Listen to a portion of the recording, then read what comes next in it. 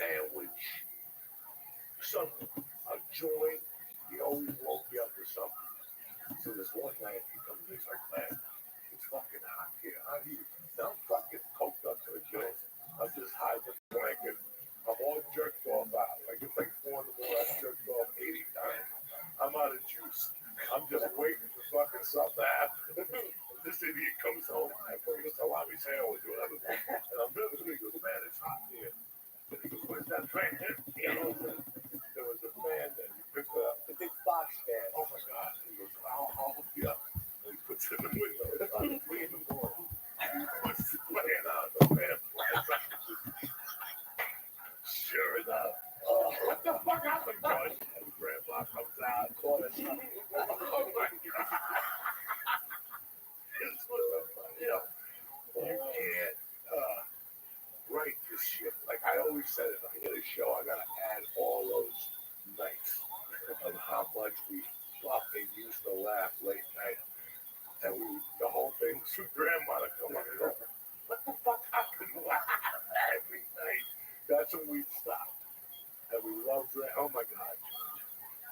What a fucking time. Yeah, I had two good women there. This motherfucker.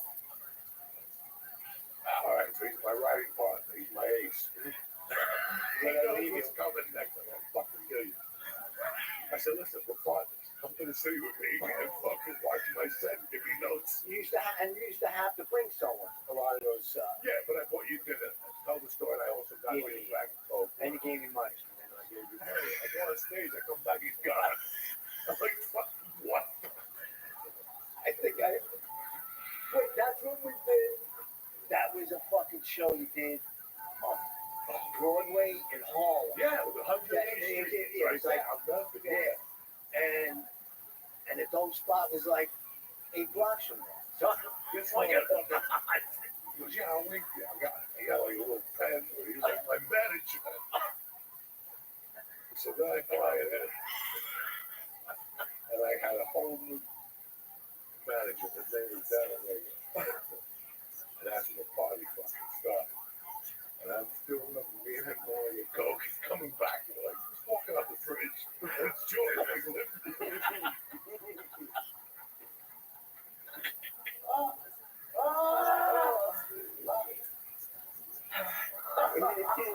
I didn't remember that, but just You cannot write this shit. Did you get hit by a car? No. Nah. He was fake, so the cops wouldn't stop him. Okay, that was the car. Oh my God.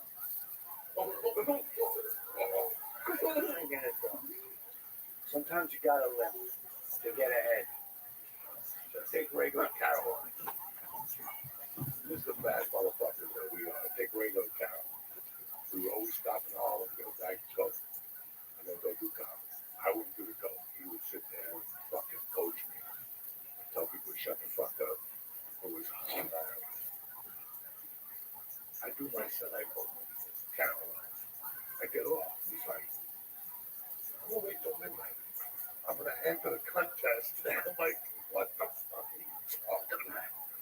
This is the world I lived in back then. He's like, yeah, it's gonna be all right. I'll buy you a drink. You come to the show. I'm gonna fucking kill him. This motherfucker was birthday. There's only 10 people there. There's Grego one up there. That fucking room on fire. You want like a porno?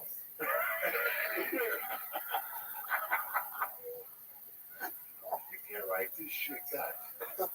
What a fucking hell of a fucking ride that was. Something else happened, man. I did do that. I had to beg him to take him to see Rabbi. He fucking hated Rambo. He fucking hated Rambo. So I took him to the black movie theater on 121st Street. Nah, so when we go on 180 first. Yeah, 180. Yeah. Oh my God. Oh my fucking God. And we had the Chinese, that's the Cuban Chinese place on like 178 or 179. Yes. And the carvel around the corner. The coke, not the cocaine. Well, the coke place was closed. It was around the corner. They used to have a double. They had everything. They had gambling. They had everything. They had everything in the Heights. Dog, you used to pull your car into the parking and then take it to the 12th floor. The door opens up. Wow.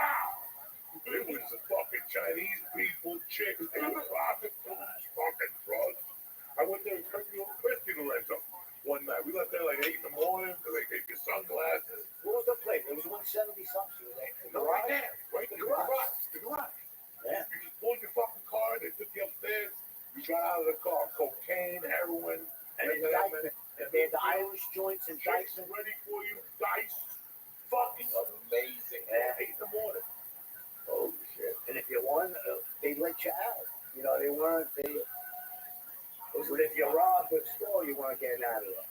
But if you won, they made sure you got to your car and got the hell out of there. You got about a walk across the fucking street. Jesus, everybody in Cliffside was robbing their mother's jewelry and going there. They were robbing it because gold in the 70s, gold was that big money. Part of that Cuban crime wave They myself. were taking that gold. No, I was robbing gold, telling people. They were melting it down in 3 minutes. No evidence. Buying coke was unbelievable. That shit. This place in Cliffside, it was silver or something. They had right in the back, just right behind the counter, they had the melting thing. I had a guy, the place was, wait, it used to be a strip club. Oh, Park Lane Theater, right? Park Lane Theater, there used to be some nasty hoes. I mean, just, I don't even know when they picked them up. They picked them up like a sea caucus and threw them there like fresh from the fucking. Oh, and they got kicked out of the AJ's or whatever? Oh my God.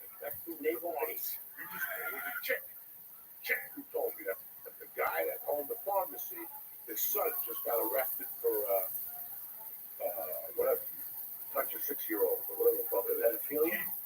He had him down at like 53rd Street. And, yeah, that his father owned that stuff there. It was a trophy shop out there. But there was a dude there who sold like little things, trinkets. Everybody knew he was so good. The guy McCann had a store over there. Shit. I remember he's like, oh, this shit's so big.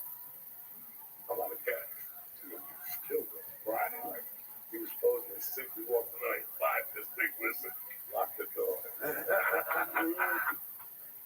Oh my God. That dude, there was a place next to the donut shop. Fucking donuts. Across from Hudson County Park. That dude was kinky too. I brought him a couple of fucking pieces and shit. He even knew the people. I was thinking of robbing him myself.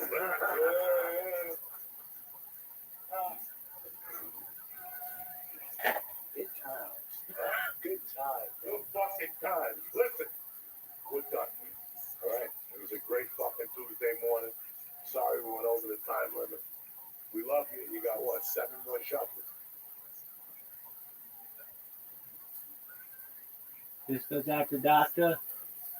Here is Bob Lazar. There's little On stuff Joe area. There's Rogan. area. What's up? This goes out to you. This is Joe Rogan, Bob Lazar on anti-gravity. Cheers, gentlemen. Toast. Relax. Bob, thank you very much for doing this. Hell yeah. I really appreciate it. I understand that you've told the story many, many times. You've been grilled many, many times, and it's very stressful for you, so I really, really appreciate your time. For people who don't know the story, there is a documentary. Jeremy Corbell has a documentary out right now. It's called Bob Lazar, Area 51 and UFOs and Flying Saucers. Bob Lazar, Area 51 and Flying Saucers. Okay. I first heard your story decades ago. Like I told you last night when we went out to dinner, I've seen pretty much every interview you've ever given. I've followed the story incredibly closely. But for people who don't know the story, let's give them the bullet points. You used to work at Area 51. In Area 51. Hey, Rabbi, I'm going to hop out for a bit, but I'll catch you later. Excellent, man. Come by whenever you can. That's 4. Okay. It's about 15 miles. All right, south of there. take care. Peace, bro. You worked in how would you describe it? I guess Somebody's gonna within fucking the watch area, this with me. What the fuck? Why doesn't anybody want to watch this with me? Somebody's gonna watch this fucking document. Whatever. Thingy, huh?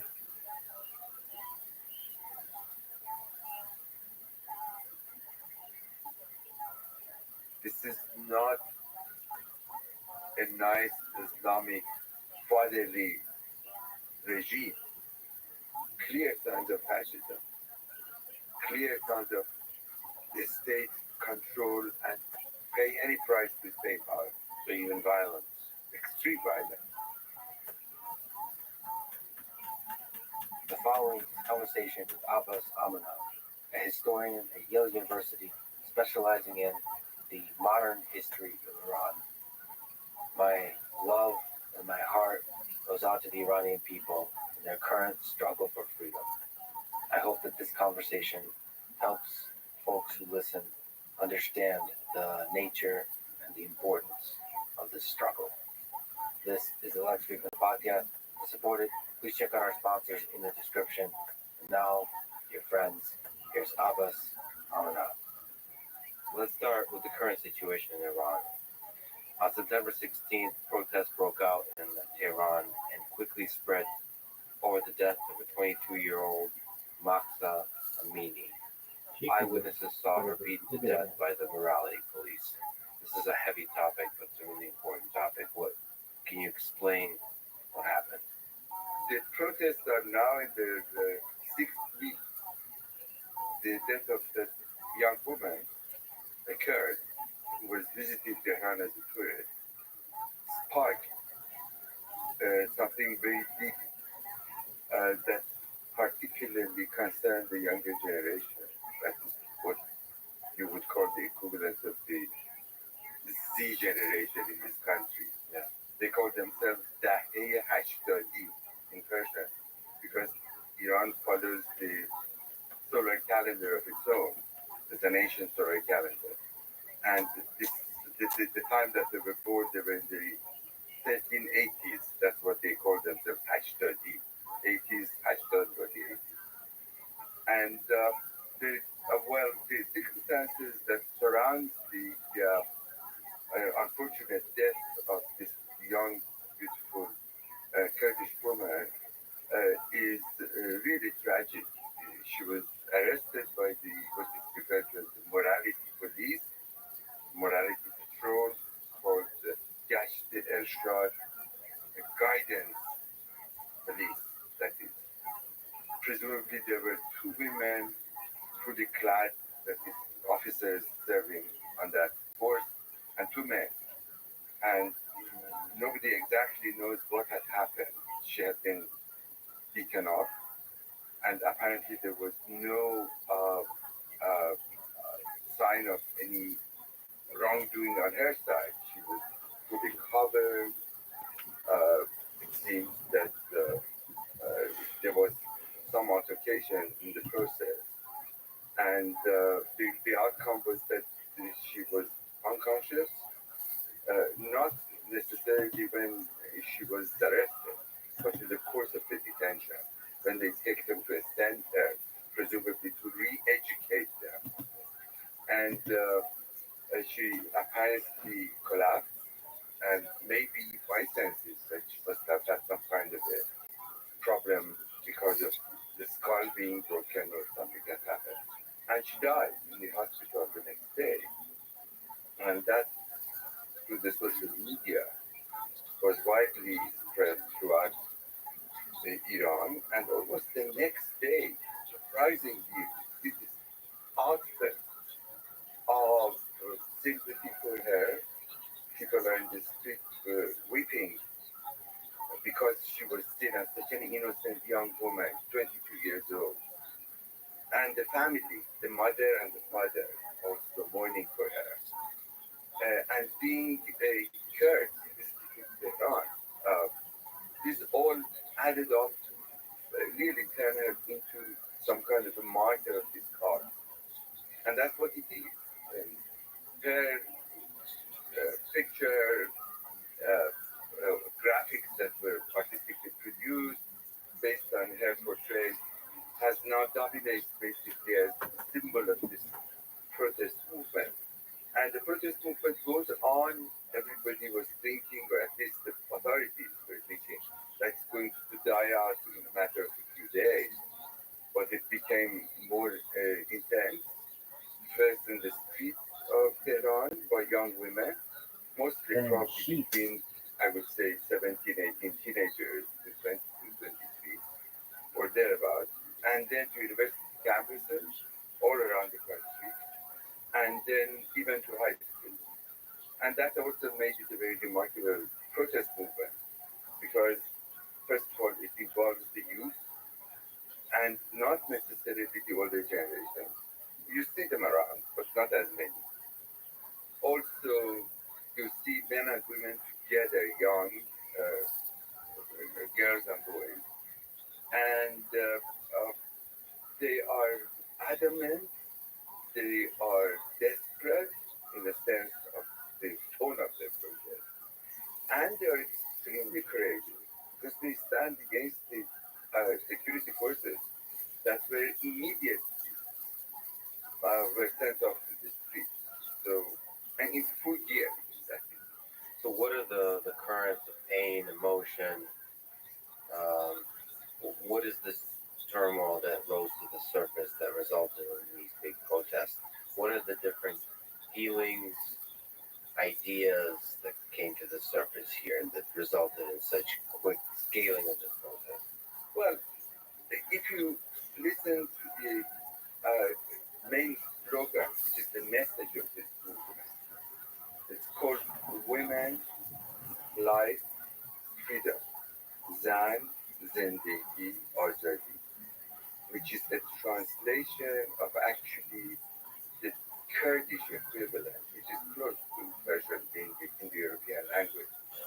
And it's apparently initiated first in the Syrian Kurdistan, where they were fighting against the Islamic Daesh forces because they were attacking the Yazidis there and the women being enslaved. But the message, as it moved, or historians are interested in the trend, so it has moved to Kurdistan, and from Kurdistan now being the message of this movement, reflects pretty much, sums up what this movement is all about. Women in the forefront, because of all the, one might say, discrimination, the treatment, the humiliation that the Iranian generation feels, well, not only the younger generation, but most of the Iranian secular middle classes since 1979 for the past 43 years. And they would think that uh, these all basically symbolize or represented by the wearing, the mandatory wearing of the hijab, which is at the core of this protest. You see the young women, and if you look at many of these clips that come through in the past 6 weeks, women in the streets take off their mandatory scarf, which is a young shawl, or some kind of a head covering, that's all, and they throw it into the bonfire in the middle of the street, and they dance around and slogan.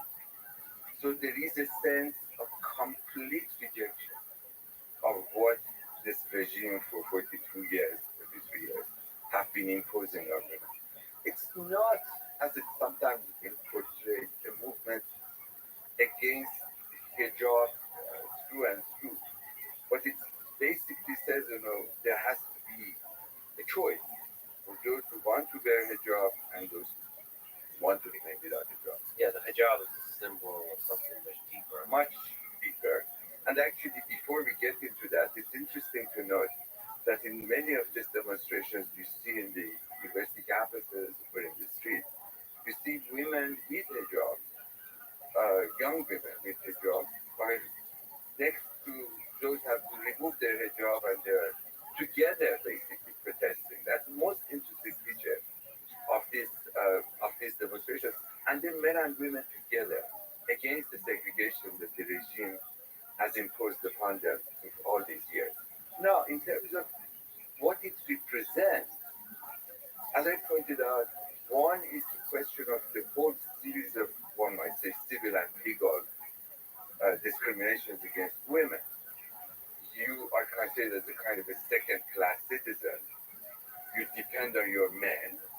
It's a kind of a patriarchy that has been institutionalized in the Islamic Republic in a very profound fashion. And that means that matters of divorce, marriage and divorce, in matters of custody of your children, in matter of inheritance, in matter of freedom of movement. You depend on your husband, your father, your brother, a male member of your family, your child, your son could, could be the case. And because of that, obviously, the younger generation who is so well informed through social media knows about the world as much as an American does. American kid does, and probably sometimes more. They're very, very curious. It's from what I hear or what sometimes I've met a few of them outside Iran. You see that how this new generation is completely different from what the Islamic Republic wants to create in its social engineering. It's basically the failure of 43 years of the Islamic Republic's act of imposition of a certain so-called Islamic value on women. And then it's matter of education. You would see that there is segregation in the schools. One of the issues that right now, is at the heart of this demonstration is that self-services in many of the campuses of the Iranian universities are segregated, male and female to different rooms, different halls. Now they're breaking through the walls virtually everywhere and sit together in order to basically resist the authorities who want to impose segregation. In matters of appearance in the public, of course, it may seem to us as kind of trivial and secondary, but appearance is important. Clothing is important. How you would imagine yourself is important. They don't want to be seen in the way that the authorities would like to impose upon them as this kind of an idea of a chaste Islamic woman who is fully covered and is fully protected. The idea of a male member of the family protects the female. That is what you would say at the heart of this rebellion. And of course, that goes with everything else. Second part of this message, the idea of life, basically means, if you like to use the American equivalent of this, pursuit of the happiness. That's what they want. They want fun. They want music. They want dancing. They want to be free in the street. They want to have boyfriends and live freely and don't be constantly looked by the big brother to tell them what to do and not to do or not to do. So that is that they share with with the entire Iranian society as a whole. Although the older generation, that's a big puzzle. What you would see is the older generation don't, so far at least, don't take part as extensively as one might imagine. And this is a variety of reasons. Perhaps we can get to that later on, if you like. But as far as this younger generation, they don't care. They don't listen even as much to their parents as the older generation. Or one might say, even the nature of the relationship between the parents and the youth has changed. It's not the concept of, again, a patriarchy that a father or even a mother would tell the daughter or son what to do. Because basically they have to negotiate. It's fundamentally a rejection of the power of authority. Parents, government, it's that every person can decide their own fate, and there's no lessening of value of the wisdom of old age and old institutions. Precisely that's what it is. And they are surprisingly aware that where they are as a generation, there's a sense of pride. We are different from the older generation. Yeah. From your parents to compromise and live with the restrictions that the Islamic regime put on you. Your their grandparents, who was the generation that actually involved in the revolution of 79, the parents were the middle generation, and these are the third generation after the revolution of 1979. And therefore, they differentiate themselves in terms of their identity from the older generation. So that's the life part of it. I think one can go more and more. They want to access, and they see on social media what happens in the rest of the world. They're well aware. They're much better digitally skilled than my generation, for instance. And they know about all the personalities. They know about all the celebrities. They know about all the trends that goes on outside Iran. So that's the second part of this message. And then, of course, the third part is the word azadi, meaning freedom or liberty, which is this long-standing demand of the Iranians, I would say, for the whole century, ever since the constitutional revolution of 1906.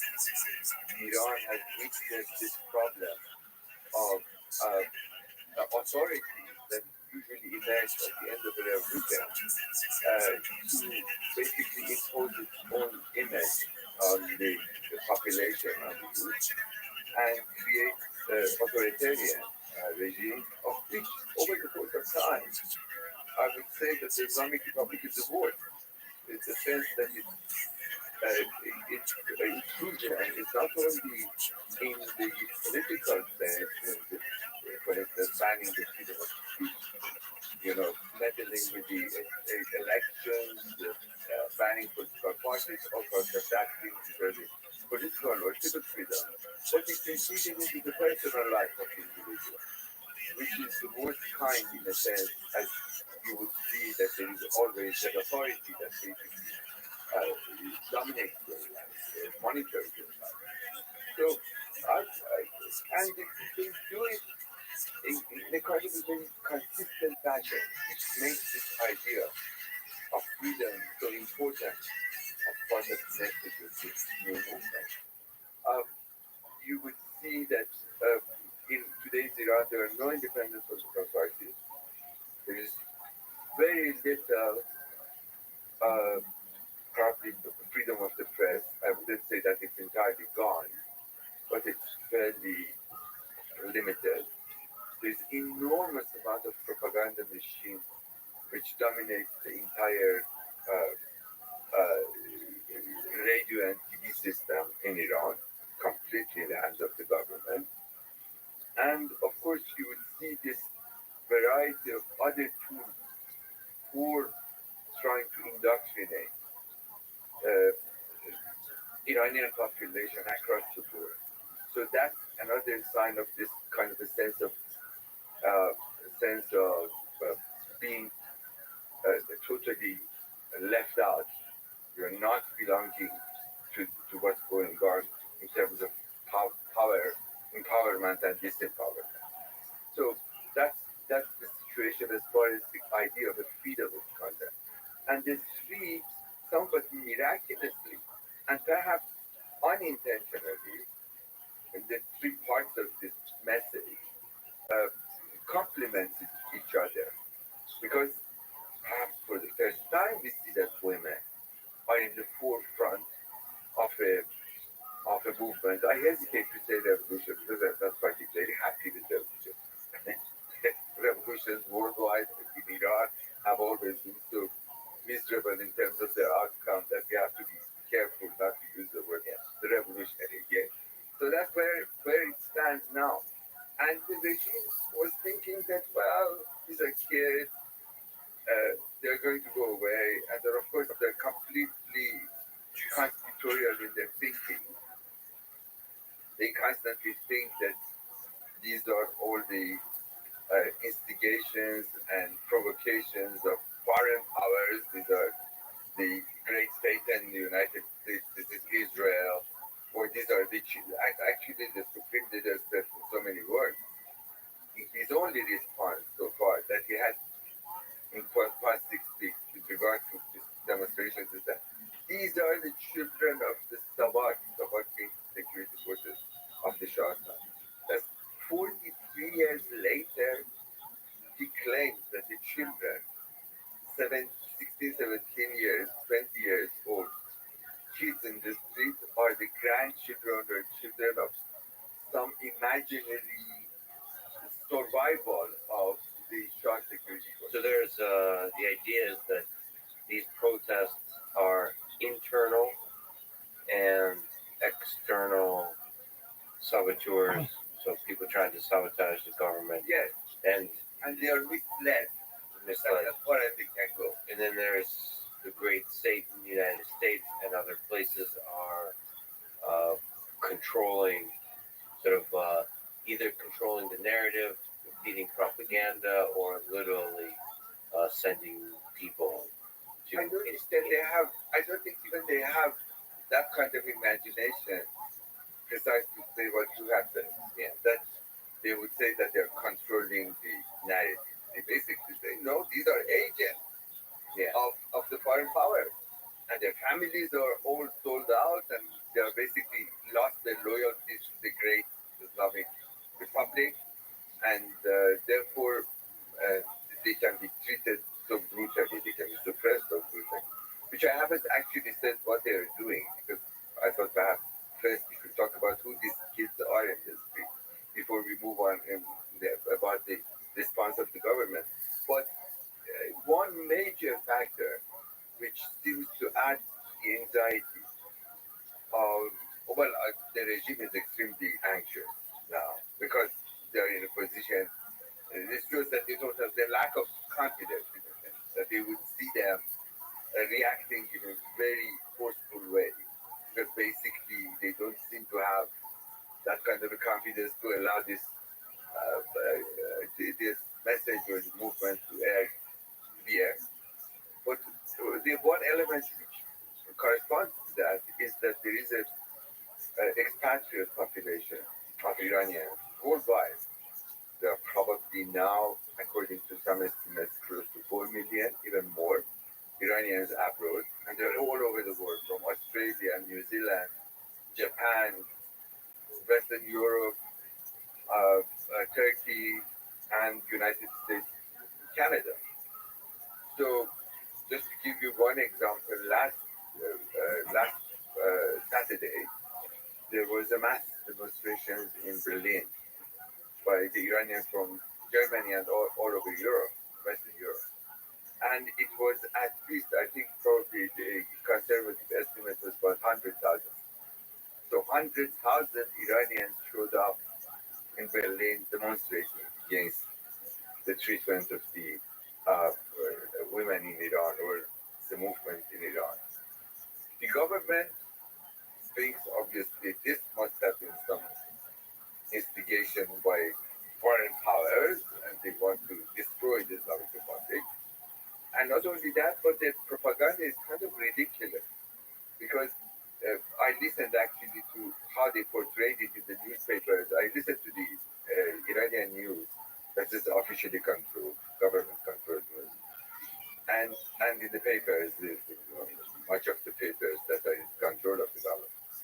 And one of them, or actually the major news program, portrayed the demonstrations that 10,000 people showed up in Berlin and protested against the rising prices or rising rates for gas and oil in Germany. So that's how they mislead in a very rather stupid fashion because probably 95%, if not 100% of the Iranians are listening to Persian-speaking media outside Iran. So the BBC Persian, there is Iran International, there are at least 5 or 6 of them. That's probably really important to highlight that Iran is a very modern and tech-savvy nation. Not just the young people. Probably more than I feel when I compare myself to what they are doing. You see, 1979, the earlier years, for a decade or two, they tried in a very crude fashion to restrict access to media outside Iran because it's an old tradition. Okay, and satellite dishes are everywhere. If you look at the, buildings of small houses, small towns and villages in Iran, there is always a dish. and they watch all kinds of things through this. And particularly because of what's happening now, they listen to all the news broadcasts from all this media, and they're extremely active. They are probably some of them even 24 hours or close, very extensive coverage of every clip that comes through. So what the government is doing now, the Islamic Republic, is that they restrict the entire internet. They shut down the internet. They shut down the internet, but they cannot afford shutting the internet because much of the business, much of the everyday life, much of the government affairs depend on the internet, like everywhere else. And Iran is extremely, if I hear from many of the colleagues and friends, you know, it's like in certain respects, it's like Sweden. When you go there, there's no more currency, and for a very good reason because there's so much inflation that the banknotes are worthless in a sense. So everything is through, flipping your card, and that card system is in standstill because people cannot buy food. You go to the supermarket. That's how you would do it. You order food to come to your house, which Iranians do, at least the middle class, the more prosperous middle class is doing all the time. So they deliver everything. And because of the COVID, it became even more. And they have to pay all through this system. Um, so what happens is that now they're estimating that every day $50 million the Iranian government or the Iranian economy is losing because of slowing the internet. Plus, the frustration is growing because you can't order food. Among others, right? I mean, they are in touch with WhatsApp. Yeah. Every Iranian, virtually every Iranian, that has education, and education in the sense that has gone to the high schools and universities, knows how to use the WhatsApp. So there's a big middle class. Like you said, secular middle class in Iran, and there's a lot of at least capacity for, if not revolution, then political, ideological turmoil. And a huge amount of hatred. So the hatred is growing. The hatred of the policies of the regime, of isolation. That's a huge point that we hear a great deal about. We don't want to be isolated. We don't want to be humiliated. Iran is not about this this miserable regime that is ruling over us. We have a great culture. So there's a sense of pride in their own culture. Some of it, Islamic, some of it pre-Islamic. So there's a huge sense of pride in that. And they see that they cannot communicate with the outside world. They want to travel abroad, which they do.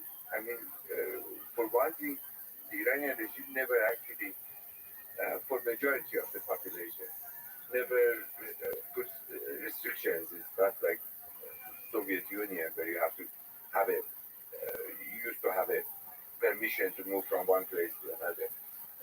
And then, of course, the Islamic regime since 1979 basically chased away or destroyed the old middle class. It was my generation, of my parents' generation.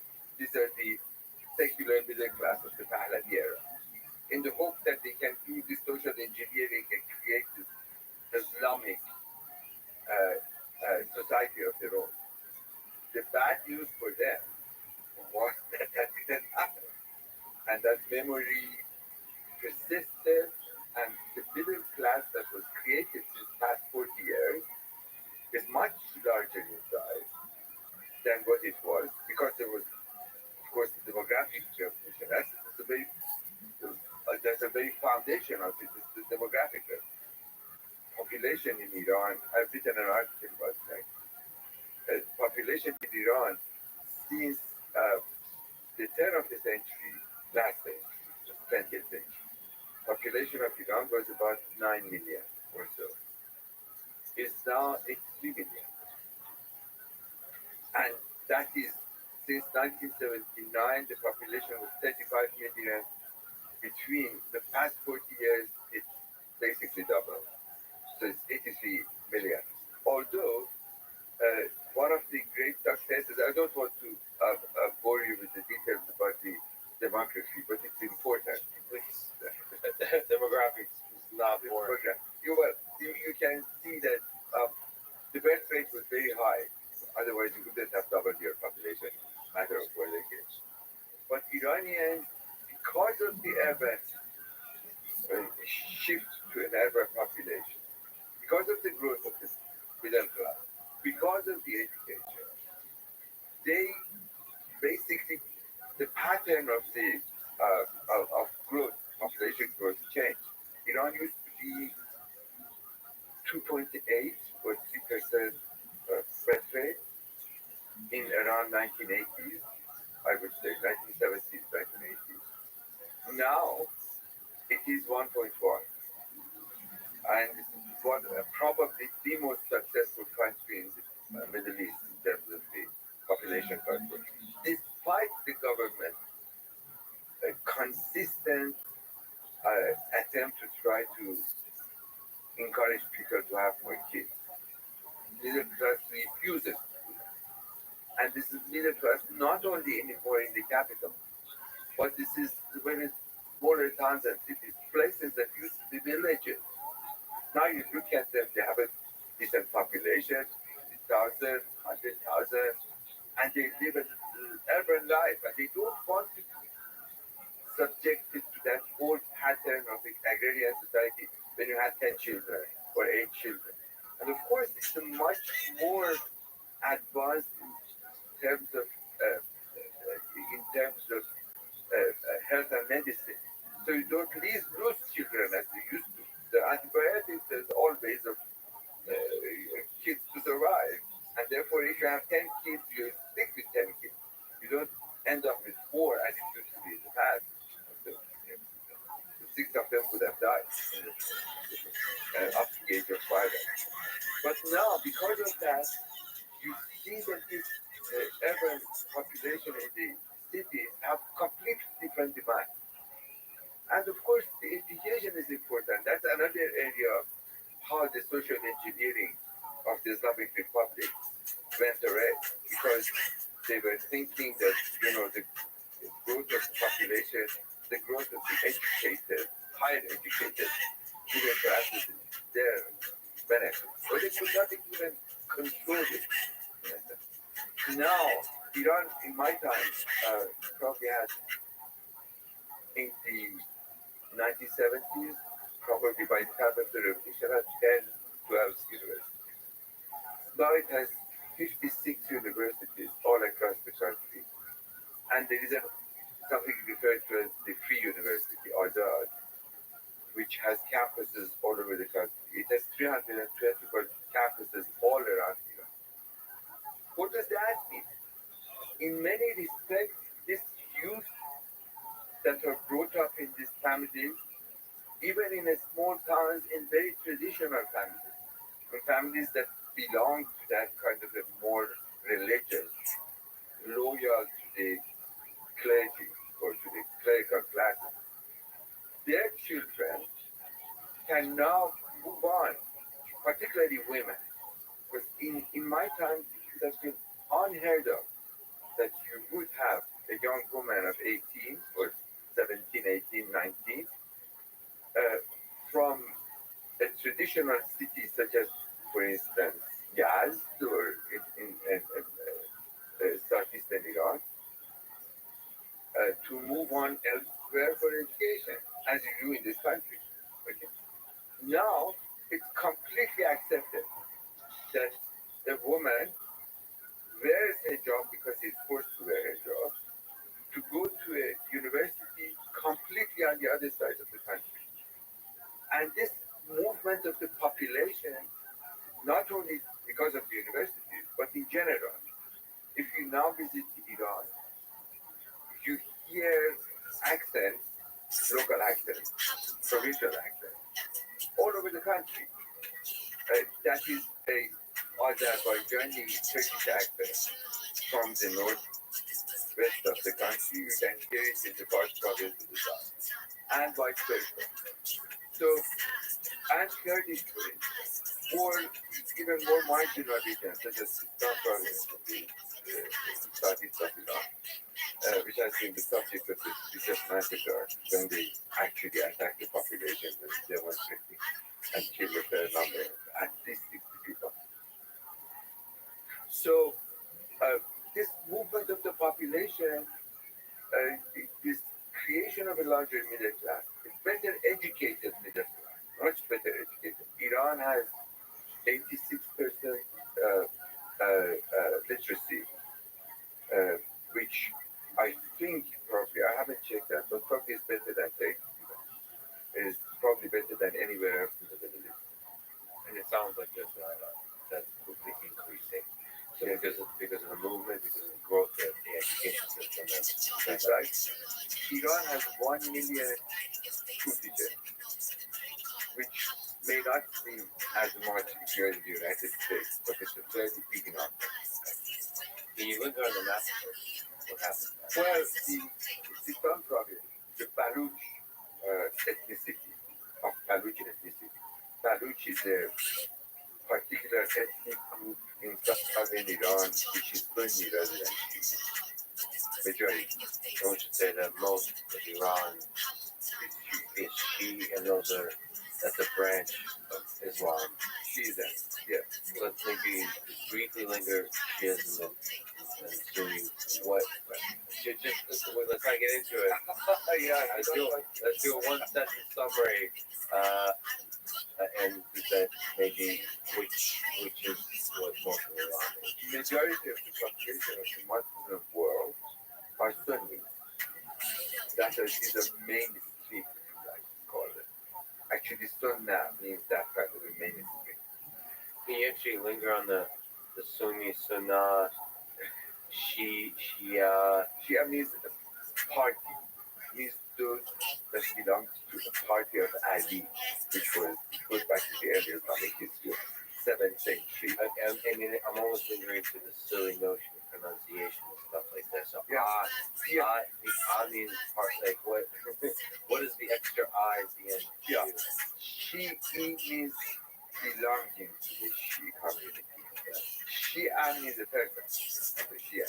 That's what If you say, are you a Shia? Yes, I'm a Shia. yeah, and she is the community. Community. And in English, when it was anglicized, it becomes Shiite. So if you say Shiite today, it's perfectly acceptable. And of course, I myself, in my writing, there are always switch between one and the other. One of my books is always Shiite, the other book is always Shia. And that hasn't been settled. But the Shia population is the smallest compared to the Sunni population in the world. In the world. In the world. But in Iran, it's the opposite. The Iran and Iraq, and possibly not Lebanon, are the three countries where the Iraq and Lebanon have fairly majority Shia population. Whereas Iran is large population due to its history of conversion to Shiism. That's why it's another story. But in the sense that the way that historically evolved, the center became more Shiite, and the periphery remained Sunni. So you have communities of the Baluch in the southeast, and have the Kurds, a large portion of the Kurds are Sunni. They have Shias as well. Then they have the indigenous religion of their own ideas, called Ahra, which is the religion of indigenous people as well. There are Turkmens in the northeast of Iran, who are also Sunnis. There are other communities in Khorasan region, in the peripheries of Afghanistan. They are also Sunnis. And you have some Arab population, Arab-speaking population in the Khuzestan province, in the southwest of Iran, which is also, or across the Persian Gulf. is there a lot of conflict between these regions? And also, like, if I blindfolded you and dropped you off in one of the regions, would you quickly recognize the region? Like by the food, by the music, by the accents, by so on. Yeah, the answer to your lovely question, I hope it would have happened to me. Is that yes, you would see different cultures. Yeah, but different food, most important, different accents or different language. Because they have dialects, different language altogether. But or so for that matter, Kurdish, which is closer to Persian, but they're all Indo-European language. But Turkish, Azeri Turkish, which is probably closer to the Turkish of Turkey, Republic of Turkey, or to the Republic of Azerbaijan in the north. Yeah, they're the same, basically. Actually, if you would have looked at the fascinating picture, if you have looked at the, let's say, even 19th century, early 20th century linguistic map of Iran, you would have been amazed in the number of dialects, the number of languages that have survived. This is an ancient country, it's an ancient land, and it's a lot of mountains all around it, or big desert. So there's a sense of isolation. So you would say here and there you see a different community that speaks differently. All ancient Yeah. traditions and languages. Yeah, and because of the great number of invasions that Iran witnessed over more than 2.5 millennia, of course, there are all kinds of cultures were introduced into Iran. All ethnicities were introduced to Iran, mostly coming from the northeast of Iran, from the lowlands of Central Asia and beyond, and continued into Iran proper. So, but now, what has happened? That's my point that I wanted to make. Century of modernity or modernization has produced a national culture of great length, great strength. I would say. I should ended my book, the book on Iran and modern history, basically saying that despite everything else that has created so much trouble for today's Iran, there is a sense of a cultural identity that is very strong. And I think I can say with some confidence that despite these regional identities that are still there and are great and they should be celebrated, this, today if you go to Kurdistan or if you go to Sistan, they all can speak Persian. They all have an education in Persian. So they all basically are becoming part of whether they like it, whether they like the regime in power or not. They have a sense of belonging to a culture and an identity with the center. And of course, the idea of a center versus periphery in Iran is very old. It goes back to ancient times because even the name of the country was the guarded domains of Iran. This is the official name of Mamalik Mahfuzeh Iran. Namely that it was recognized that this is not just one entity, but it's a collection of entities. Like the United States on there. Exactly.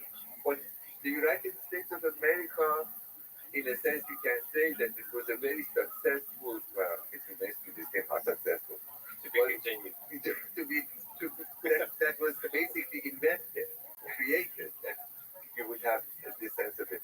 In the case of an old nation, which has been on the map of the world for 3,000 years, 2,500 years, this is not an exaggeration. I'm not a nationalist per se, but I mean, if you look Persia on the map of the world in ancient times, it is still there as it is today. Very few countries in the world are like that. That they would have that kind of continuity over a course of time. And that's not without a reason, because there was this sense of a center versus periphery that had found there is a huge amount of tension, but there is also a sense of belonging to to something. And state is very much at the center. I mean, that's why the concept of the state matters for the creation, for the shaping of this culture. What happened is, therefore, you can see that today in answer to your point about traveling blindfolded, is that you would be surprised to see how much people share and interpret. I just give you one anecdote. In 1968, I traveled to Azerbaijan. I used to travel and actually photograph. Not blindfolded. Mostly. Well, yeah, not blindfolded. No, not blindfolded. So I went to Bazaar in the city of Khoi, which is in the northwestern Iran, on the border with what is today the Republic of Turkey. And I went to the bazaar and I was interested in the kind of leather work that they produce. So I tried to buy some stuff and I was surprised to see that how few people knew Persian. So they could not communicate in Persian with you. Either they have to ask somebody from some other store to come and translate for you. This is 1968. So even though the official language was Persian of the country, they're still, Yeah, well, what do they teach in school? So it doesn't matter. but this guy Doesn't that go to was, school. he hasn't been to the school or he was not fully exposed to it. And bazaar usually are very conservative places. So it's stuck in my mind. Now, in the recently 2004, I was traveling to the same area, not to the same city, but to the same area. And I was amazed to see how the youth, as soon as they would know that you're coming from somewhere else, opening conversation with you, talking about the latest movies that was produced in the West. And it's not only Hollywood. Of course, there's a huge amount of fascination with Hollywood and Western cinema. Cinema is a major thing. Filmmaking is a major thing. So this kid in the city of Ahad, they're asking me, we're having lunch. They're asking me, okay, then, what do you think about this producer, not producer, this director, or that actor? American, European as well, but both European. Were they speaking Persian? The complete person that I was convinced with them. Do they speak English too? Yes, actually, you would be surprised because the person with the Iranian youth, at least in big cities, are fascinated with learning language. And for a reason, because they think that's the way to get access either on social media or eventually to leave Iran, unfortunately. And because they don't see a future for themselves in the country, either you have to be part of this regime, or if you hate them and you don't like the way of their lives, you look up outside. I was having drivers who drive me around the country, the cities around Tehran. And the guy was a young, English, well educated, well dressed. You would have looked at him, you would have found him in any street, in any country in the Western world. And his major concern, knowing that I'm from outside, major concern is, well, tell me which would be a better place for me to go. What's wrong with the place that you're in right now? You are in your own country, you speak your own language. Okay. I have to have a better future. No future. Well, it's really interesting because the thing I feel about the protests right now is there's a large number of people that instead of giving into cynicism about, this government is no good, they're actually getting this energy, this desire for revolution in a sort of non-violent, in the democratic sense of that. Let's actually find ideas. Let's build a great nation. This is a great nation. This is my nation. Let's build something great. Well, That's my hope. That's yeah. That's what I'm hoping for. I share your aspiration, but I'm fearing that I hope it's not a wishful thinking. Certainly that's what they want. Certainly that's what they want to create. But the historian always tells you from where they start to where they finish, there is going to be a huge kind of a change. And in this particular case, I wouldn't be. I would very much hope that it's not going to be a revolution like 1979 Islamic State. And I have my hope in that.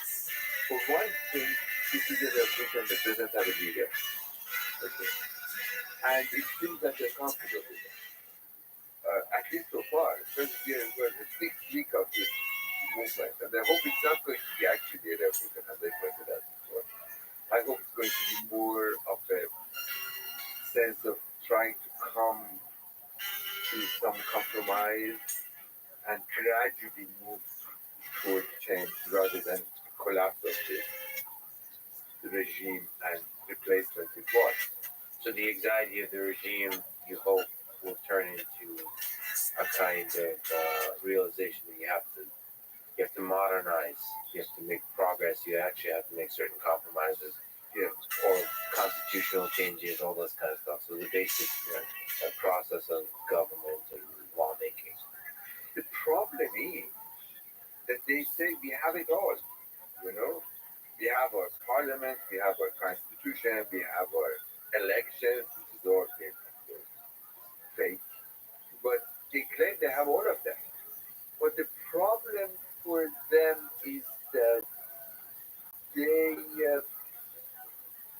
try to superimpose a certain ideology, like all other ideological autocracies or autarchies, as in this case, that tend to dominate all these institution buildings that they have, and they constantly claim we have this, we have that. And look, of course, it's a generational thing. The upper echelon of this regime are mostly older people, servants, they're clergy, that are afraid of the fact that they may lose their control over their whole system. That this is sophisticated, huge system of government.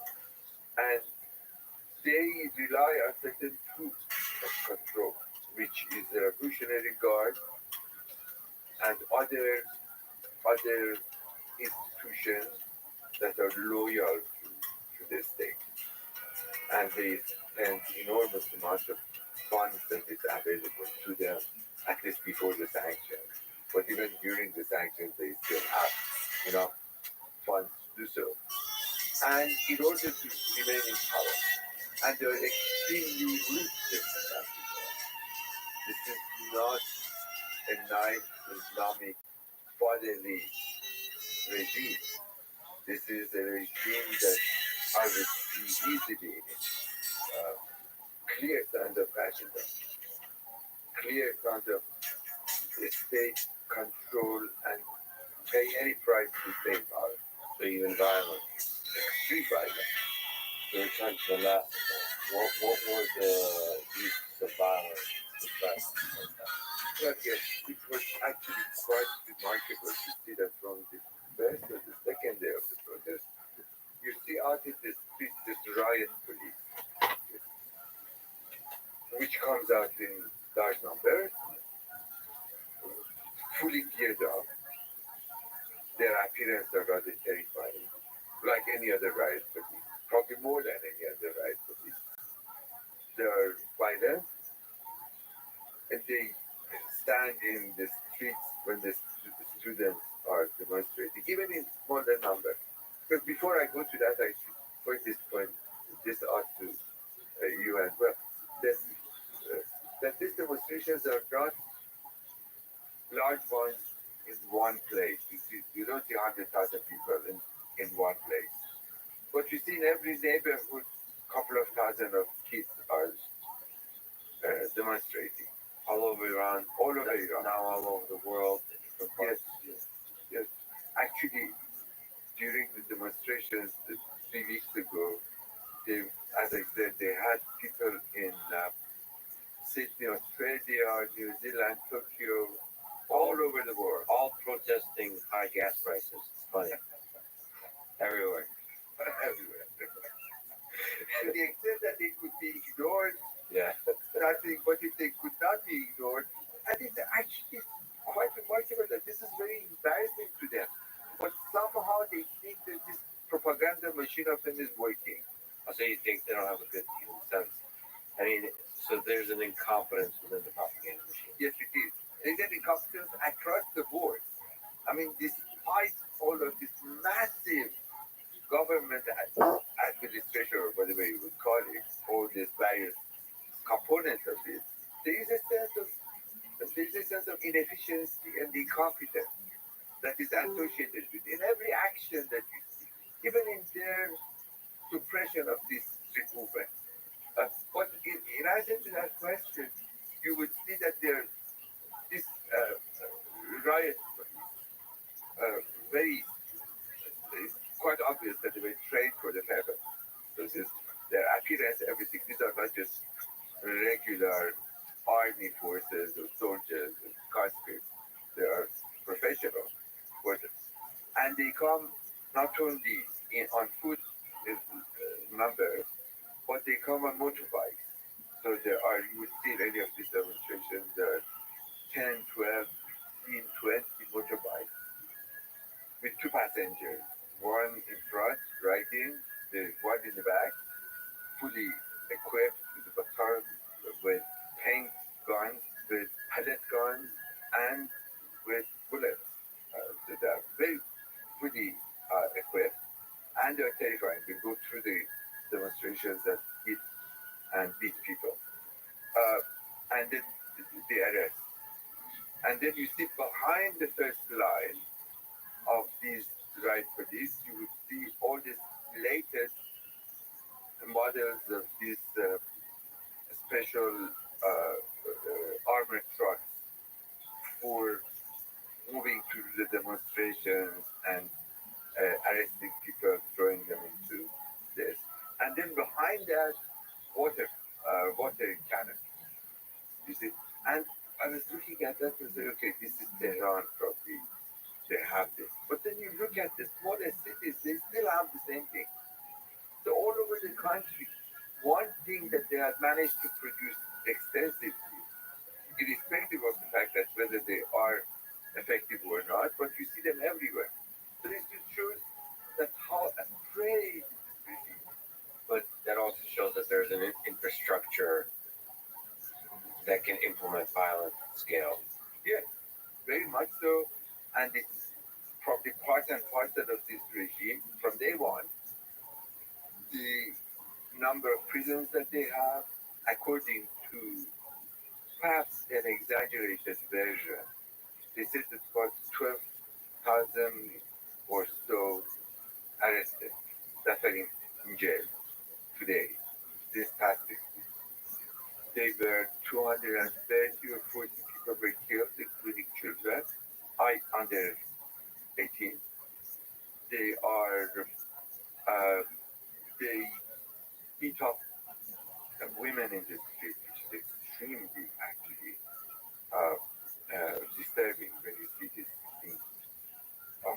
So there's a lot of this is on video too. Everything is on video. Everybody has a camera. And everybody sent to major news outlets outside Iran. And they immediately showed every night, if you look at BBC Persia or Iran International or Jihad, I think there's 6 of them actually, all over in England, there are Deutsche Welle in Germany, which has a particular interest in the Iranian, BBC World Service and so forth in London, and Voice of America Persian here in this country. There is another one, Radio Fardo, which is also funded by the American government, also fully covers all of these events. So there is no way that these people that Iran can miss what's going on in the street of these demonstrations and the scenes of beating up women, which in Iranian culture, as I presume in most cultures in the world, there is a certain sanctity that you don't attack women. But they do. And this is an Islamic regime that supposedly have to have a certain sense of concern and Well, protection. protection, like a deep respect for women, grounded in a tradition of protecting them, but instead this kind of idea that was instilled in law has turned into a deep disrespect of women. Exactly. Or, yeah, that these women are not any longer the girls that we thought we are bringing up in this society. The source of you losing your power will be these women. That's Yes. the fear. Yeah. And you see, of course, this government do have a support base. I mean, it would be totally wrong to think that the Islamic Republic has not created its own power base. It does. What it's probably, there's no way, there's no statistics that you can, or I'm not aware of, any statistics that I can give you in numbers, what's the percentage of support for the regime in Iraq. But quite frankly, I don't think it's more than probably 10% of the population. Very generous. I would be surprised if it's that low. I would say, so if my understanding, because I've been very deeply paying attention to the war in Ukraine, to Russia, and to support in Russia for Putin, I think without knowing the details, without even considering the effect of propaganda and stuff like that, is there's probably a large number of people in Iran that don't see this as a battle of human rights, but see it as a battle of conservatism, like tradition versus modernization, and they value tradition. That what they fear from the throwing away of the hijab is not the loss of power and like the women getting human rights. What they fear is the same stuff you hear when you're sitting on a porch and saying kids these days have no respect. Basically, there's a large number of Iranians that probably value tradition and the beauty of the culture, and like they fear that kids with their internet and their videos and their revolution will throw away everything that made this country hold together for millennia, right? Yes, I know. I agree with you in the sense that probably like everywhere else in the world, this is the generation, I think. Every generation thinks differently about the younger generation, no doubt. And in Iran, it's the same. But there is another factor here in the world. Those that we consider as traditional no longer seem to have their loyalty to the regime. That's how. Meaning that they consider the brutal regime that is prepared to kill children in the street and does a lot of things wrong. Of course, it tries to take care of its own power base. It is a very strong sense of discuss here. There's a very strong sense of this regime that there are people that is there and there are others which are not there. There's a word for it in anything. They call it Wadi, one of us. Okay? Well, that's very persistent. Yes, yes. Or for that matter, I suppose Soviet Union, that people were never arguing, never, your children will have received a special kind of treatment whatever. But there's the us versus them. For a while would, because younger people coming from the countryside to cities, certain sector of them would have found protection and support from the government. They wanted to belong to something, and the mosques and the boarding associations in the neighborhoods and so forth would have given them. There's actually a term for it called CG. Those have been recruited by the state. And this is the youth kind of vigilante, if you like, that you can see the motion in this demonstration. Sometimes called, they call the civil club. So the people that comes to these demonstrations that start beating up these young people, and they are not in security police uniform. They are just regular clothes. And these people, yes, they still support and they still benefit. If they get jobs, they get privileges. These are very important for a state that basically monopolizes most of the resources. You see, even during the sanctions, let alone before the sanctions, the oil revenue of Iran, which is a major source of the state government, was the monopoly of the state. It was monopoly of the state during the Pahlavi era. Rothschild. So what does that mean? That means that the regime in power is no longer particularly accountable to the majority population because it extracts wealth from underground and it uses it for its own purposes in order to make it more powerful, in order to make it more repressive. That's what it is, the regime today. So it feeds a small, or I wouldn't say, but a fair number of its own supporters. I mean, the revolutionary guard in Iran is probably about 350,000 or something like that. Very big force. And this is not a regular army. The revolutionary guard are independent from the army. Revolutionary Guard is armed forces controlled by the state. Yes, the same as the army. But these are more ideologically tied up with the state. And they're also in-facing, internal facing. What's their purpose? What's the stated purpose of the revolution? Well, from day one, when the revolution succeeded, the regime in power, the Islamic regime in power, was vulnerable to all kinds of forces of opposition within Iran. That was like the revolution. Yeah, that's the revolutionary guard. And his job was to try to make sure that the regime stays in power. And of course, over the course of 40 years, they became more powerful, more organized, better funded, better trained. Well, at least we think they're better trained, but we don't know because the level of incompetence perhaps can be seen through the rank and file as well. But they developed their own military industry. I mean, those drones that you see now, Putin's regime are throwing on Ukrainians, poor Ukrainians. Those are all built by the Revolutionary Guard, by the military industry under the control of the Revolutionary Guard. And like similar regimes in the Middle East, at least, these are military industrial complexes. You can find them in Egypt, of course, which is very powerful, very traditional, has been in power and still is in power.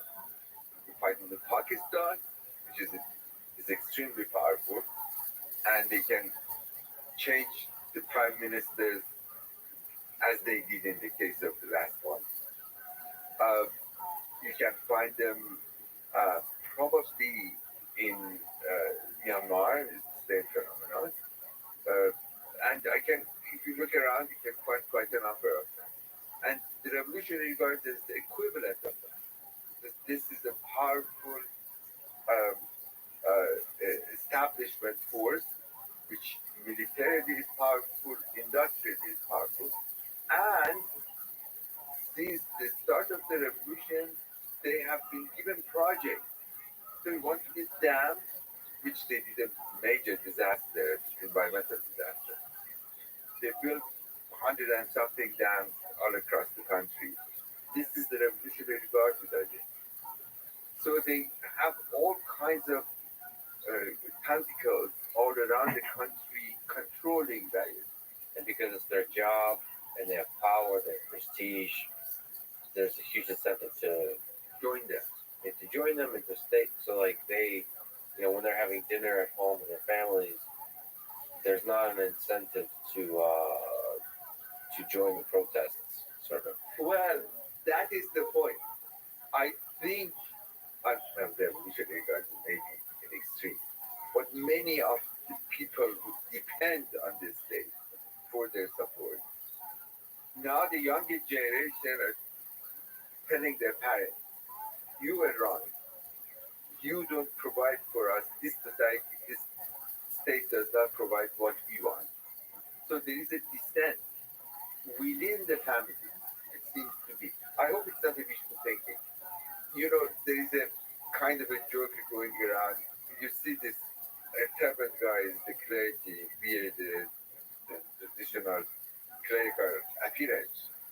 When you see them uh, talking about women, they are very, of course, politically correct. They are very looking down towards women as I said, you know, they have to be inside, they have to be protected, they have not to be seen, and so forth. But if they have a young person, a young daughter in their family, you see that their um, discourse changes. They no longer seem to be referring to women as second class citizens. Yeah. So that's very important. That's precisely that point. That when you have this younger generation, no matter how privileged they are, and many of them are privileged, you know, and there is also the regime has created its own privileged class that are not necessarily directly paid by the regime, but they benefit from contractors, certain professions that benefit from what the state provides for them. And Iran is the past 40 years, you can see Iran has developed in terms of material culture. Remarkably, Iran has good communication, has roads all over the place. It's not like it's more like, I don't know whether you have ever visited Turkey, for instance. In certain respects, even more advanced than Turkey, but it's closer to that rather than if you travel, I don't want to be particular in North Africa or part of the Middle East or other parts of the Islamic world. It's much, much different. So in this respect, you would see certain contrast or paradoxes here. On the certain respect, there's the growth, there is urbanization, there is modern economy. On the other hand, you see this superimposed ideological, doctrinal aspect that has driven the regime over all these years. And they cannot get rid of it. They cannot, in this respect, they cannot modernize themselves. They think that they are already perfect in ideological sense. This is the best solution for the war, not for only for Iran, but for the Muslim world and for the world as a whole. We are anti-imperialist. We have managed to survive either under sanctions. This is all part of the rhetoric. But of course, at the huge expense for their own population.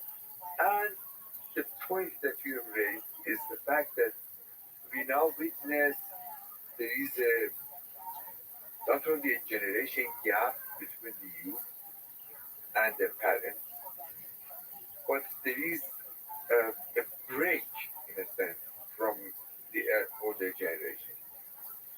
And they are very distinct, the youth that has a different view of the world and does not want to compromise. Whether they would be able to succeed or not remains to be seen.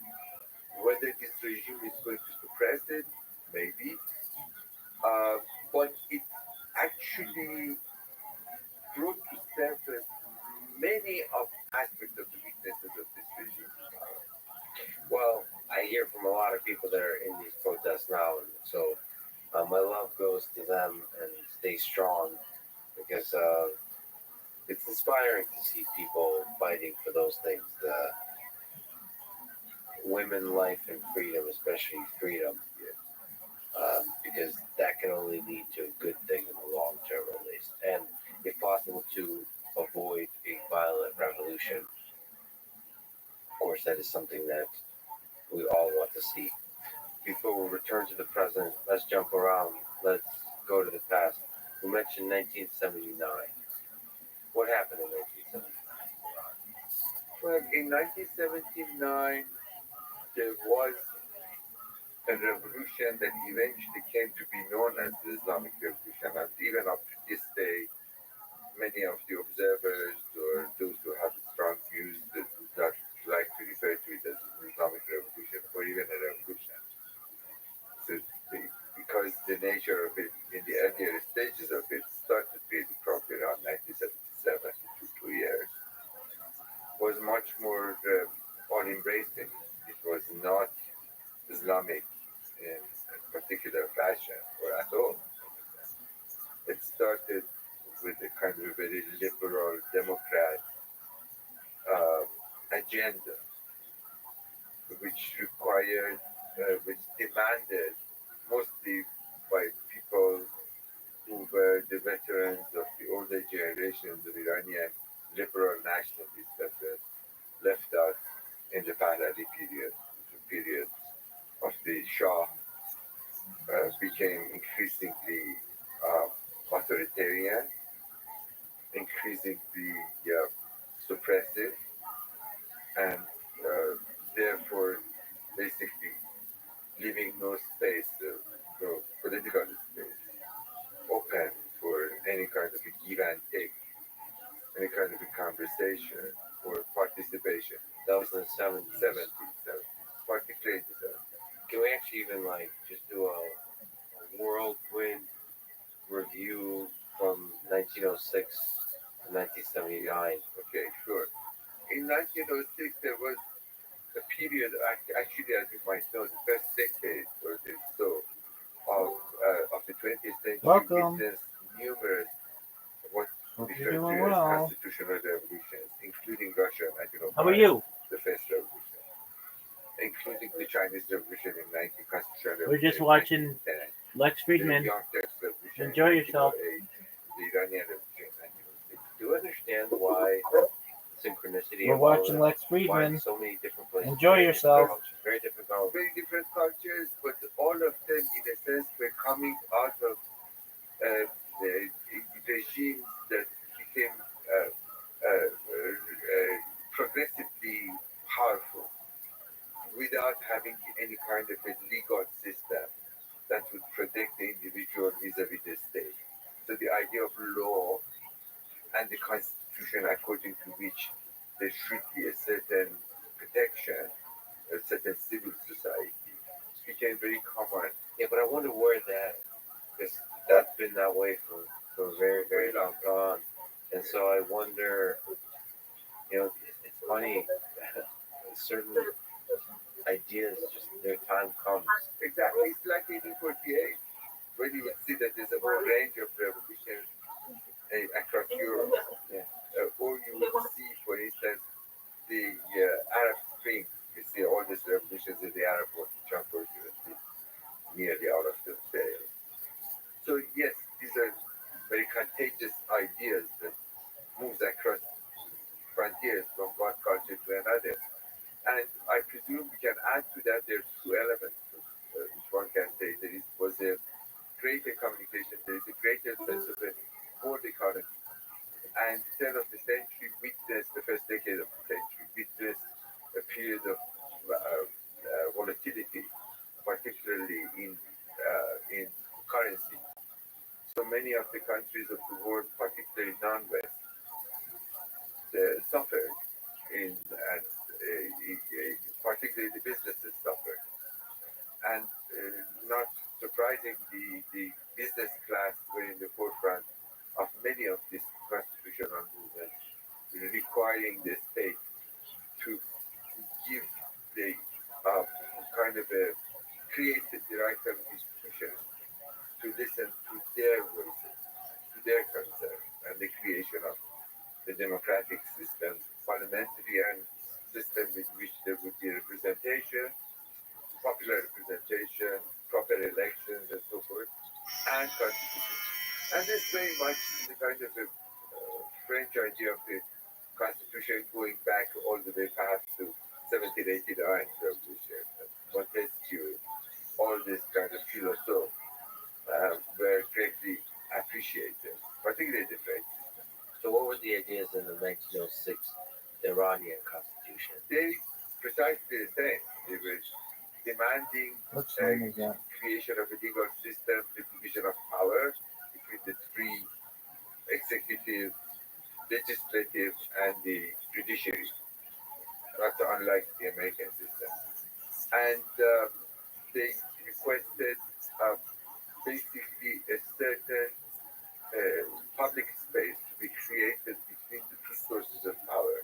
The state, which had this kind of control over the, if you like, the secular aspect of life in the society, and the religious establishment that had a full control over the religious aspects. Both of them, from the perspective of the Constitution, is considered as repressive, and therefore there has to be a new space open between these two. And that was the idea of the constitutional revolution. Why? By its very nature, it was an idea of modernity. They wanted a modern society. They wanted a better material life. They wanted a more representation and so forth. The constitutional revolution, as I always would say, is much more of an innocent revolution. It's a revolution that does not particularly have much violence, contrary to many other revolutions. It did not have a centralized leadership per se. That's why actually I'm starting some practices. I'm getting a lot of requests for interviews to compare what's happening now with the revolution of 1906, 1909. Are there any echoes? Yes, there are. Because that was a movement that started without a centralized leadership, but actually various voices that emerged in various among the merchants or the businessmen in the economic community, among the representatives who came to the first parliament, the press, the new generation of the privileged aristocracy who were educated and believed in the constitutional values. All of these voices emerged at the same time, and somehow they managed uh, to coexist in the first and the second parliaments that were created between 1906 and 1910 or 1911. But they all faced huge problems in the sense that Iran was in a dire economic situation. This is before the days of the discovery of oil, which actually coincides. So there are two important coincidences. One is that the oil was discovered in the south in 1909 during the course of the Constitutional Revolution. Second is that in 1907, the two great powers of the time, the Russian Empire and the British Empire, who always honored Iran as being the buffer state between them because they didn't want to get too close to one another, basically came to an agreement facing the fear of the rise of the German Empire.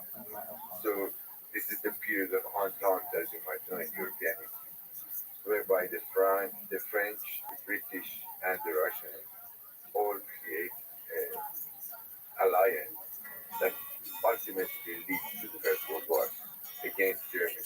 And at the same time, the discovery of oil and the oil industry being a very powerful defining factor of the 20th century for Iran. Exactly. Source of a lot of money. A lot of money, but not all of it in the hands of the Iranians. Only about 50 of it, by way of royalties, came to Iran. Much of it went to the Anglo-Persian oil company, which they actually discovered the oil in the province, Khuzestan province in the southwest of Iran, where the major oil industry is today right now. And this was an extremely profitable enterprise for that company and for the British government. Actually, purchased by the British government. Churchill purchased Anglo-Iranian oil company for the British government. So it was not anymore a private company. It was a British interest as a matter of fact. And in the course of the 20th century, although it helped the modernization in Iran, but it also helped the creation of a more authoritarian, more strong state, if you like. That it does, that 19th century Iran never had that kind of a power, never had that kind of influence. Is it 20th century? Even that 1/5 of the income that reached the Iranian state gave it a greater power. That's another coincidence. So yes, you could say the oil was one of the catalysts for absolute power. But the 20th century saw quite a few countries have dictators with power unlike anything else in history. Yes, That's weird too. precisely. And you know, you can name them from the beginning of the century, these people like, I don't know, Lenin or Stalin, or of course Hitler, even Mao, of course, you can name them, and probably, as I would say, the last of them is Khomeini in that sense. That you see this strong man with a sense of either artificial or real, or a sense of a so-called charisma, and with this total power over the regime that they create. In the some of them do. Nasser didn't have much of an oil resources in Egypt, but he was also one of these strong men. Okay, in the 20th century, loved by some, hated by others. So it necessarily does not tie up to resources, economic resources on the ground. But in the Iranian case, unfortunately, it did, and it was more than it created more than one issue for Iran. It's created a strong state, which is the Pahlavi state from 1921 onwards. Because in 1921, at the end of the First World War, Iran was in almost a state of total bankruptcy, and the British had a desire to try to bring Iran to the system that they created in the Middle East in the post-war era, the mandate system. Palestine, Iraq, and then of course French mandate of Lebanon and Syria, all of this. And Iran was separate because Iran was an independent country. It wasn't part of the Ottoman Empire that collapsed. So they had to somehow handle it. And what they tried to do didn't work. As a result, partly domestic, partly international issues, wrote about a regime which is headed by the founder of the Pahlavi dynasty, Reza Shah. Okay, the first military officer called Reza Khan, actually a military officer of the Cossack forces. And the Cossack forces was the force that was created in the 19th century in model of the Russian Cossacks. When the ruler in the 19th century visited Russia as in a royal tour, and the Tsar showed the great Cossack forces that I liked it. And he created one for himself with Russian officers, actually. So the Russian officers served in Iraq from the 1880s up to the revolution of 1970, the collapse of the Tsarist system. So many revolutions. So many revolutions. And Reza Shah was an officer in that, Reza Khan was an officer in that force. And he created a new monarchy for reasons that we need not to go through. And it's called the Pahlavi regime. Pahlavi regime was a modernizing regime, okay, that brought that in effect fulfilled many of the ambitions of the constitution, many of the aspirations of the constitution. Better communication, secular education, centralized state, centralized army, better contact with the outside world, greater urbanization. That's what the modern state is all about. And in that regard, in a sense, for the first 20 years up to the Second World War, was successful. Despite, and more significant of all, it managed to keep the European powers always interfering with the local affairs of Iran in an arm length. So they were there in an arm length, but they were also respecting the power of the state, power of the Pahlavi state. During the Second World War, the same phenomenon as earlier interference led to the occupation of Iran by the Allied forces, the British from the south, the Russians from the north, the Red Army. They took over Iran, and of course they said Second World War. yes, from 1941 up to 1945, and of course when the Red Army refused to withdraw from Iranian Azerbaijan, and with some thought of possible annexation of that province, there was a big issue in the post-war Iran. So after 1945, Yes, 1945 to 1946, there was a big Soviet Union getting greedy. yes, but eventually they agreed. Eventually Stalin agreed to leave the Azerbaijan province in the hope that it would get some concessions from Iran, which is the oil of the Caspian area, which didn't work, and it's a different story altogether. But what happened is that in the post-war era, between 1944, 45, and 1953 is a period of greater democratization, because that Reza Shah's dictatorship basically disappeared. And this is where you see political parties repressed, a lot of chaotic behavior, as democracies often are. So something like was it officially a democracy? Yes, it was a Was democracy. there election? There were elections, yes, of course, and there were very diverse political tendencies came to the picture, including the Tudeh Party of Iran, the Communist Party of Iran.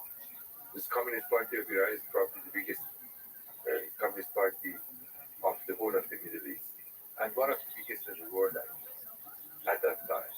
Did the Soviet Union have a significant influence on the? Of course, they were basically following orders from the Soviets, although they denied, but in reality that's the case. Yeah. But what happened, they were seen by the Americans during the Cold War as a threat. And Iran was going through a period of demanding nationalization of oil resources. That's a very important episode with Mossadegh, whom you might have heard about his name. Dr. Mohammad Mossadegh, who was the prime minister and the national charismatic leader from 1951 to 1953. Prior to that, he was a famous parliamentarian. But this period, he was the prime minister of Iran. And he nationalized the Iranian oil industry, and the British didn't like it at all. And eventually resulted in a famous coup, which at least partly was supported by the funding and by the moral support of the British and the Americans, particularly by the Americans. It was always seen as one of the earliest and the most successful CIA operations during the Cold War. The CIA had something to do with it. Yes, of course, that's one of the earliest operations of the CIA. Wait a minute. What was? I guess of course. What was the CIA? What was the CIA doing CIA, this is the time at the post-war era, in the 50s? in the 50s, 40s, and 50s.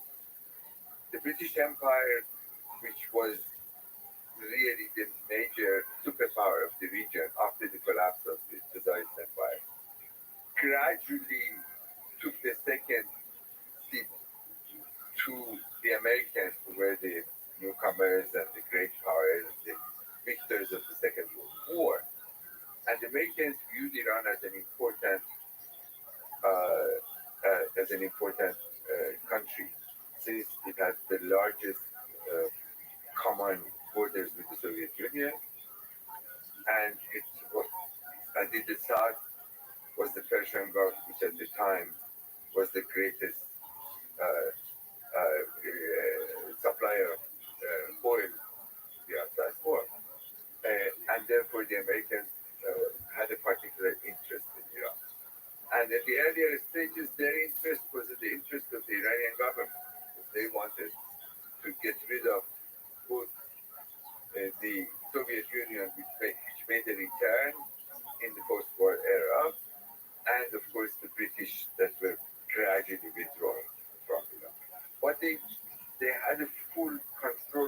the Anglo-Iranian Oil Company. They changed the name to Anglo-Iranian Oil Company. When the name of the country officially changed from Persia to Iran in the West, the name of the company changed. And they got into a huge dispute with the Mossadegh government that eventually led to the coup of 1953, which eventually created a very distressful memory Welcome. in the How are minds you? of many of the Iranian nationalists. What's good in your neck of the woods? Betrayal of the great power. The British and America. How are you? CIA played a part because CIA. How are you? Hello.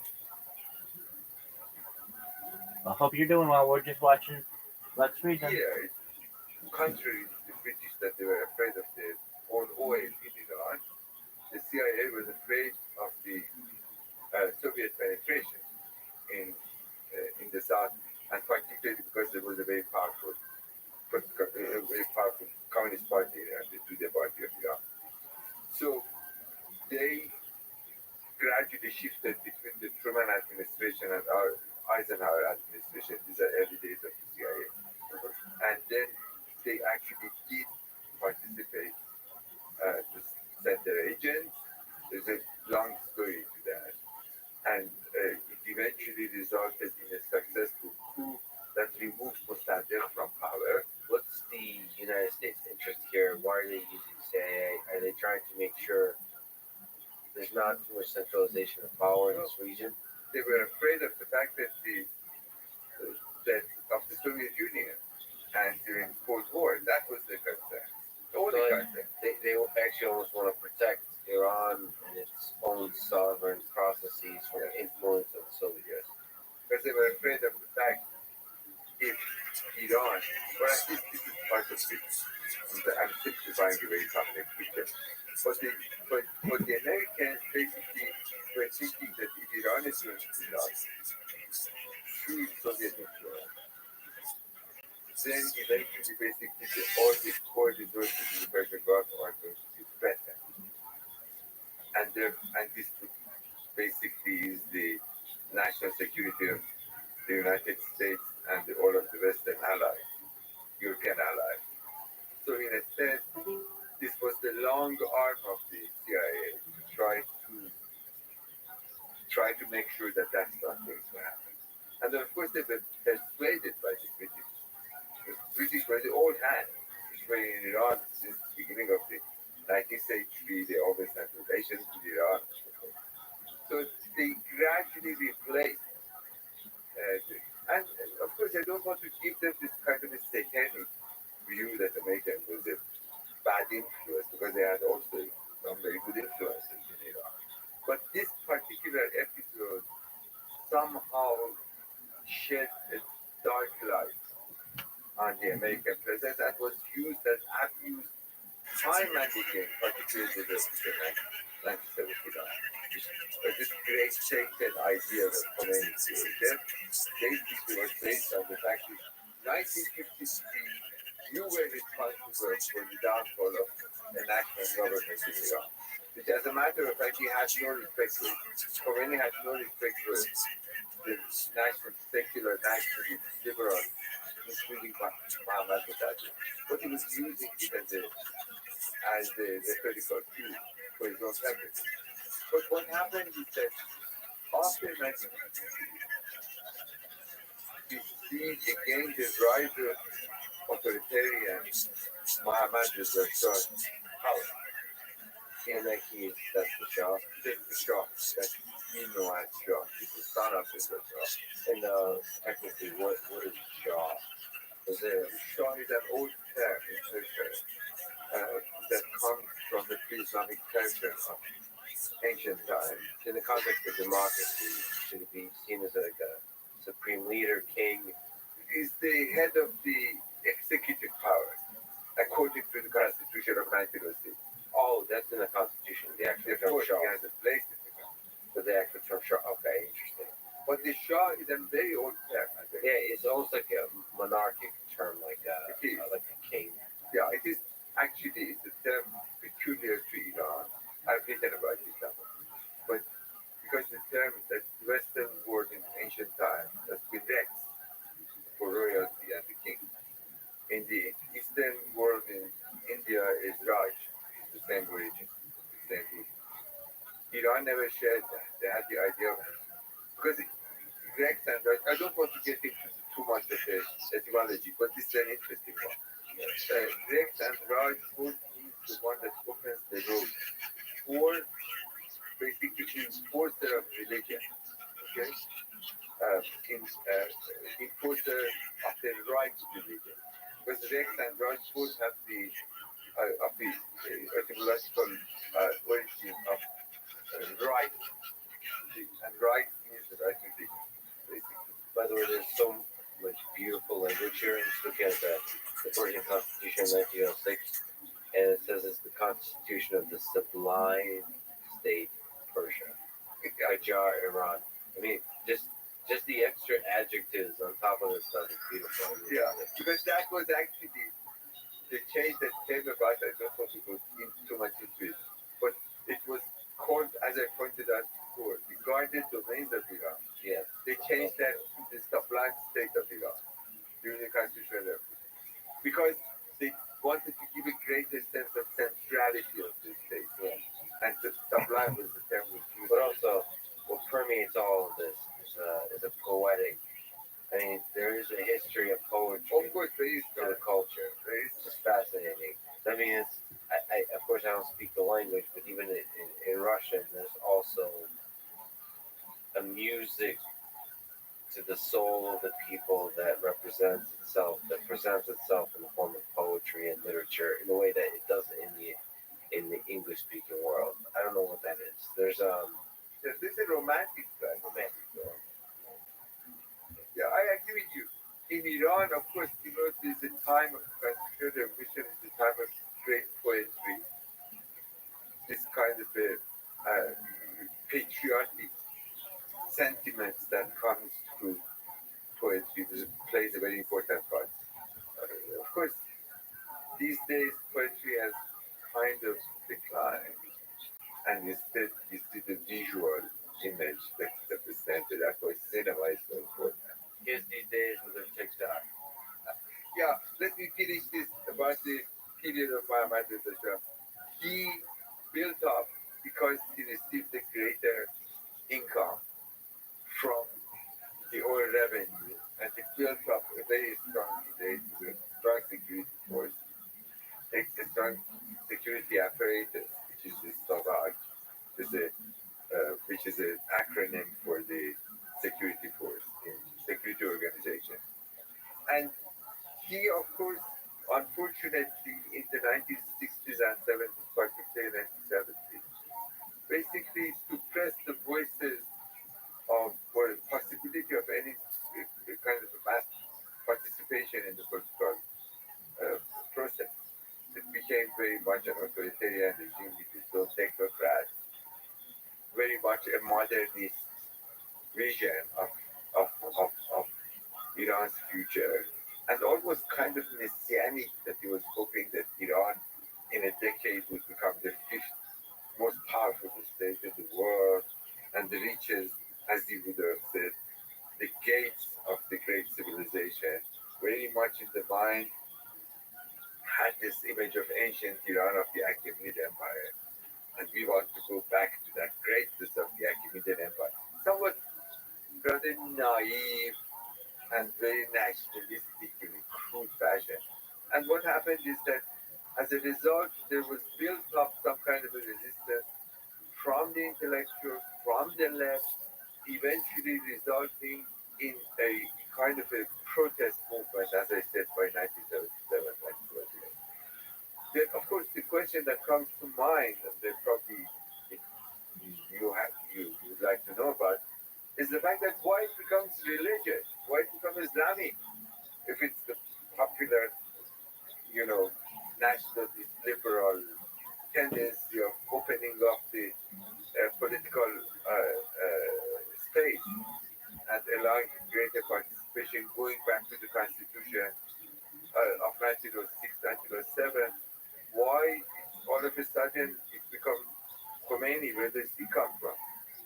The reason for that, at least in a concise fashion, is the fact that on one area that after the greatest suppression of all the other voices remained open was religion. Mosques, the mullahs on the pulpit, and the message that gradually shifted from the old traditional message of the Sharia of Islam, I mean, all the rules and regulations of how one has to live, into something very political. And not only political, but also radical political.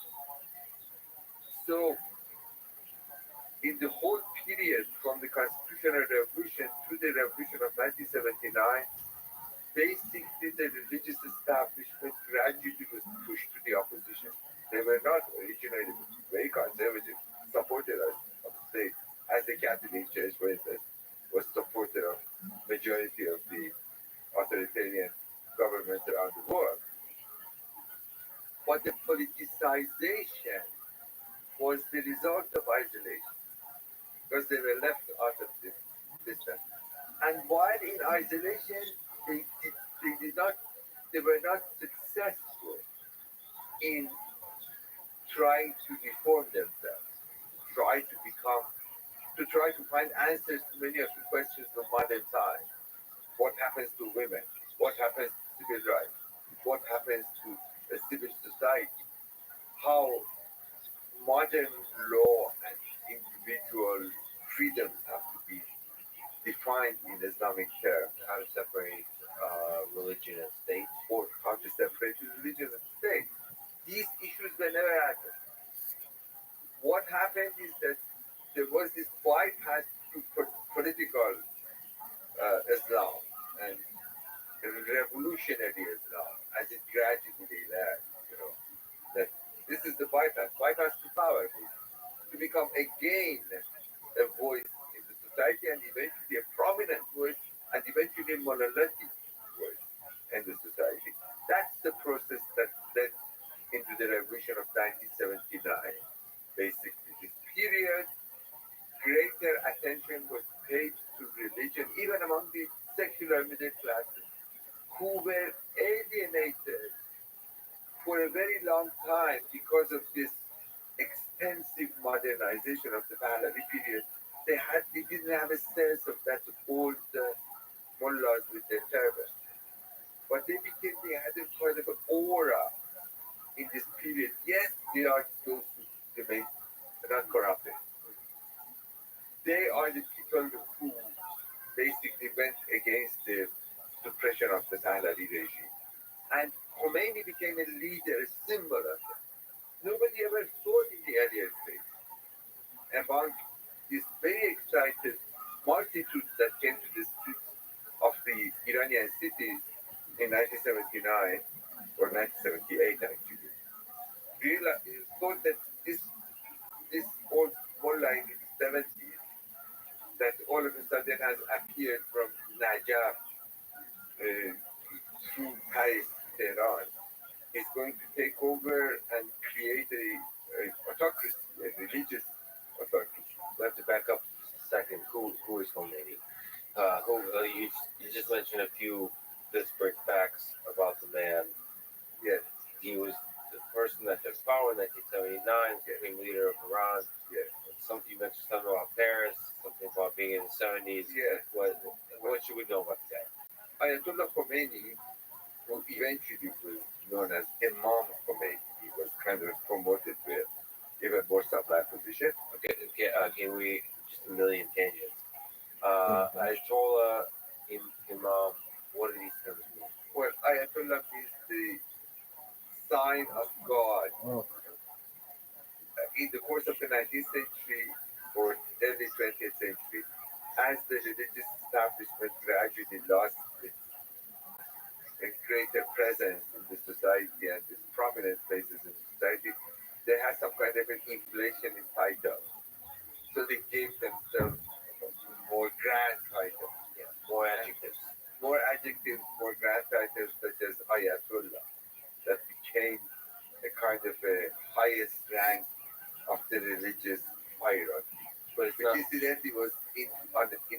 unofficial hierarchy.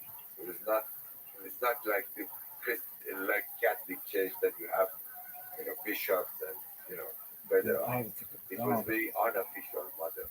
And he was an Ayatollah. He was eventually recognized as an Ayatollah. So he wasn't the first Ayatollah? No, not at all. The Ayatollahs were before him ever since the beginning of the century.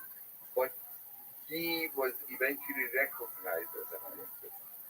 And if I want to start it this way, Ayatollah Khomeini was born in 1900. And in a sense, all this tremendous change that Iran witnessed in the course of the 20th century was, in a sense, materialized in this person. He became a mullah of a lower rank, went to the traditional madrasas, the traditional centers for the education of the seminarian, never had a secular education, had a very complex Islamic education on this one hand, jurisprudence, on the other hand, probably a little bit of Islamic philosophy and mysticism, which is unusual for the jurists, for the faqih, as they call them, these religious scholars or legal scholars of Islam. And then he, in the 1960s, when he was residing in Tehran and gradually becoming more important, he became a voice of opposition against the Shah. And the reason for opposition in the early 1960s was the fact that the Shah carried through a series of extensive modernization policies, of which the most important was the land reform. So, in effect, the land distribution that took place in the early 60s removed or weakened greatly that class of landowners from the 19th century. And he, Khomeini, saw himself as a voice of that whole class that felt that, actually declared that this land distribution is un-Islamic. According to the Islamic law, property is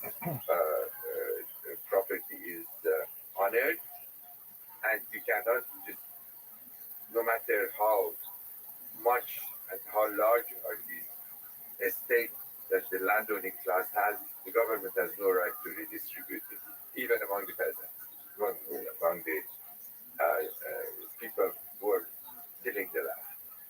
So that was a major issue. Shah also gave the right of vote to women, and that also he objected to. The women don't have the right. Can we just linger on the Islamic law? How firm and clear is the Islamic law that he was representing and embodying? Is this Codified? codified? Yes, Yeah. that's a good term. Yeah. That's another issue. Not only the hierarchy was unofficial and informal, but also Islamic law, particularly Shi'i law, did not have any codified system, because these religious authorities always resisted becoming under a umbrella of a more codified system of Islamic law, because they were outside the state. In a sense. Civil law was in the hands of the religious establishment. They had their own courts, independent of the state. But other matters, legal matters, was in the hands of the government. There was a kind of a de facto division between these two institutions, state versus the religious establishment. Therefore, it was not codified. So he could declare that this is unofficial, illegal, according to the Islamic law, that you would distribute the land to the peasant. And another mujtahid or another religious authority would say, no, it's perfectly fine, because he would have a different reading of the law. So keeping in mind that adds to the complexity of the picture. In the 1963, there was a period of uprising of the supporters of Ayatollah Khomeini. That was a turning point in a sense to try to politicize the religious supporters of Ayatollah who were loyal to Ayatollah Khomeini. And in a sense, all the community of more religiously oriented against the secular policies of the Shah and against, of course, the dictatorship of the Shah. So that's where the religious movement became a Became party. in 1963 is the first moment of the huge uprising, and the government suppressed it. And But then suppression yes, would start to build. of course, and he was sent to exile. He went to Najaf, which is a great country in southern. Bitch. Became a martyr on top of it. As martyr, he was probably even forgotten. But not, it was forgotten for the secular middle class, but not to those supporters of his who were paying their dues, because in Islam you pay dues to religious leaders. You know, there's religious dues and alms that you could pay to the clerical authorities, and they redistribute them among their own students and so forth. So they built actually a network of loyalty based on this donation. And these donations that received by Ayatollah Khomeini was very effectively through his network was distributed, even if he was in exile at Iran. So in 1977, 1978, when the situation changed and there was a little bit of opening in the political climate, then you saw that Ayatollah Khomeini started sending cassette messages. That was his means of communication. So sending cassettes, and cassettes were sent to the Instagram, country by his network. instant. So, or declarations and saying first that we would like to see a greater democratization and the Shah has to abide by the Constitution of 1907. This is a constitution, it's a democratic system and so forth. Was he charismatic? Well, it depends who would call, what do you call charismatic? He had a long beard, he was kind of a man in turban and the gown, which was a very unusual leadership for people who were much more accustomed to the civilian clothing or to the equipment of the Shah's military uniforms that he used to wear. But I also mean, like, he's a man that was able to take power to become popular, sufficiently popular. Yes. So, like, I would like, is it the ideas? Is it an accident? Or is it the man himself, the charisma, or something about the man that led to this particular person basically changing the tide of history in this part of the world in a way all that the above, unexpected? All the above that you mentioned, or was it just the beard? No, I think no, it's beyond the appearance. Because the appearance is great enough, as you know. Yeah. You know. In the 20th century, appearance is helpful. Yeah. Pictures for propaganda, for messaging. Yeah, that's an important item. And he was a kind of a adamant and very severe in his own position. He could appear very uncompromising, and he had a sense of confidence, self-confidence, that virtually everybody else lacked. And he was a man of opportunity. As soon as he would see that the chance and opportunity would open up, he would jump on it. And that's what he did, basically. As more the political space opened, the weaknesses of the Shah's government became more evident. His indecision became more evident.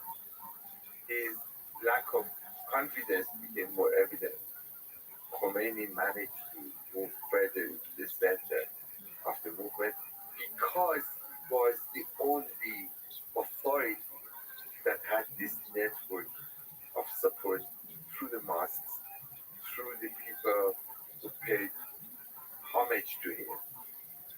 followed him because there's a sense of following of the religious leader in Shiism. You are a follower of this authority, or a follower of that authority.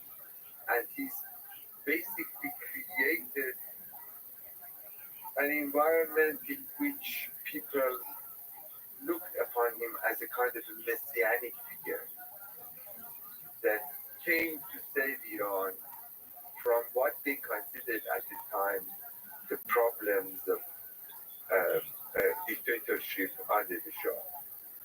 So there's not a suspicion about Islamic law being the primary law for it. Not at all. People had very little sense that what Islamic law is all about, because the secular education has left that into the old religious schools. This is not something that ordinarily educated Iranian who goes to the university is going to learn. Therefore, there is a sense of idealization that there is something great there.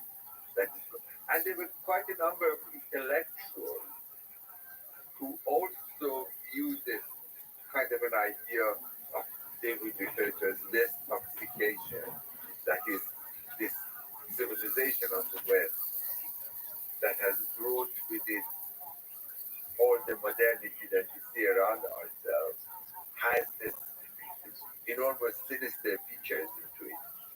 And it has taken away from us our authenticity. That was the thing, that there is something authentic that should be protected. And therefore, the man in that kind of a garb and appearance seems as a source for return to this originality of their own culture, authenticity of their own culture. And he perfectly took advantage of that. That is Khomeini. Took advantage of it and the circle around it at the expense of everybody else, which he managed in the course of 1979 to 1989, which he passed away, he died in the 10 years during this period, managed to basically transform the Iranian society to create institutions of the Islamic Republic and to acquire himself the position of the guardian jurist. That was something completely new, which didn't ever existed before. As a matter of fact, as you might know, the model of government that the religious establishment takes over the state is unprecedented throughout the course of Iranian history, throughout the course of the Islamic history. This is the first example, and probably the only example, of a regime that the religious establishment that has always, in the course of Iranian history, ever since, I would say, probably at least 16th century, if not earlier, has been always separate from the state and always kind of collaborating with the state with a certain tension between the two of them. There were two, basically, as they would call themselves, the two pillars of stability in the society. That situation changed. For the first time, the religious establishment took over the power of the state. And that's at the core of what we see today as a major issue for Iranian society. Because these are basically that old balance between the religion and the state, which was kind of a de facto separation of the authorities of the two, has been violated. And now you have in power a theocracy, in effect, which of course only in its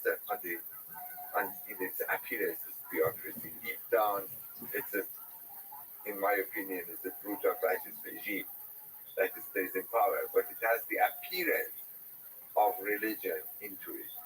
So this is really the story of the revolution. And as a result of that, the Iranian middle class is greatly suffering. Not without the reason that you see 4 million Iranians abroad. Because basically the emergence of these new powers gradually isolated or marginalized the secular middle class, who could not survive under that regime.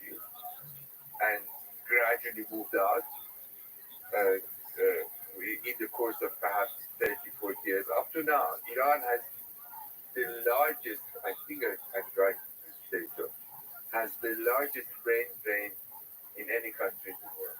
So, Portions with population. so fascinating that how much of a weird quirk of history is it that uh, that religion will take hold in a country? Like, does it have to do with the individual?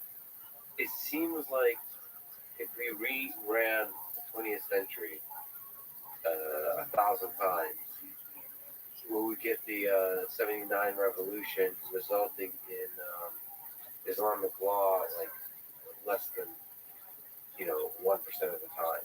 It feels like, or no, what percentage would you put? Well, I think it has something to do with the very complex nature of how Iran evolved over a long period of time since the 16th century. That's why, if I would for a moment talk about what I have written, I've written a book that's called Iran: A Modern History, and it does not start in the 20th century.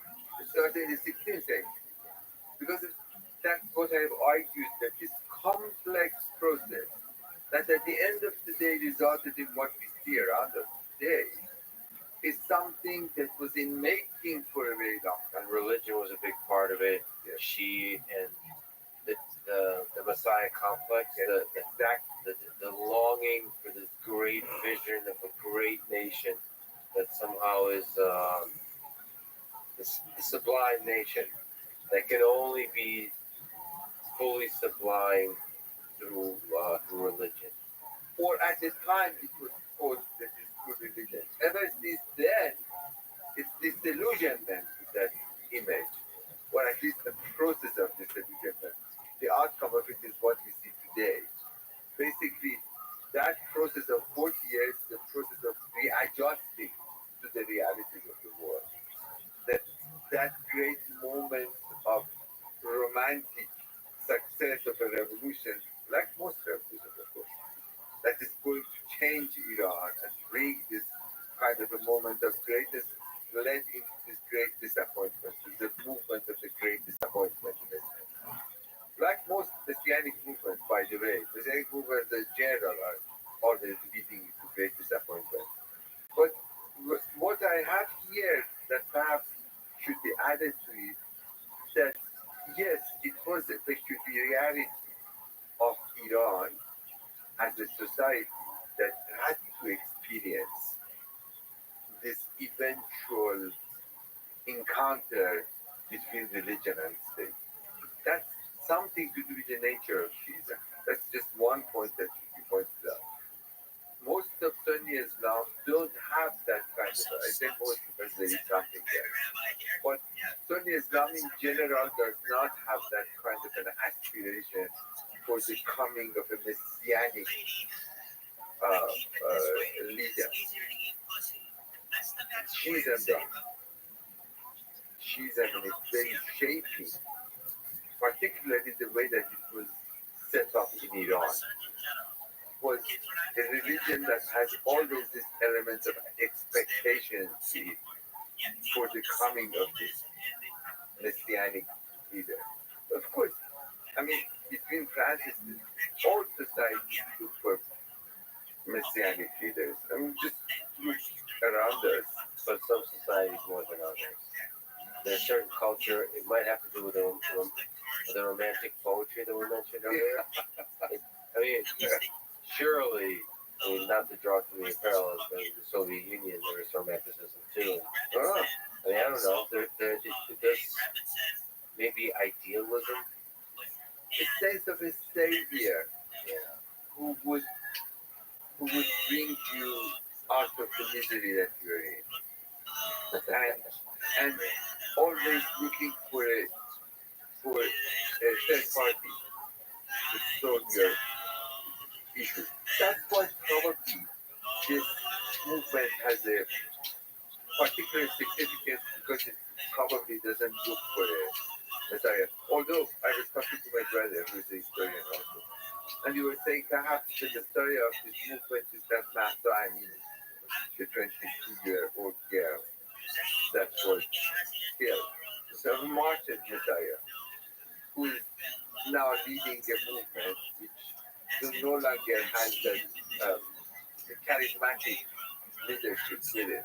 But yes, I would say that Iran has been the birthplace, if I might say that, of messianic aspirations, going back to ancient Zoroastrianism. Really, the whole system that you see in major religions, at least the so-called Western religion, the Abrahamic religion, is parallel or perhaps influenced by Zoroastrianism, in which there is an idea of this world and the other world is the hereafter. There is an idea of a judgment at the end of the time. And there is a concept that there is a moment of justice that is going to come with the rise of a religious or a charismatic figure. That's a very old phenomenon in Iran, very old. And it's time and again repeated itself in the course of its history, but never as powerfully as it happened in 1979, and never in the form of a authority from within the religious establishment. It was always the dissent movements that were kind of antinomian. They were against the authority of the religious establishment. That changed in the 20th century. But the revolution of 1979, that change is still with us today. Can we just linger on? Are there some practical gains of power that occurred? You know, in the way that Stalin took power and held power in the early days. Was there something like this in terms of the establishment of the Revolutionary Guard and all this kind of stuff? So the messianic figure has some support from the people, but does he have to crush his enemies in competition? It certainly did. Probably not, certainly not as brutal in terms of the victims, as you would see in Soviet Union under Stalin, who the bloodshed or the destruction of the population was far greater than what you would find in Iran of the Islamic Republic, uncomparable. Perhaps I would find a greater parallel with Mao Zedong, and particularly because China has a very strong messianic tradition. This is the ancient time. So they have something, and Mao appears as a kind of a messianic figure. There I can see that there is a parallel, but also you can see with any other authoritarian regime with a messianic figure at the head of it, that it destroys all the other forces. So during the course of the first 10 years of the Islamic Revolution, it destroyed the liberal, nationalist, secular. It destroyed the guerrilla movement, some of them Islamic, some of them Marxist, who turned into political parties or tendencies in the course of the post-revolution 1979. They were completely destroyed, and in a very brutal fashion. And the opposition, even within the religious establishment, because it wasn't uniform, there were many different tendencies. Those that were opposed to the authority of Ayatollah Khomeini were not Imam Khomeini, meaning almost the sacred religious figure above the level of the religious authority. He's a saint kind of a figure. The Shiism has the idea of Imam. There were 11 of them, the 12 hidden, and would come back at the end of the time with a messianic figure. So the title that was always used for them only in Shiism, never used for any other person. He is the first person in the revolution of 1979, the first deputy of Imam, but the term deputy gradually disappeared and became Imam Khomeini. That's the official title. I love human beings so much. It's so beautiful. These titles that we give each other. You love it because you haven't been under that system. No, I love it in the way. I love it in a very dark Side. kind of way. It caricatures itself. It's almost funny in its absurdity, if not for the evil that it has led to in human history. But also the fact that it's in fact fulfillment in a kind of completely unintended fashion. It's a fulfillment of that idea of a Messiah that has been waiting for. This Imam, which is in a hidden for 1,000 years, is here and not here. And therefore, Khomeini would have, in effect, fulfilled those anticipations. But beyond that, I just give you one example, and that you may have other questions. But when I say elimination, at the end of the Iran-Iraq war, by the direct order of Ayatollah Khomeini, the fatwa that he wrote, a group of prisoners could belong to a variety of political parties, the left, religious left, majority of them, the left and the Marxist left and the religious left. In a matter of a few weeks, or perhaps a few months, I'm not actually quite sure about it, the time span, in a series of, these were people who have already been tried and they were given sentences. They were brought before the summary trials of 3 judges, or more, 3, 4 of them. One of them is now the new president of the Islamic Republic, Raisi. And they were given a quick summary sentences, which meant execution. So something between probably 6,000 to 8,000 were executed in a matter of a month or 2 months, something like that. Mostly in Tehran, but also in provinces. And that remained an extraordinary trauma for the families, for those who had kids. They're all young, all young. So this remains very much a kind of the original sin of the Islamic Republic that cannot get rid of. And it's in people's memories. They didn't allow them, even the families, to go and mourn their dead in an official cemetery which they created for them. Now the latest thing is that they put a huge concrete wall around it so nobody would be able to get into it. So these all part of this extraordinary level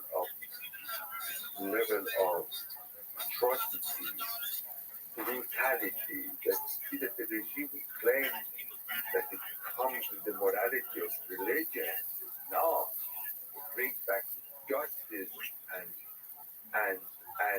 be more, in a sense, kind to people. Ended up with what it is in the memory of many of the people in Iran. So developing these fascistic tendencies. Very much so. Destroying minorities, Baha'is, one of them. Hundreds of Baha'is without any vision, without any involvement. They picked up and executed, their properties were taken over, their rights were taken away from them, even up to this day. They're the largest, by the way, religious minority in Iran. So you will see that in many areas, this is a act very much as a beyond authoritarian. It's a kind of really fascistic. So Khomeini held power for 10 years and then took power the next supreme leader, who is still the leader The fuck today, is this over shit? 30 years. Well, he was one of the, this is Ali Khamenei, Ayatollah. Ayatollah Ali Khamenei. Imam one day, perhaps? No, well, they hesitated to use the term Imam for him. But in any other respect, he was given all of that adulation that they did to Khomeini. He is the guardian to it. That's what's important. guardian jurist in the Constitution of the Islamic Republic is an authority that is above the state. He is not elected, quote unquote, because this is a divine authority, although he's been designated by the group of the seven mullahs like himself, and he has the full power over all institutions of the state, the army, the media, the economy, every aspect of it. He acts like a shah. He acts like this authoritarian authority. Did that gradually develop, or was that very early on? Well, that's part of the constitution of the Islamic Republic. The first constitution, um, the first draft of the constitution, did not have the authority of the guardian jury. But then it was added by Khomeini and his supporters. Are there actual in the Constitution any limits to its power? Yes, there is a council of the experts, so to say, that would remove him from power. I think theoretically, but there's so much restrictions to that that I don't think it would have ever happened in reality in his case. But in terms of executive to make decisions and all that kind of stuff, does he need to check with anybody? No. Oh boy. He does check with his own advisors, but he doesn't have any constitutional obligation to check on the decisions that he's making. So that's the supreme leader, but there's been presidents. Yeah. And what's the role of the president? The president, in a sense, is the executive power under the Islamic Republic. There are three heads of power. There is the president that presumably has the executive power. There is the head of the judiciary, and there is the head of the speaker of the parliament, Majlis, Islamic Majlis, which is the legislative. So the legislative, judiciary, and executive. Raisi, who is now the president, is the head of the executive. Above them is the supreme leader, or the guardian jury. Can you give me some insight? Because I, especially, I'm not exactly sure why, but the president Ahmadinejad is somebody I'm, as an American, really familiar with. Why is that exactly?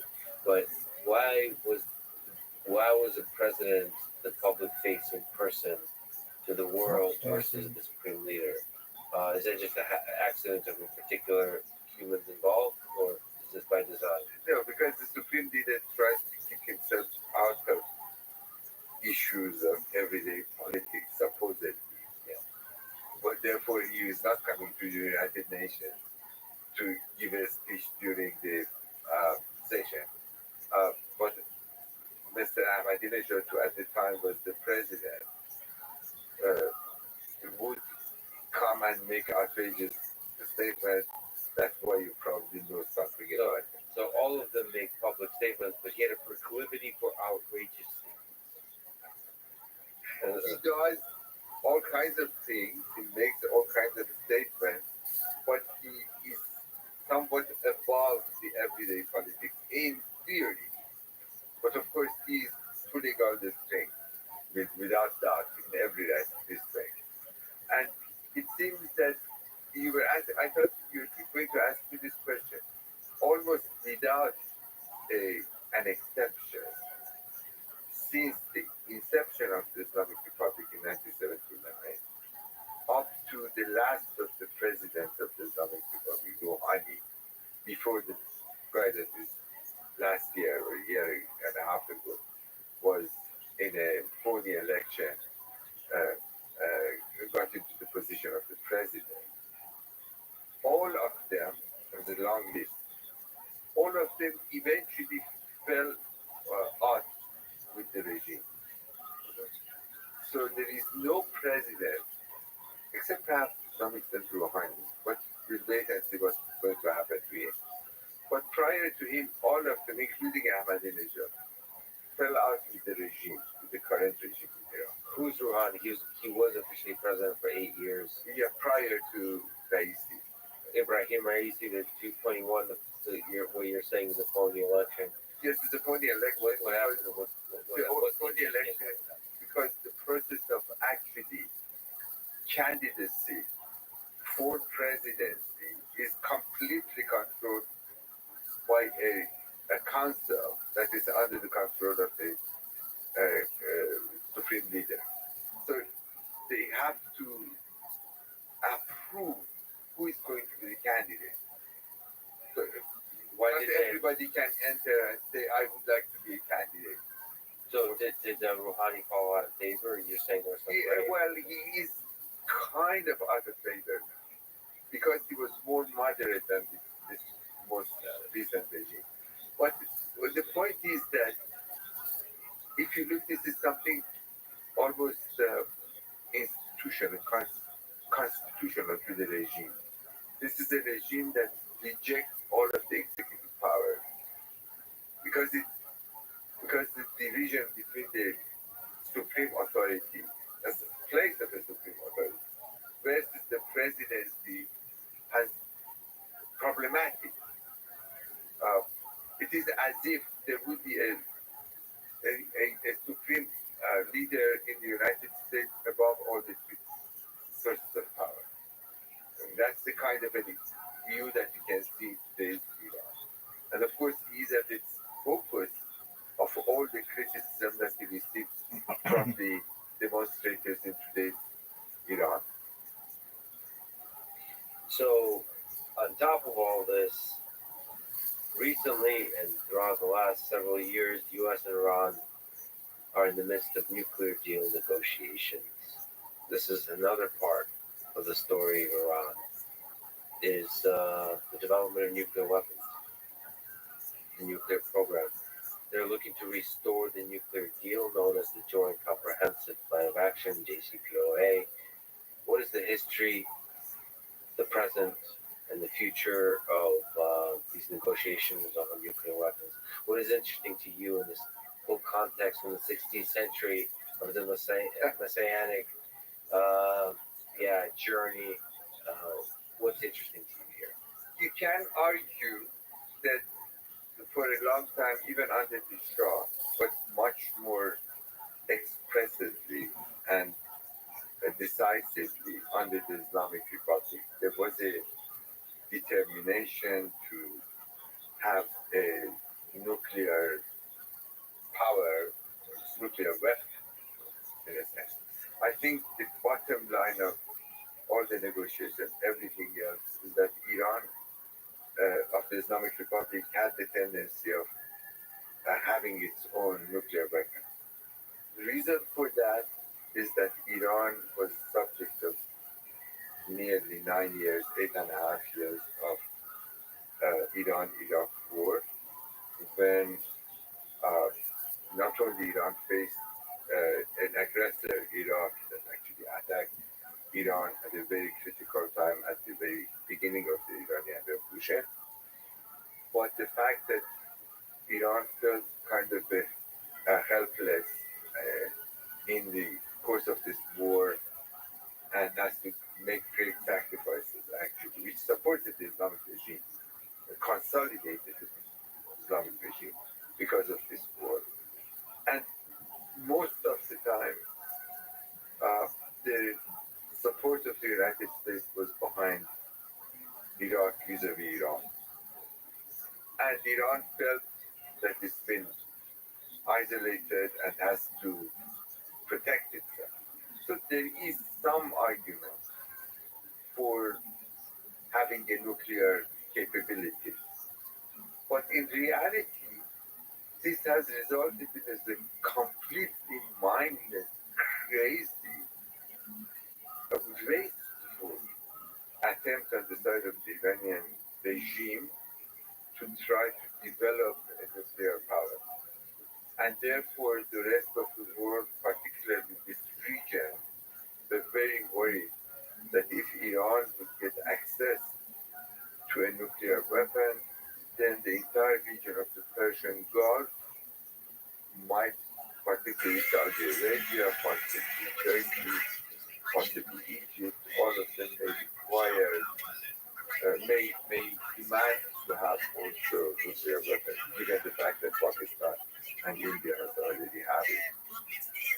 So there was a determined attempt, as you might know, on the side of the Western communities, or now gradually both communities, to try to, as much as possible, to control Iran from getting access to a nuclear capability, or actually limit Iran's nuclear capability to what was defined usually in a euphemism as a peaceful fashion. That being said, there was also Israel, which viewed the Islamic Republic as an arch enemy. And some of this might be due to the greatest own exaggeration of Iran's threat. And some of it is because Iran has developed a fairly strong military, as we see today.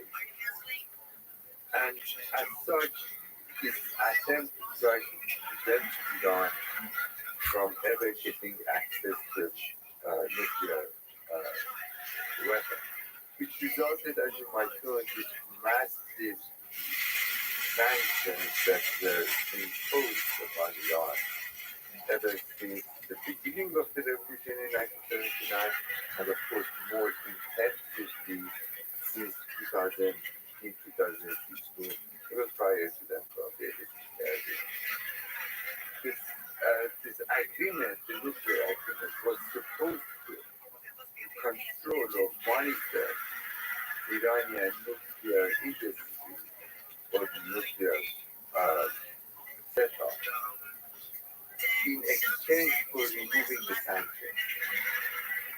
What this never worked, as a matter of fact, in a very successful, satisfactory way for the Iranians or for the Americans, particularly under Trump administration, which I think foolishly decided to scrap the agreement that was reached under President Obama. Like many other policies that was implemented under the Trump administration, this created a major problem. That is how to, under Biden, how to try to come up with a new nuclear agreement with Iran. In this process, since 2016, Oh, that is so fucking funny. the United States withdrew from the agreement. Iran felt comfortable to try to go and do whatever they want without any kind of monitor, being monitored by the international body. And that's the situation now. We don't know whether Iran is really sincere under the present regime to negotiate a deal. We don't know that the United States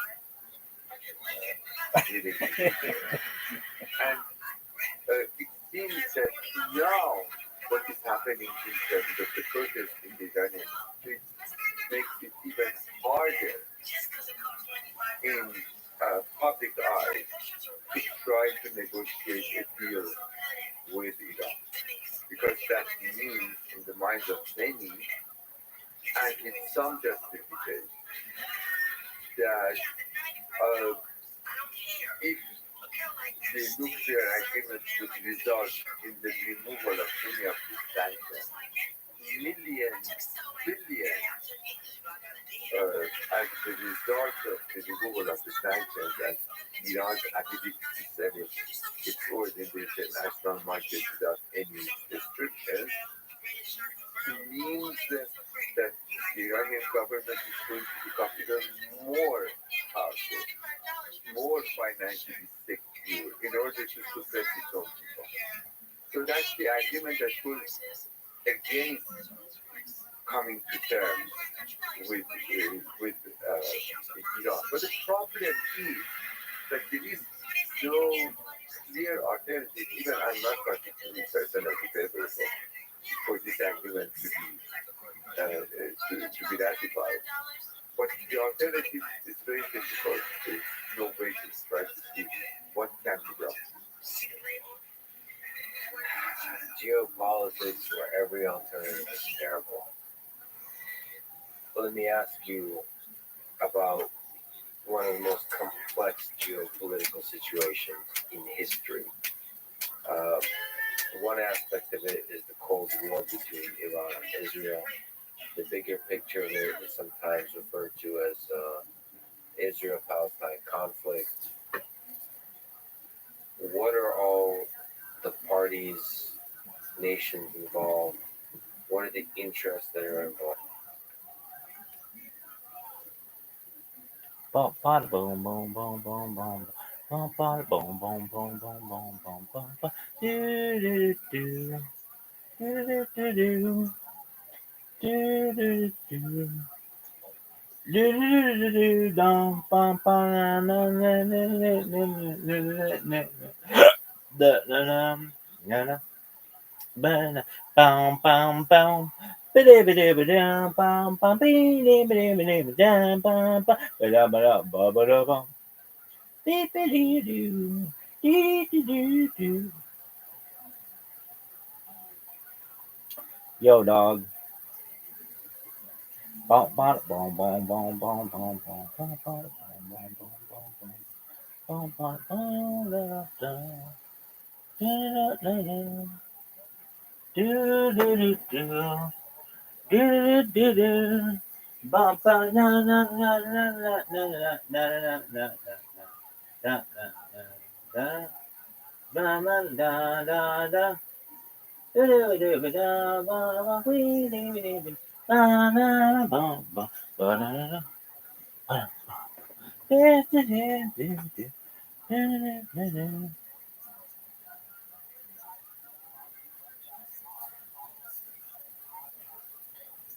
Bum, ba, dum, bum, bum, bum, bum.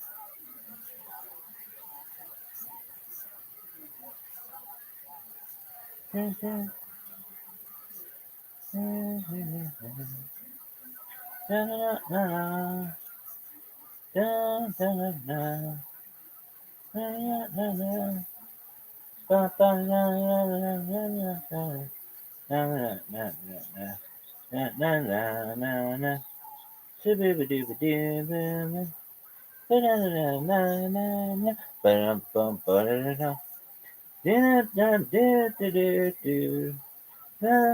da.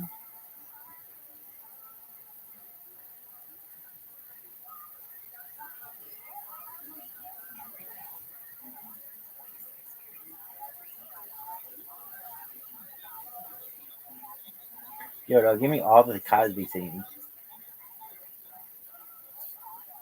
No, I want them all. Okay, season 1.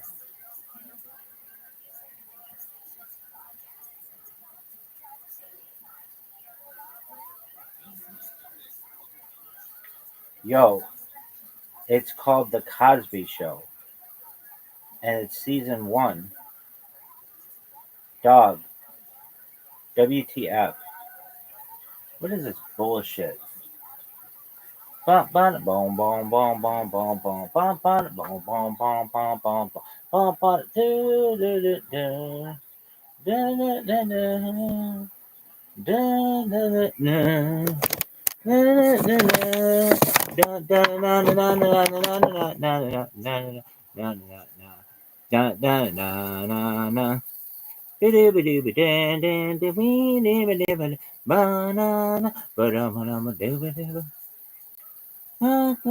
do I think this girl's so hot. Really? Just when she does that fucking accent. Oh, you're so. And it's our benefit. Yeah, thanks, Giants. Suck it. That wasn't very Merry nice. Christmas. I'm sorry. Merry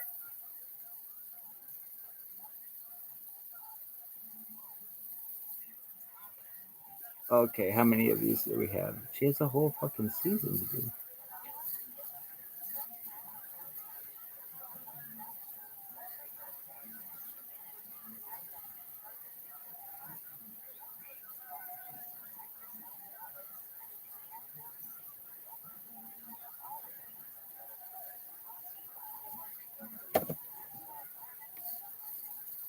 out here in Philadelphia freezing our balls off trying to figure. Our salaries are fine, I love this one. but you're making such massive profits in syndication. Profits of $3 to $4 million per show, and into infinity. And you don't want to give us any of that? Okay. In order for us to feel good about doing this show, I want to leave the most successful half hour in the history of television knowing that I never have to work again. That is what I require, or you can't have my services. So knowing what all the revenues were, what we would have made had they given us the syndication, what everybody was making up front, we tried to figure out what percentage of the success formula of the show were the three of us. And we came up with Jerry, Larry, the writers, us, and everything else. The wonderful guest players, all the other stuff. Well, it's 1/5 of that formula. We said, here's the number, $1 million an episode. And when you uttered that number, what did they say? They did what they should have done, which is laughed at us. I also knew that Dog, how do I do this? I guess it's just live.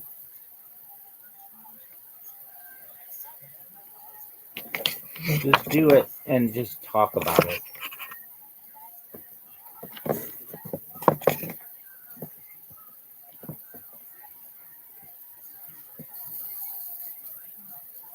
Got about it, boom, boom, boom, boom, boom, boom. Got about it, boom, boom, boom, boom, boom, boom, boom, boom.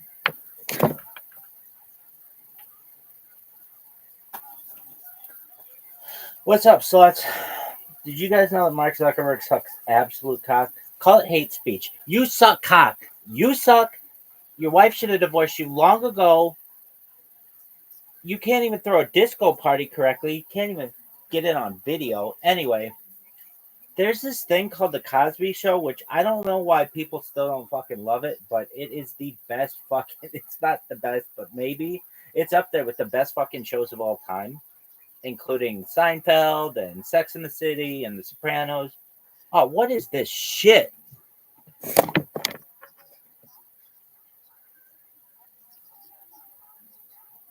They fucking our got salaries me. are fine.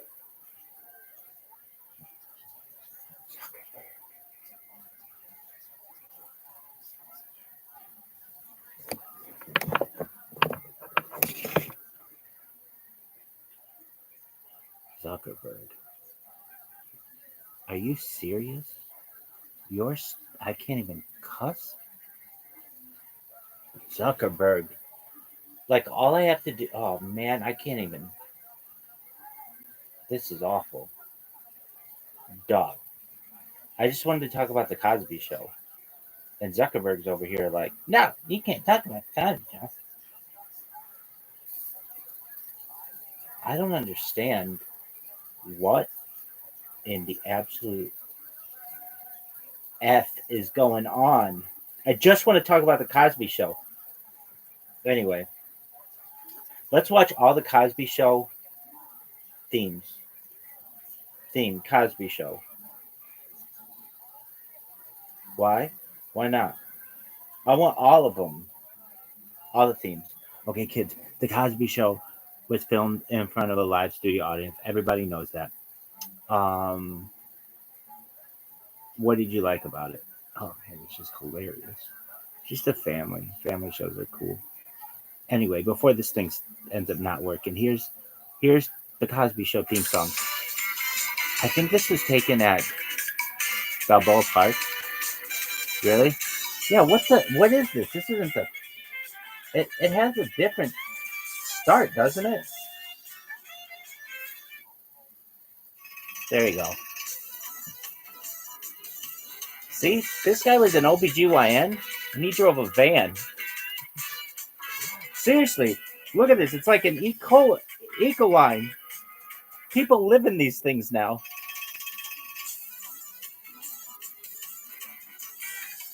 What kind of van is that? It's important. Let's go to ChatGPT for this one.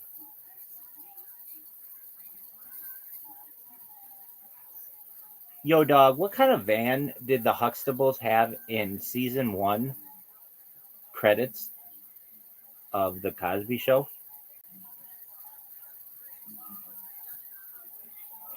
It's a 1984 Chrysler Voyager. Nice taste. Anyway,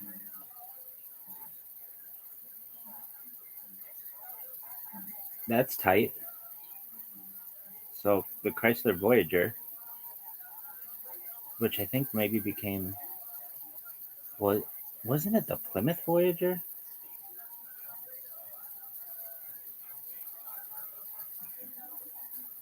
Yo, dog, was it the Chrysler Voyager or the Plymouth Voyager? It was actually the Plymouth Voyager. Was the name when Chrysler first introduced the minivan in 1984. Later in the 2000s, Chrysler dropped the Plymouth brand, so they had the Plymouth Voyager. Super good taste. Anyway, so this guy was a bit OBGYN in the show. Anyway, that was important. Plymouth Voyager.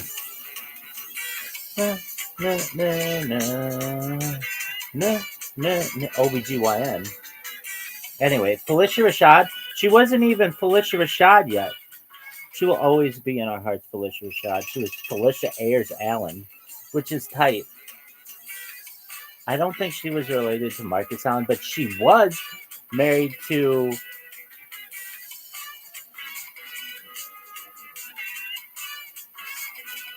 why can't I say his name?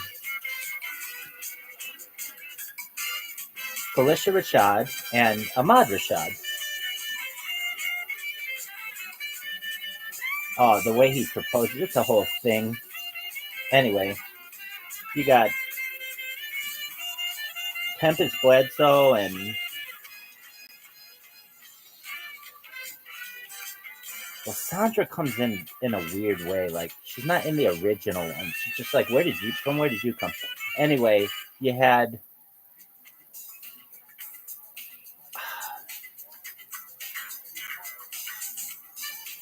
okay, what's this one? This one's okay.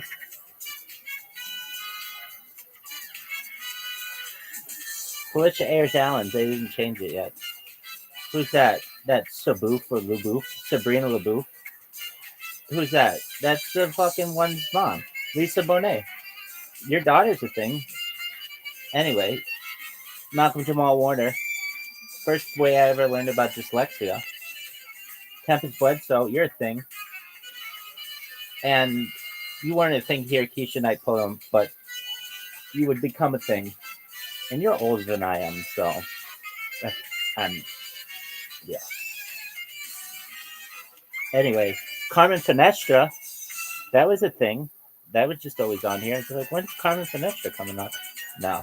Oh, no, but yeah, this one was like, Bill, what's going on, dog? How did we go from like jazzy to okay, I'm cool with this. What is it? We sambaing? What is this? Anyway, you need to understand this is important television history. And if you're like, oh, yeah, but what about this and this and this? Dog, I don't care. I separate the art from the artist. Not to say I don't care, but I separate the art from the artist. Why? If not, we would be watching, I don't know, Little House on the Prairie, and I'm sure they did something wrong. Anyway, Michael Landon, I'm sure he did something wrong. So, unless you want to just watch that all the time, I love The Cosby Show so much. Oh, this is my favorite one. Really? Or Paul Theater one. This is fucking my boy. Shout out to Diamond. Yeah, Diamond.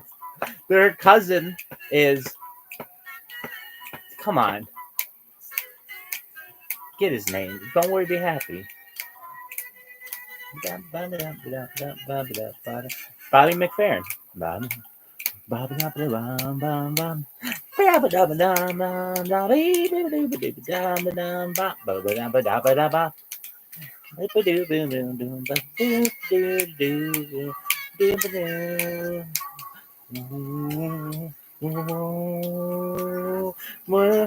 Bum, bum, bum, bum, bum, bum, bum, bum, bum. Wee! I love that one. This one was like, dog, what are you doing? I'm not saying I don't, it's not like fun. I mean, like literally the Cosby Show could do the people from the Cosby Show could do just about anything. Let's be careful there. Bill Cosby did write a book called Fatherhood, which I remember learning that I would really be really I'd be like, oh man, Bill Cosby's like the best person ever. And I remember my parents would be like, they're having their bed, but like, well, he spent some time in some places that you don't think are appropriate for children. Like, but he's Bill Cosby. Anyway, later did I find out.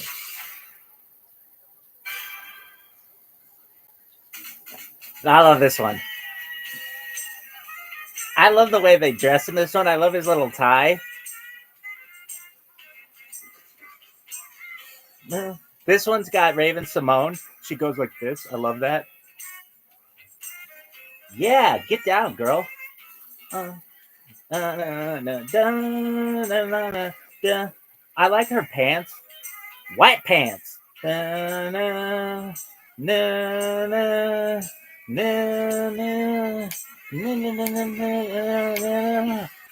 like how she dances too. She does a really good job of it.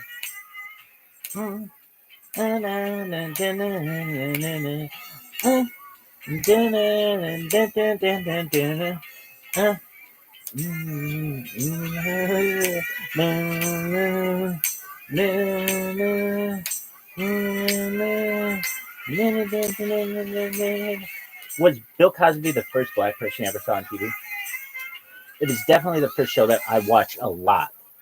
The best I remember asking my mom what that means, and then anyway, I would like I remember my grandparents would laugh at it, and my family would laugh at, this is the best elevator music I ever heard, and I'd be like, what does that mean? I was like 5, and well, yeah, like pretty close, and I don't know, maybe 6 or 7, but not very old, maybe 8, probably not that old though.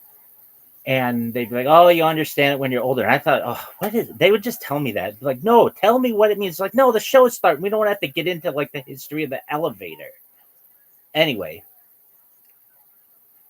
those were great themes. And then there's this last theme, which is kind of like the last season. Which, no offense, they brought in cousin Pam.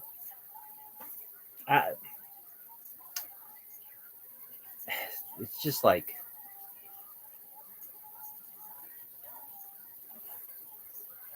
Cosby Show was such an amazing show. Such an amazing show. This is the best elevator music I ever heard. Now I get it. So what does that mean? Some kid's going to be like, I don't understand what that means. Well, back in the day, they used to play music in elevators to just make the time go by faster. And so he's making a joke like that song was the best elevator music that he had ever heard. But I didn't know that at whatever age I was. And I would always ask, what does that mean? And like literally the show would start like right thereafter. And nobody wants to explain a joke right when a television show is going to start. That was my thing. I would always ask, well, with any joke, and I would keep it in my mind if I understood it or not, why I didn't understand it. Then I'd start to learn that there were adult jokes, and then, okay, those don't really make sense. Then they would start to make sense, and they'd be hilarious. Anyway, Cousin Pam, I think he did a good job. I don't think anybody could have revolutionized this show. Dude, the first few seasons of this show are so good. But you got all these funny people. Cockroach. Oh, it's just hilarious. Why don't you like this version? It's okay. It's not like the worst.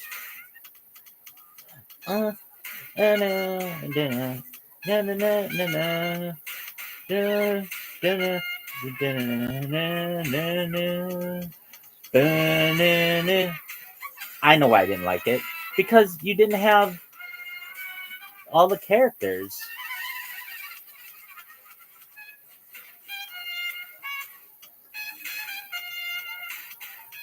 I think Keisha Knight Pulliam is one of the most beautiful women on earth. Really? At one time, yeah. I mean, I haven't seen her recently, and I'm not going to go looking for it, but I think she's really pretty.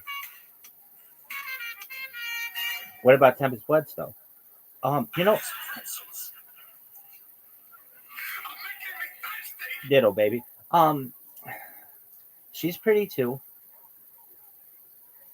but there was this time where I know what it was, where the Cosby Show had not been on for the Cosby Show, I don't know, ended in the mid '90s, early to mid '90s, and then the Cosby Show just hadn't been on, and then all of a sudden she did some show, and it was like, damn, Rudy grew up. I can't believe I said I think she's one of the most beautiful women of all time, but I don't think she gets enough credit. I think she's a very pretty lady. All right, is that the end of your fucking Cosby Show story? Fuck no, we could go into all the things with a night and day, all that shit. It's the best. Oh man. Gordon Gartrell. Burgers. You don't even know what burgers are. What's a burger? A hot chick? Just eating them. All right. Burgers. Yeah. Anything else? No. I mean, it's just an amazing show. If you haven't seen every fucking Cosby Show of all time, then go fuck yourself. All right. Are you done with the Cosby Show? I would watch all of the ones that have music, but I'll get banned because I can't even say why I'll get banned because then it won't even save this. It's the worst. This is the worst. You're fired. Go fuck. Can't even say that. You're fired. Go F yourself.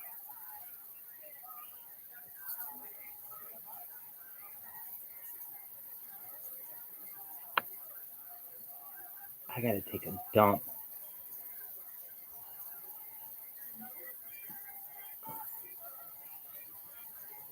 Cosby.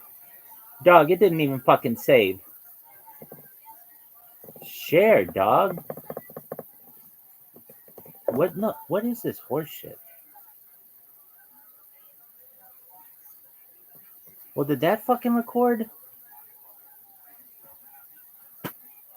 This is the worst. Zuckerberg. New reel. Share. I bet Zuckerberg didn't watch the Cosby Show. He's too busy sitting on his fucking thumb. Oh man, I gotta take a dump allegedly. Cosby. Oh man, I gotta. Oh man. Ooh. Oh man, this is gonna be a Giambi cheater, Giambi. I can tell when this one's crashed. Why? Because it's more little than the other.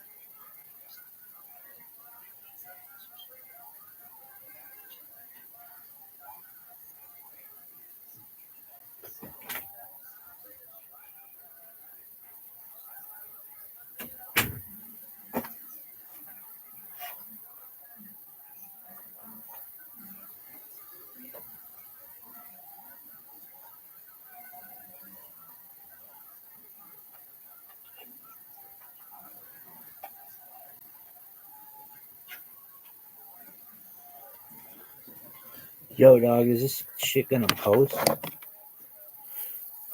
It's just the worst.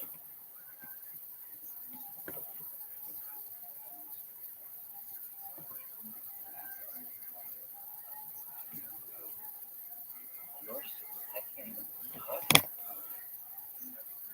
Zuckerberg. Like, all I have to do. Oh, man, I can make him.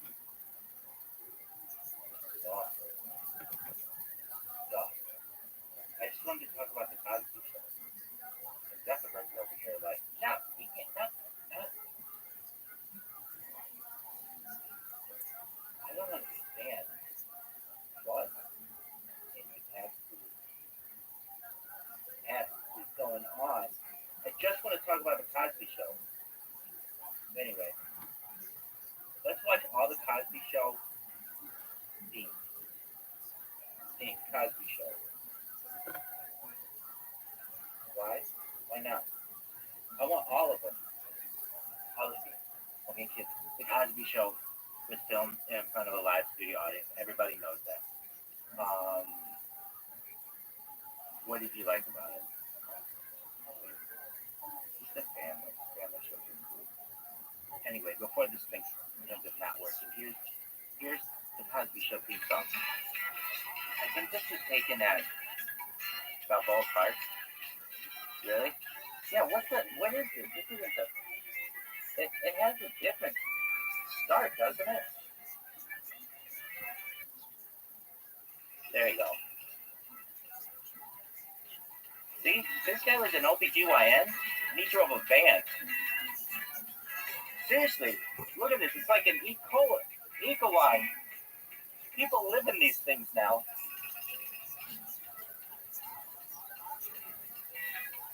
What kind of van is that?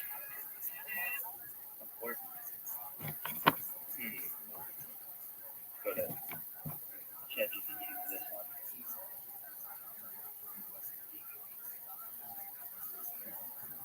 Yo, dog, what kind of band did the Huxtables have in season 1 credits of the Cosby Show?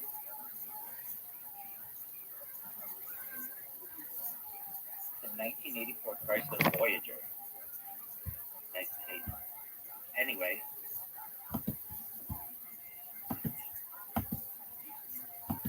that's tight. So the Chrysler Voyager, which I think maybe became, wasn't it the Plymouth Voyager?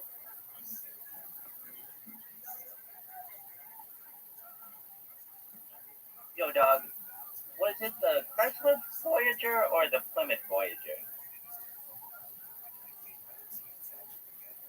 It's actually the Plymouth Voyager. Was the name when Chrysler first introduced the minivan in 1984. Later in the 2000s, Chrysler dropped the Plymouth brand. So the Plymouth Voyager. Super good. Anyway, so this guy was a bit OBGYN in the show. Anyway, that was important. Plymouth Voyager.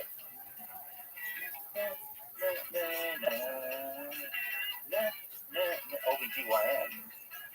Anyway, Felicia Rashad, she wasn't even Felicia Rashad yet. She will always be in our hearts, Felicia Rashad. She was Felicia Ayers Allen, which is tight. I don't think she was related to Marcus Allen, but she was married to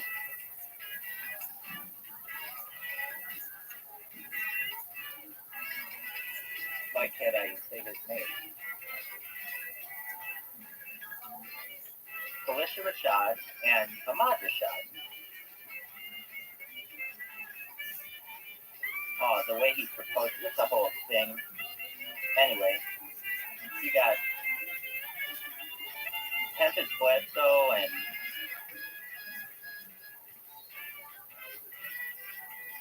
Sandra comes in a weird way, like she's not in the original one. It's like, where did you come from? Anyway, you had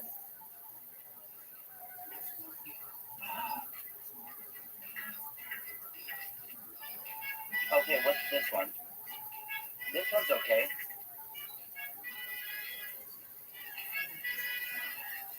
Felicia Ayers Allen, they didn't change it yet. Who's that? That's Sabu for Lubu? Sabrina Lubu? Who's that? That's your fucking one mom, Lisa Bonet. Your daughter's a thing. Anyway, Malcolm Jamal Warner. First way I ever learned about dyslexia. Tempted Blood Cell, you're a thing. And you weren't a thing here, Keisha Knight Forum, but you would become a thing. And you're older than I am, so I'm, yeah. Anyway, Carmen Finestra, that was a thing. That was just always on here. Like, when's Carmen Finestra coming on? No. Oh, no, yeah, this one. It's like, Bill, what's going on, dog? How did we go from like jazzy to okay, I'm cool with this. What is it, salmon? What is it? Anyway, you need to understand this is important television history. And if you're like, oh, yeah, but what about this and this and this? Dog, I don't care. I separate the art from the artist. Not to say I don't care, but I separate the art from the artist. Why? If not, we would be watching, I don't know, Little House on the Prairie, and I'm sure they did something wrong. Anyway, Michael Landon, I'm sure he did something wrong. So, unless you want to just watch that all the time, I love it so much. Oh, this is my favorite one. Good? Or Paul Theater one. This is fucking my boy. Shout out to Diamond. Yeah, Diamond. Their cousin is. Come on. Get his name. Don't worry, be happy. Bobby McFerrin.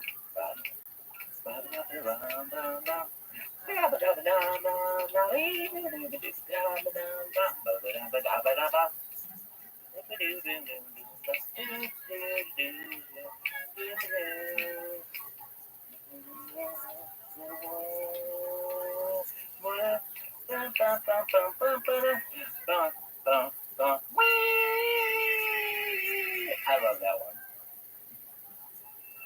This one was like, dog, what are you doing? I'm not saying I don't, it's not like, I mean, like literally the Cosby Show could do the people from the Cosby Show could do just about anything. Let's be careful there. Bill Cosby did write a book called Fatherhood, which I remember learning that I would really be I read, oh man, Bill Cosby's like the best person ever. And I remember my parents would be like, I didn't read that book. You know, you spent some time in some places you would not, you don't think are appropriate for children. Anyway, later did I find out.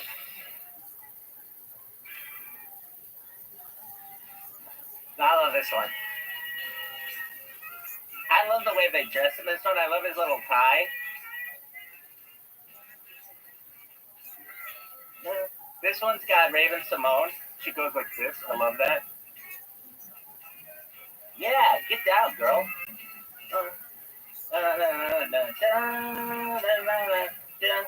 I like her pants. White pants.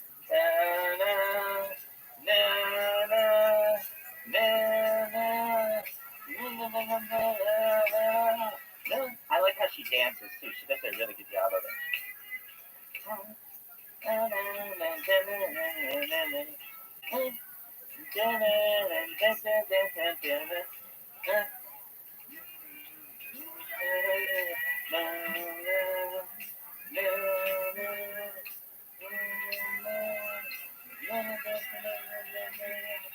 Was Bill Cosby the first black person you ever saw on TV? It was definitely the first show that I watched a lot. I remember asking my mom what that means. And then anyway, I would like I remember my grandparents would laugh at it, and my family would laugh at this is the best elevator music I ever heard. And I'd be like, what does that mean? I was like, why? And well, yeah. And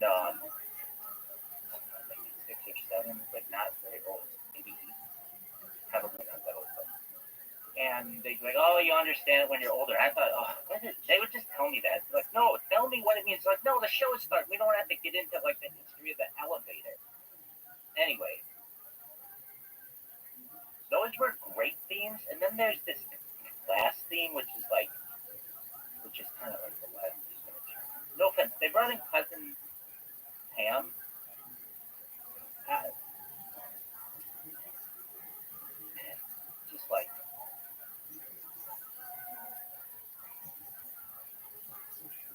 God, the show is such an amazing show. Such an amazing show. This is the best music I've ever heard. Now I get it. So what does that mean? Some kid's gonna be. I don't understand what that means. Well, back in the day, they used to play music in elevators to just make the time go by faster. And so he's making a joke like that song is the best elevator music that he had ever heard. But I didn't know that at whatever age I was. And I would always ask, what does that mean? And like literally the show would start like right thereafter. Nobody wants to explain the joke right when a television show starts.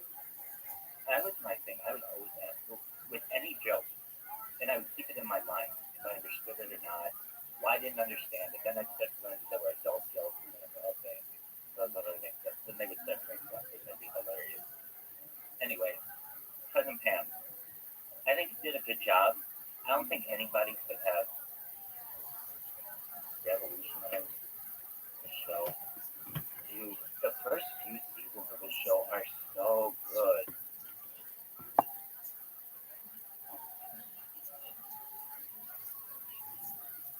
Cockroach, oh, it's just hilarious.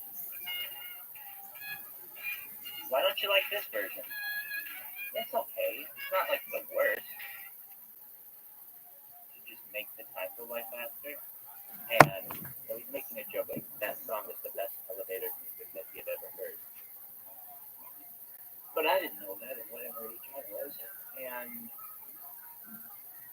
I would always ask, what does that mean? And like literally the show would start like right thereafter. Nobody wants to explain a joke right when a television show starts. That was my thing. I would always ask with any joke, and I would keep it in my mind if I understood it or not. Well, I didn't understand it. Then I'd start to learn there were adult jokes. And I'm like, okay, those other make sense. Then they would start to make sense. And that'd be hilarious. Anyway, cousin Pam. I think he did a good job. I don't think anybody could have revolutionized the show. Dude, the first few seasons of this show are so good. You got all these funny people. Cockroach, oh, it's just hilarious. Why don't you like this version? It's okay. It's not like the worst. My name is Kenny.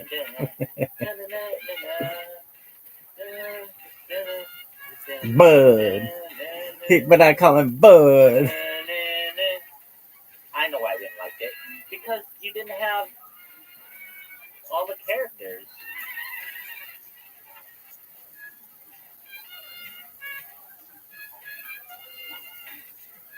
I think Keisha Knight probably on the Jordan the most beautiful woman on earth. Really? At one time, yeah. I mean, I haven't seen it recently, and I'm not going to go looking for her, but I think she's really pretty. What about Tempest Woods? You know, ditto, baby. She's pretty too,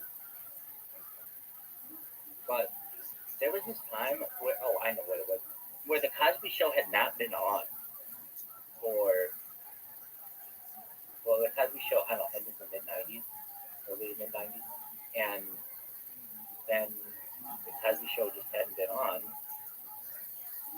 and then all of a sudden she did some show, and it was like, damn, Rudy grew up. I can't believe I said I think she's one of the most beautiful women of all time, but I don't think she's not given enough credit. I think she's a very pretty lady. All right, that's the end of your fucking Cosby Show story. Fuck no, we could go into all the things of the night and day, all that shit. It's the best. Oh man. Gordon Gartrell. Burgers. You don't even know what burgers are. What's a burger? A hot chick. Just eating them. Alright.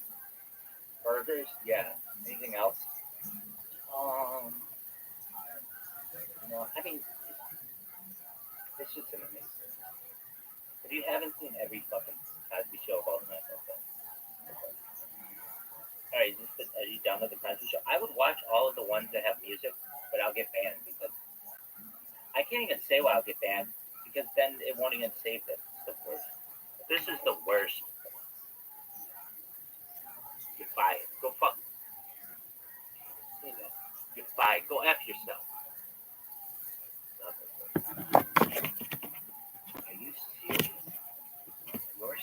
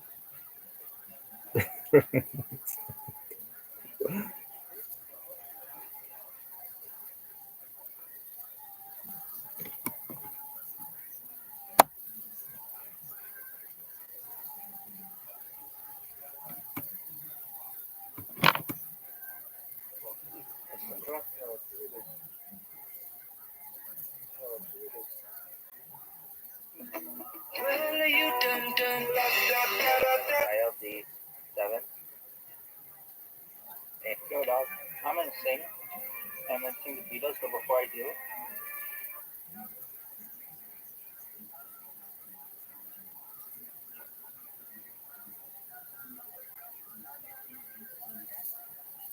yo, dog. I'm gonna sing. Yo, dog. I'm gonna sing. She's in love with me, and I can work it out.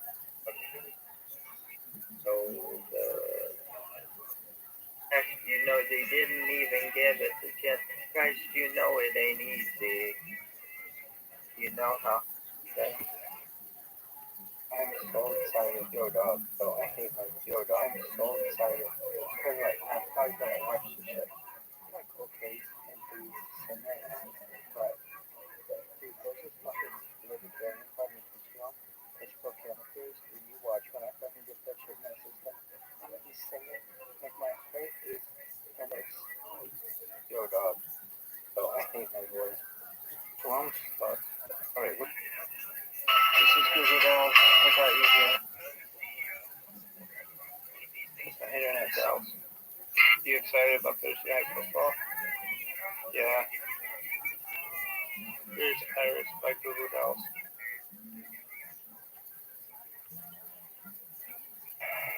This is mad about what's gonna happen. Welcome, sucks. Look, yo, Pim. So that.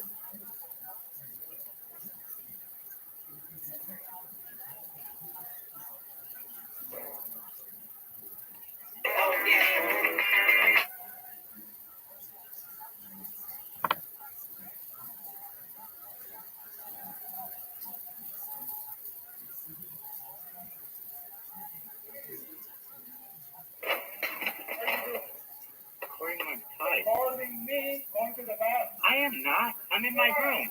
I'm in my. I'm recording like ties.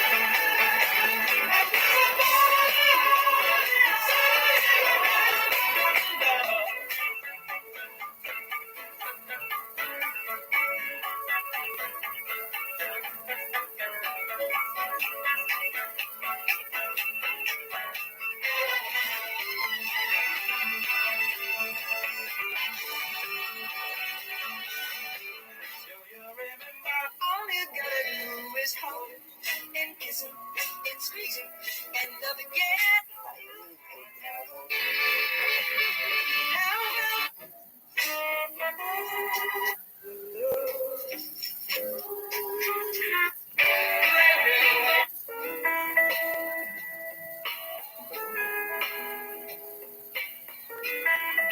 I'm recording my pie. There was a preacher son from where his daddy would visit, he come along. When they gathered around and started talking, Cousin Billy would take me walking up to the back. Where he go now, Hi. I live in the West End of Valley. Where do you live? Hi. I'm Janet. Hi, you want me to eat that cake, girl? I will stick my whole face in that cake, and I will eat it without my hands. That's what you wish. Is that what you're looking for? My name is Ellen. Ellen, do you mind if I call you sexy? Sexy. A little sensuous. Sensuous. Good. Hi, I'm Linda. Hi, Linda.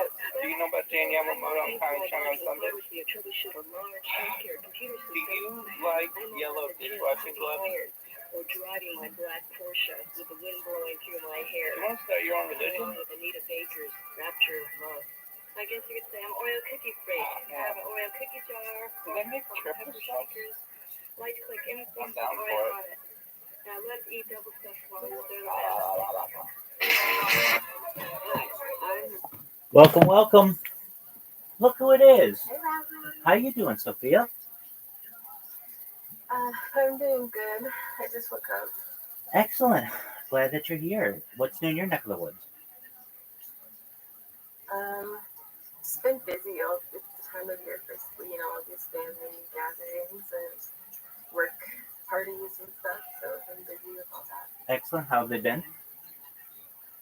They've been good. Very well. Well, we've missed you. A jury duty study on Monday and Tuesday, and that has exhausted me. Okay, so jury duty study. What is that in what is that? What is that? There was a whole bunch of us. It was like 72 people. Okay. And over 2 days, they had this one lawyer give us both sides of this big trial, like millions of dollars worth of money in this trial. And then after 2 days, they split us into 6 or whatever mock juries, so Yeah. 12 in groups of 12. And we had to come to an agreement as a jury on a few questions there. And how did it go? It was really fun pretending to be all serious and stuff. But man, my brain was just so full of garbage after that, all this trial information. Right. And was it a civil case or a criminal case? I guess it was a civil case. It was just between 2 businesses. It was Yeah. like Okay. And did you find in favor of one of them? I did, yeah. And it was actually, our jury was really split, so we didn't even come to a verdict. Oh, really? Okay. But that's fine, because it was just I guess they were just studying.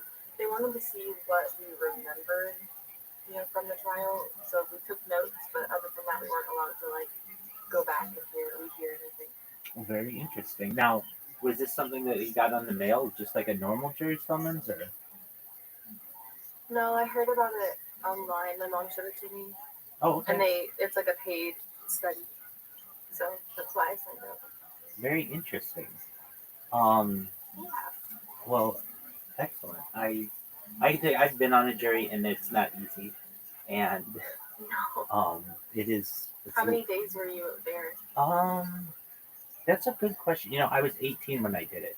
I was the foreperson of the jury, actually. So, I want to say it was 3 days.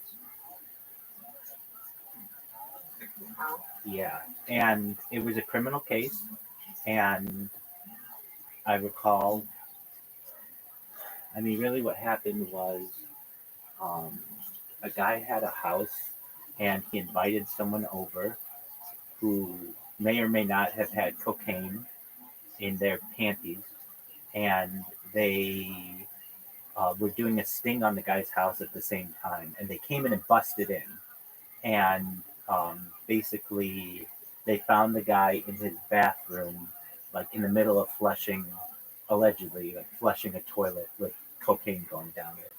And so he made his reasoning was that the prostitute went to the bathroom and had the cocaine in her panties and it went in the toilet. And it was kind of one of those situations where it was the police word versus the guy's word. And at 18 years old, I really thought he was guilty.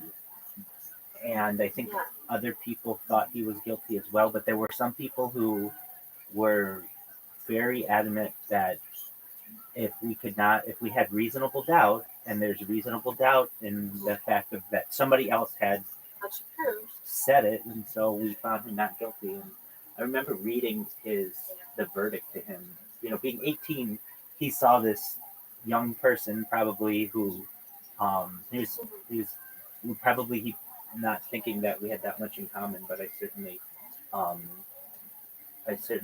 empathized with him. And when I read not guilty, I'll never forget his face, how happy he was. And it's really sad though that they were really, at the time, I remember just seemingly trying to get this guy. Anyway, being on a jury is not easy. And if you're ever called to do it in a real court, you'll find it can get really, really tough, especially if you have children involved and all kinds of other things. So, well, I'm glad. Did you enjoy Did you enjoy it? Yeah, I did enjoy it. I would do it again if I could. Maybe with a lot of rest before then, but Absolutely. Yeah, and this was different too, since it wasn't a criminal case. It wasn't beyond a reasonable doubt. It was I can't remember what they called it, but it was like a 50-50. Like if you have it, because it's up to the accuser. What is it? The accuser to show the plaintiff has to show proof. The proof of burden lies on the accuser or whatever.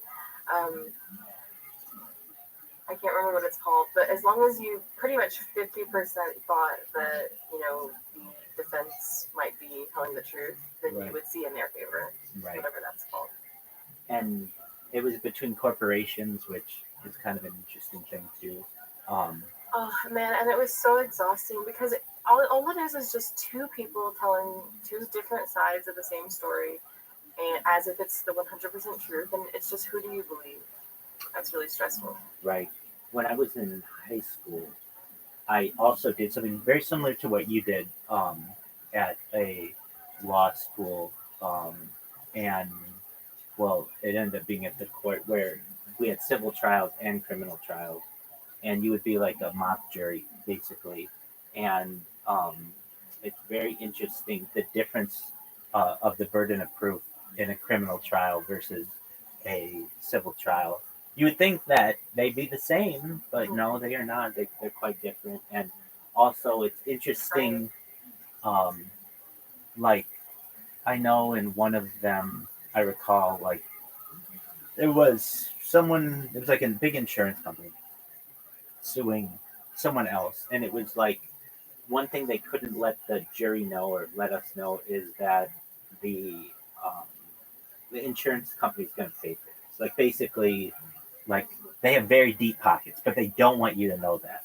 And so you have to treat, everybody as fairly as possible. But I would think that, like, a lot of people, if they found out, most people know insurance companies are very, well protected against these things and have very deep pockets. But nevertheless, I remember that was something that they made very clear to us, or perhaps they didn't want to make clear to us, is how I should have phrased that they don't want people to know how, like, the other side of, like, that the individual's not going to have to pay for it, that insurance is going to pay for it. So I'm glad that you enjoyed it. Would you do it again? Yeah, I would. Excellent. Excellent. Well, things here have picked up some steam. Nothing crazy. Well, firstly, let me tell you, I've missed you. And I thought to send you messages, but I thought, this happened the other day. I thought, I'm going to give it one more week. I really did. This was like uh 3 days ago or something. I'm like, I'm gonna send her a message and just hope everything's going well. But I thought I'll give it a week, and if I still haven't heard from her in a week, then I'll do it. So you've been on my mind, and especially because I I went through a period of time. Well, you in your own way inspired me when I was doing my karaoke, and I didn't really have confidence to be able to sing just with real people here, and um, I started doing that, and then I started doing it in different discords, and I'm in some karaoke discords now, and I don't want to say I sing every night, but I sing a lot of nights, and I'm getting better well known there, which is it's not. Look, I'm not a singer. I'm not going to be someone who's known for singing. I'm the world's most famous live streamer, or I shouldn't say world's most famous.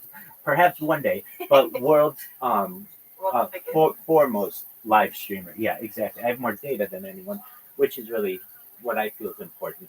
And so I went through this period where well, I run into issues when I do karaoke because of copyright infringement, and they'll just stop your video. I mean, YouTube will just stop your video immediately, or they'll take your videos down, or just because you played one song. I know I did a 3.5 hour concert not too long ago, within the last month, and just because I played one song that was owned by someone else, you don't get any access to the video. Now, fortunate for me, I've got all these other devices, and I had like a device here, so it was no big deal. And I was double streaming on this one, I was multi-streaming, so I got it perfectly the way that I wanted, because YouTube has better AI to understand music much more than like some of the newer ones like Kick and Rumble. They don't have that that type of capability. So um, with that, I've been doing a lot of singing on um, Discord, in a Discord known as the Camp, which is got like 200,000 people in it. And um, I didn't know this, but when I first joined it, but it's like a um, Filipino people. A lot of Filipino people like karaoke, and so they have a section of their Discord that's dedicated to karaoke. And so I go in there and I sing, and I try to be as positive as possible, and as nice as I can be, and all of the other good things. Um, yeah. When it comes to this Discord, my Discord, it's been growing slowly but surely. I run into people who it's difficult because I am so open with my life, and they want to come in here. Like last night, I'll just get trolls. There's people who come in and yell the N word for 5 minutes as long as they want or whatever. And I don't want to have to ban anyone, but if you're doing that, that's really not being productive. Exactly. And the people who would really get me is I used to leave the sound on, or so that I could hear it in the middle of the night, and they would play um, chainsaws, and oh man, that was really loud.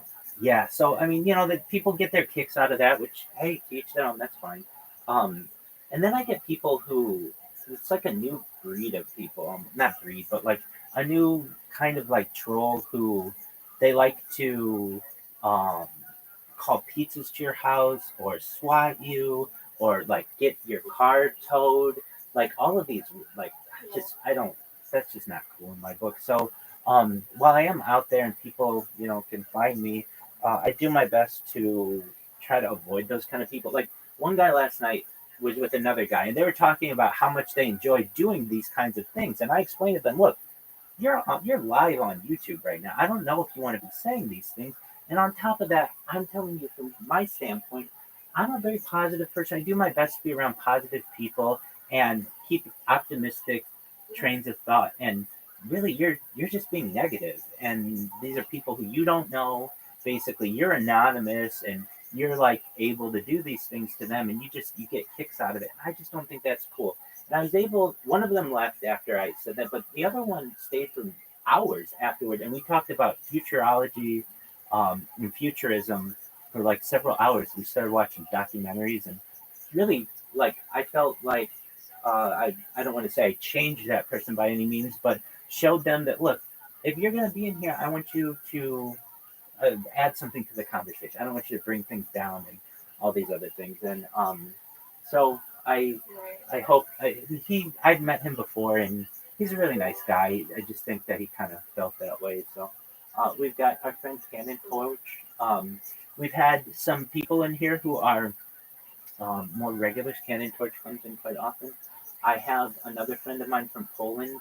She's a streamer, and she has been spending a lot of time in here. Nobody spends more time in here thus far than Caspian Sea, but I have a friend, Yeah. Akar Masha, who's been spending like 24 hours in here, and she's been doing that for the past couple weeks. And so while we're still new friends, um, that's been good. Now she speaks English pretty well, but I do have a translator. It's a universal translator. This is called a pocket talk, but basically it allows me to speak with anyone in any language, essentially instantaneously. So it's like Google Translate, but just it's easier. And then it Natychmiast, więc jest to jak tłumacz Google, tylko że jest prostsze. and it's pretty accurate. So I'm able to speak with her that way. And if she has anything that is really difficult to convey, she sometimes will use Google Translate. But aside from that, that's been good.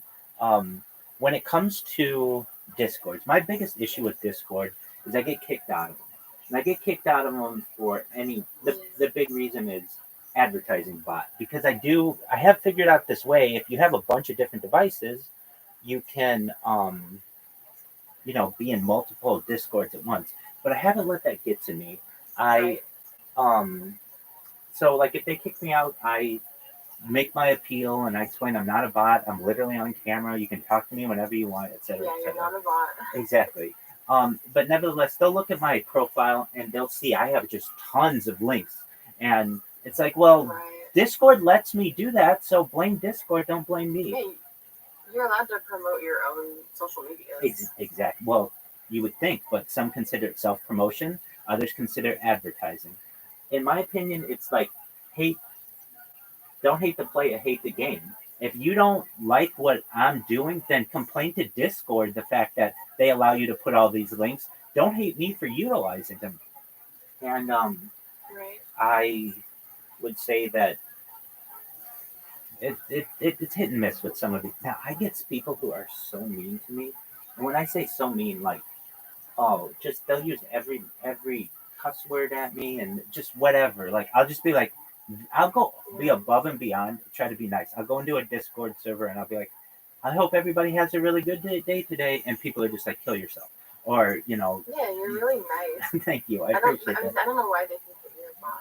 Yeah, I don't either. I think partially they think that I'm very polite and generally I type in a grammatically correct way, and that's kind of bot behavior. Which I've gotten. People ask me all the time, why do you speak like a bot? And it's like I don't. This is how normal people speak. They don't all speak in emojis and emoticons and short internet shorthand. Half slang tag. Exactly. I also don't talk like that. Exactly. Or type like that. There you go. So I have this one Discord that I'm in. So I like Reddit, even though I have been banned.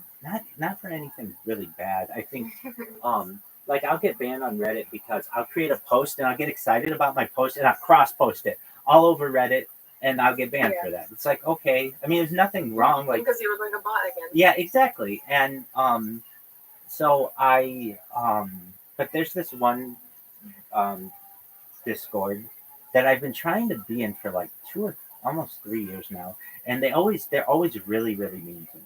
And I've learned from other people who have told me, look, this is like a toxic Discord, but it's and we've all left that Discord because the people are mean. But nevertheless, I'm kind of someone who thinks that they can win over anyone, perhaps at different stages. And so fortunately, I spoke with some of the moderators there, and they let me stream in there. And I get such hateful things said to me, but nevertheless, I just let it, just like water off a duck's back. I just keep on trucking. And I also created a bot that whenever they kick me out of the call, it automatically brings me back in. It automatically turns on my camera, and it automatically shares my screen and puts on Bloomberg Business because it's like, oh, it's a Wall Street bets. It's a subreddit for people who are into the stock market, and these are high net worth individuals, and so I feel like, hey, they have some good networking, and it's not a bad server in which to be. Like I'm in some servers that, it's a bunch of college kids. I was in one till just recently, the study lounge. And it's the reason why I got kicked out of the study lounge is because sometimes I'd fall asleep in the call. And it's like, okay, I mean, is that the worst thing in the world that someone fell asleep? And oh, well, we warned you not to sleep in the call. It's like, oh, eventually, if somebody's in using your Discord enough, they will fall asleep.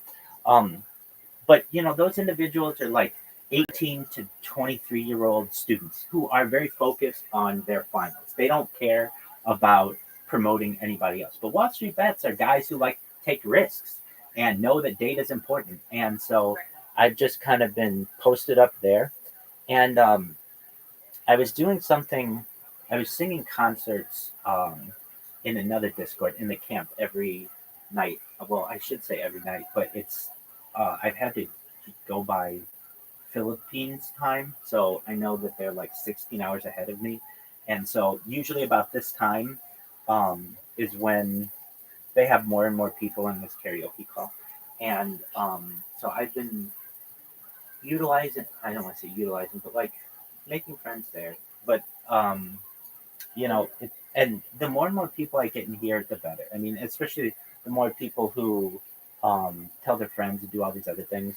I have I've done something else too.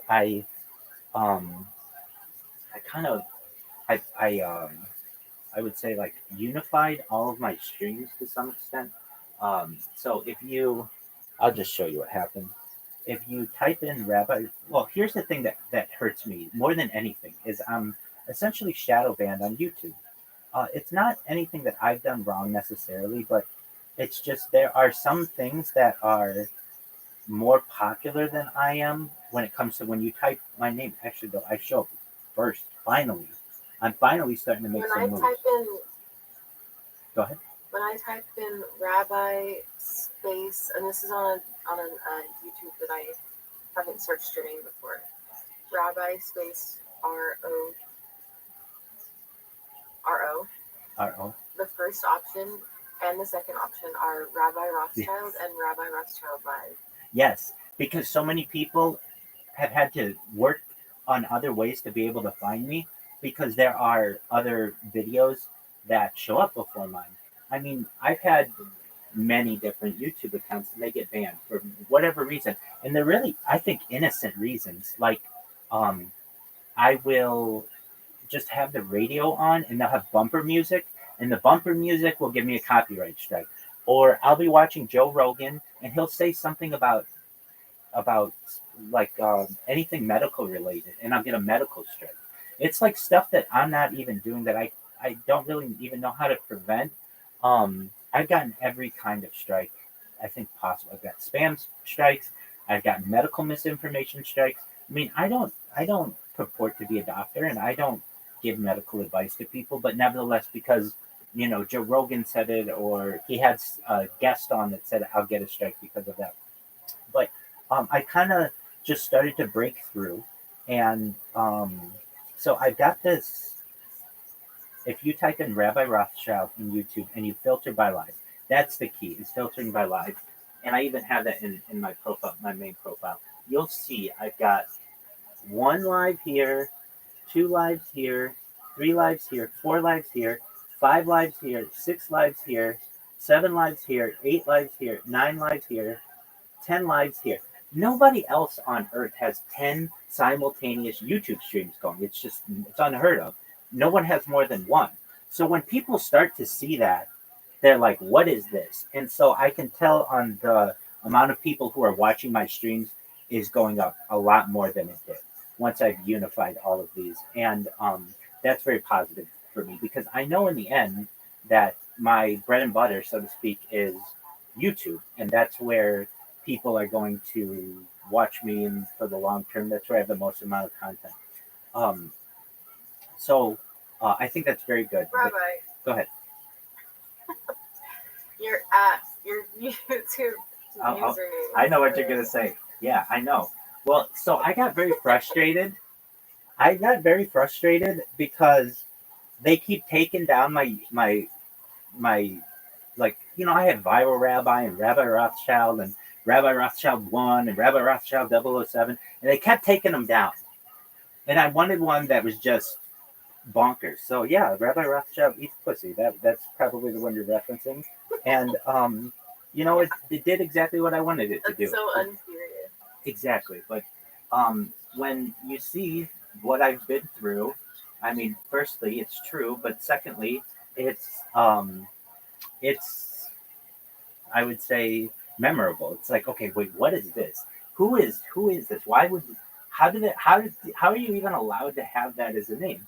And then I have many that are backup accounts. So they're like backup video archive 001. There she is. I don't know what it could be. You're okay. I have many that are like backup accounts, so backup video archive 004, backup video archive. And it's like, why do you have all these backup ones?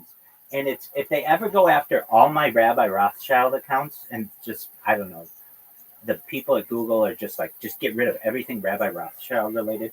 I have these backup accounts that are just thrown throughout the internet to basically be a backup to everything.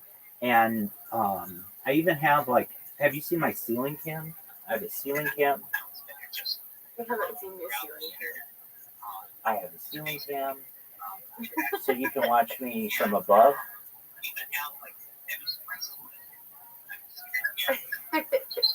And as you can tell, it doesn't have too much of a delay. But yeah, I've been my positivity continues to grow, especially when I see how many people watch my streams. I mean, I have some of these streams where it's 0 people watching. That's been the name of the game for a long time. But I get some where it's, you know, dozens of people are watching for like hours, for like long periods of time.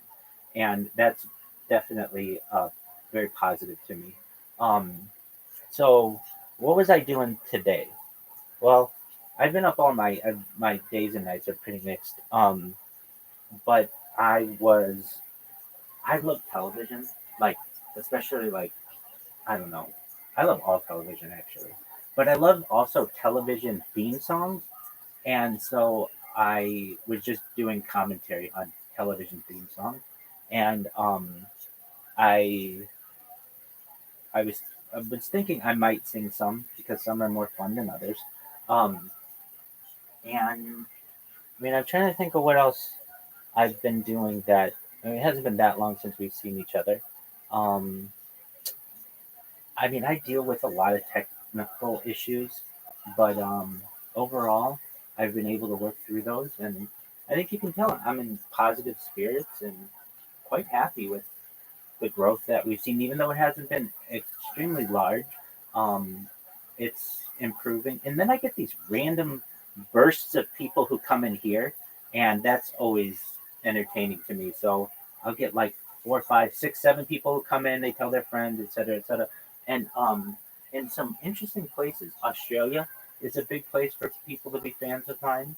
And of course, the United States, I get some people from Germany and some people from Israel and some people from um, Canada. So I do have kind of like some fan base areas, and yeah, I would say things aren't exactly where I want them to be in terms of hey, I've blown up and we're solving all the world's issues, but on the one hand, but on the other hand, we've seen slow growth, and that's always good. I mean, my you know, biggest fears are that at a certain point I won't be able to afford to do this, or I mean, if that happens, then I just have to get another remote job and work. And I did that this summer when I needed more money, and but like you know, the internet goes out, or power can go out, or there are all kinds of things that can happen that I just do my best to avoid, and just you know, keep the good times rolling, as they say. Mhm.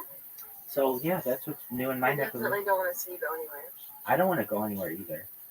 Well, I shouldn't say that. When I go viral, I want to travel the world and do all the cool things in the world. But until then, yeah.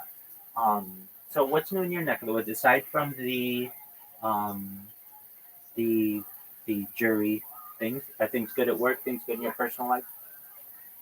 Yeah, things are good at work. I went to see a movie last night What did you see? with my roommate.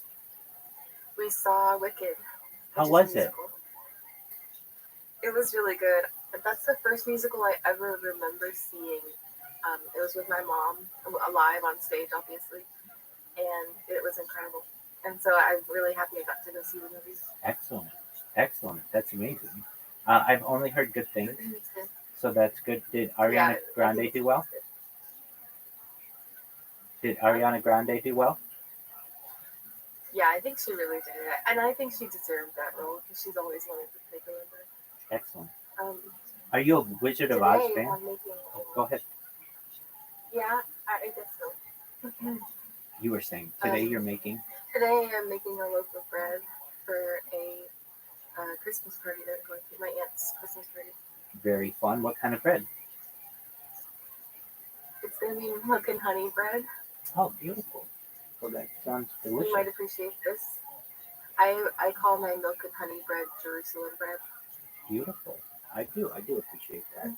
That's wonderful. And your aunt is host. Yeah, of course, land of nothing. So your aunt is hosting a party. You're gonna come with your bread, and are other family members going to be there? Is it a big party? I think it'll be a big party. Very cool. And my bread is gonna be a gift.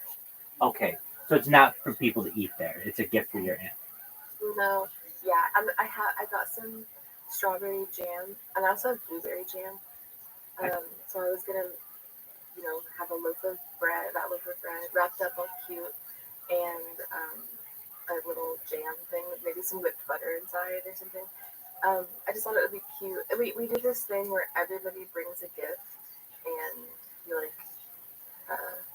you basically pick them blindly. Very well. I saw this in. Well, did I see this in The Office? I think they do this kind of a thing. Or no, they do a Secret Santa. Yeah, they do a play on that. Okay, so this one's like a blind gift exchange, correct? Yeah, there's that Secret Santa where everybody draws a name and then you have to get a gift for that one person that you draw. Okay. But in this game, it's like called White Elephant or Dirty Santa. Or Yeah, something like that. Yankee Swap they call it. Everyone has a different name. Yeah. Yeah. So that's basically what it is. Yeah, I learned those from The Office. I love The Office. Yeah, I remember now. I remember that The Office, they turned it into Yankee Swap. Exactly. That's exactly right. Yeah. Are you an Office fan? Yes. Oh, excellent. Yeah, I'm pretty diehard. I also like Parks and Rec. I do too, girl. Absolutely. Okay, so let's talk about it. Who's your favorite character on The Office? I love Pam and Jim. Oh, no, but it's Dwight. Dwight's my favorite character. Okay. How about on Parks and Rec? Leslie is my girl. Oh, is she good for you? Leslie and April. Okay, excellent. I love John Ralphio. He's No. Oh, he's amazing. He's amazing. He's the worst. He's the worst in the world. Yeah, and his sister Mona Lisa Saperstein. No, I love John. Oh, he does. He's terrible. That's why I love him so much. I mean, he's just so outrageous of a character. Like when I first watched it, I was like, this guy sucks. But he grew on me to the point where he sucks so much that I actually embrace him. And yeah, I mean, I love everyone on that show, except for probably Mark. Except for Mark Brandanowitz, probably. No offense to that guy, but I was even just reading something about him recently. Okay, so do you remember the last season of that show of Parks and Rec? Which one? Of Parks and Rec. Yes. Where it's like all futuristic, and they have those cell phones that like. President. Yeah, exactly. I just like the technology that they have. Like they have cell phones that like are like holographic and things. I just think that's super cool. Oh, I love Andy. Andy's hilarious. I don't know how people. Yeah, Andy's good. I like Rob Lowe's character. I think he's, literally one of Yes, the. literally Yes, the best. exactly. Because I've known people My body like is a that. microchip. Yeah, I've known people like that. I've been like that in times of my life. So yeah, I want to exactly. be him. Yeah. I think that like scientists have said that the first person to live over age 150 perhaps already has been born, and I believe I am that person, something along those lines. And Yeah. I love that. I love Ron Swanson in that show. I don't know how people couldn't love his character. I think he did. Oh, you know who I really love is what is her name? Tammy. I love Tammy. Tammy, who's his real life wife, Oh, Megan Mullally yes. or Mullally. Tina Fey. No, Megan or- Mullally. Her name is Megan Yeah, Mullally. she voices Gail in Bob's Burgers, and I love her. Okay. Yeah, she was on Will and Grace, if you remember that show. Yeah. Um, I get her and Tina Fey confused. I think they look alike.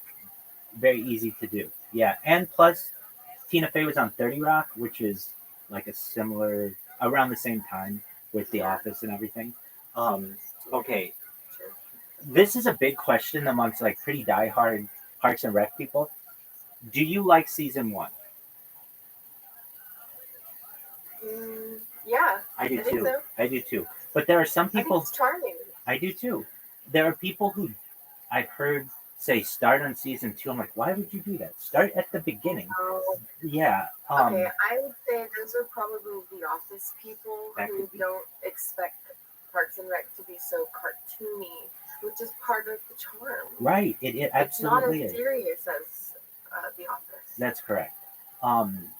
And I think that it's like it shows it. I don't know. There's almost more normalcy at the beginning. I feel than what ends up happening. I think the reason people may make that suggestion is because they want it to be really funny and all these other things, and also you don't have to deal with the slowness of it. Like you don't really get into Mark Brandanowitz and all of because he doesn't really. He's in for like 2 seasons, and then they get into Adam Scott and Rob Lowe's It's just character. her doing her job and the town sucking, I guess. Exactly, but that's what I really love about it.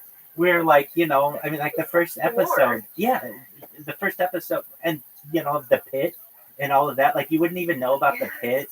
I really like that song. I feel in the pit. I love that song. So and then there's like Little Sebastian, and like everybody just goes crazy for Little Sebastian. All of his songs are incredible. Yeah, 10,000. What is it? 10,000 candles in the wind. Yeah, all of those songs are really good. I have taken pictures outside. So Pawnee its city hall is Pasadena City Hall, and so I've actually taken pictures there and done I did like a little like a music video there. That's how much I like The Office. He's like I have to go to the Office. I like to go to the locations of places. I've been to I'm saying The Office. I mean Parks and Recreation, to their city hall. But I've been to the offices as well. That's in Van Nuys. And it's really interesting to see that it's like much different than it is in real life. But okay, anything? Oh, I've always wanted to go to the Snake Hole Lounge. I've always thought that would be fun. Mm-hmm. I always wanted to try whatever that thing is called, snake juice or something like that. Snort juice. Okay, Yeah, and then and then I wanted to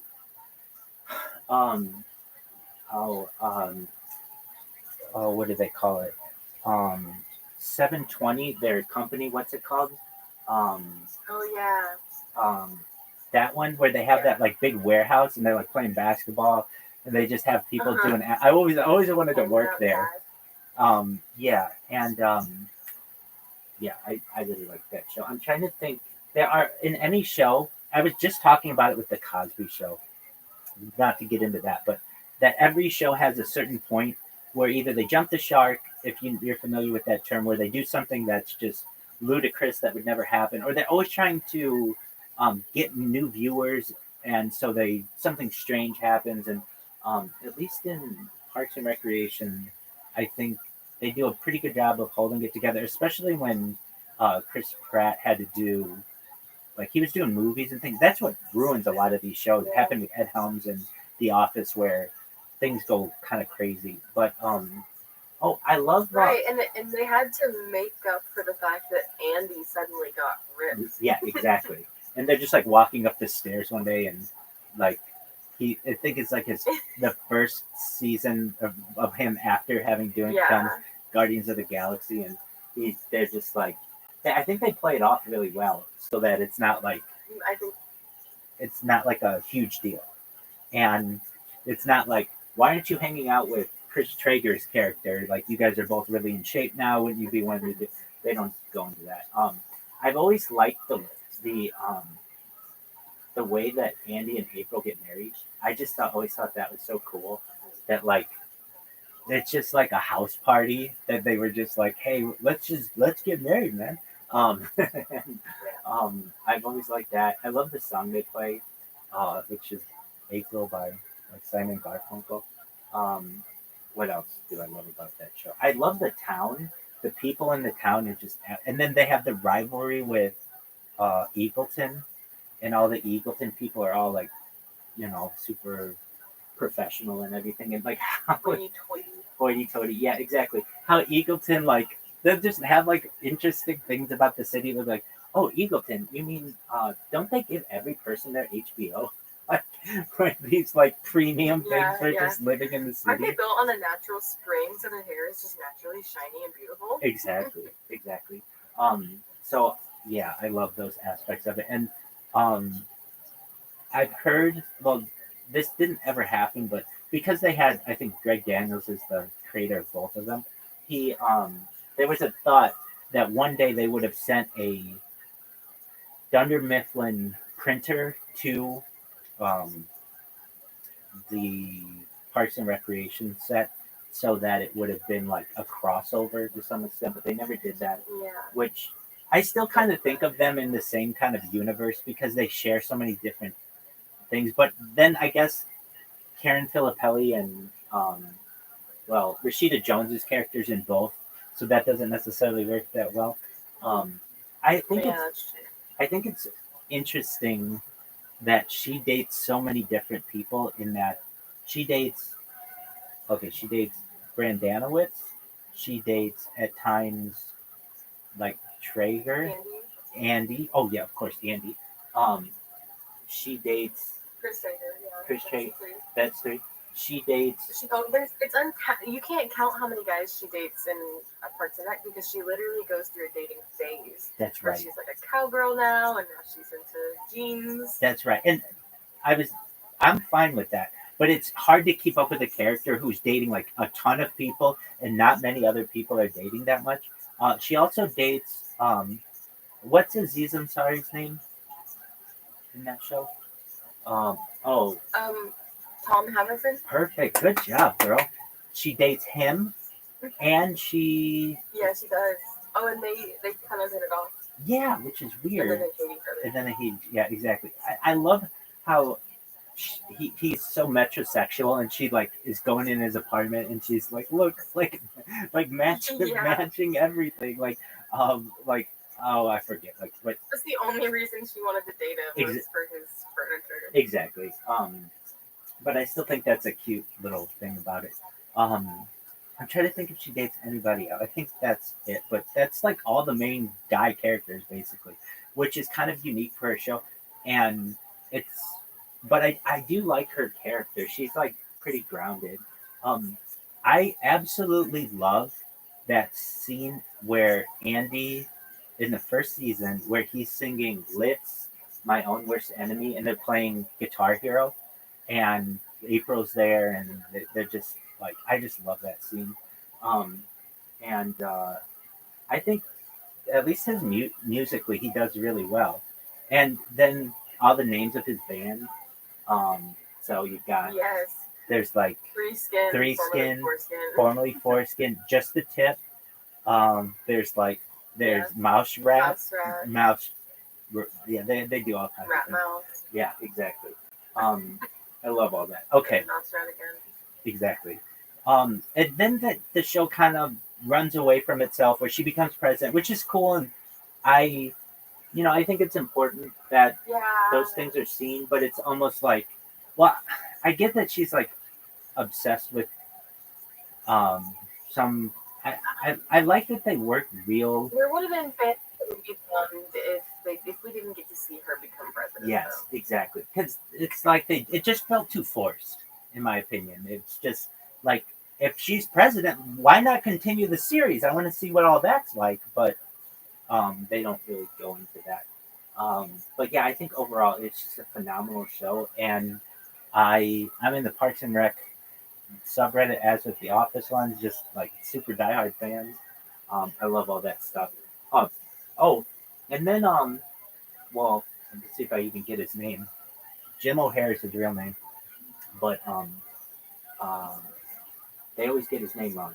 Jerry or Gary. Well, they call him Jerry Gergich, and I love his family. Yeah, that he has Gergich. this beautiful family. Me too. He sounds like the most amazing family. Exactly, and they all love him, and he's just like like that's just a beautiful, beautiful family that he has. I mean, obviously they're all very attractive people, but just how they treat him, like everybody in the office treats him like garbage, or not the office, but in the Parks and Recreation treats him like garbage, but yet he is very much loved by his whole family, and I just think that's really good.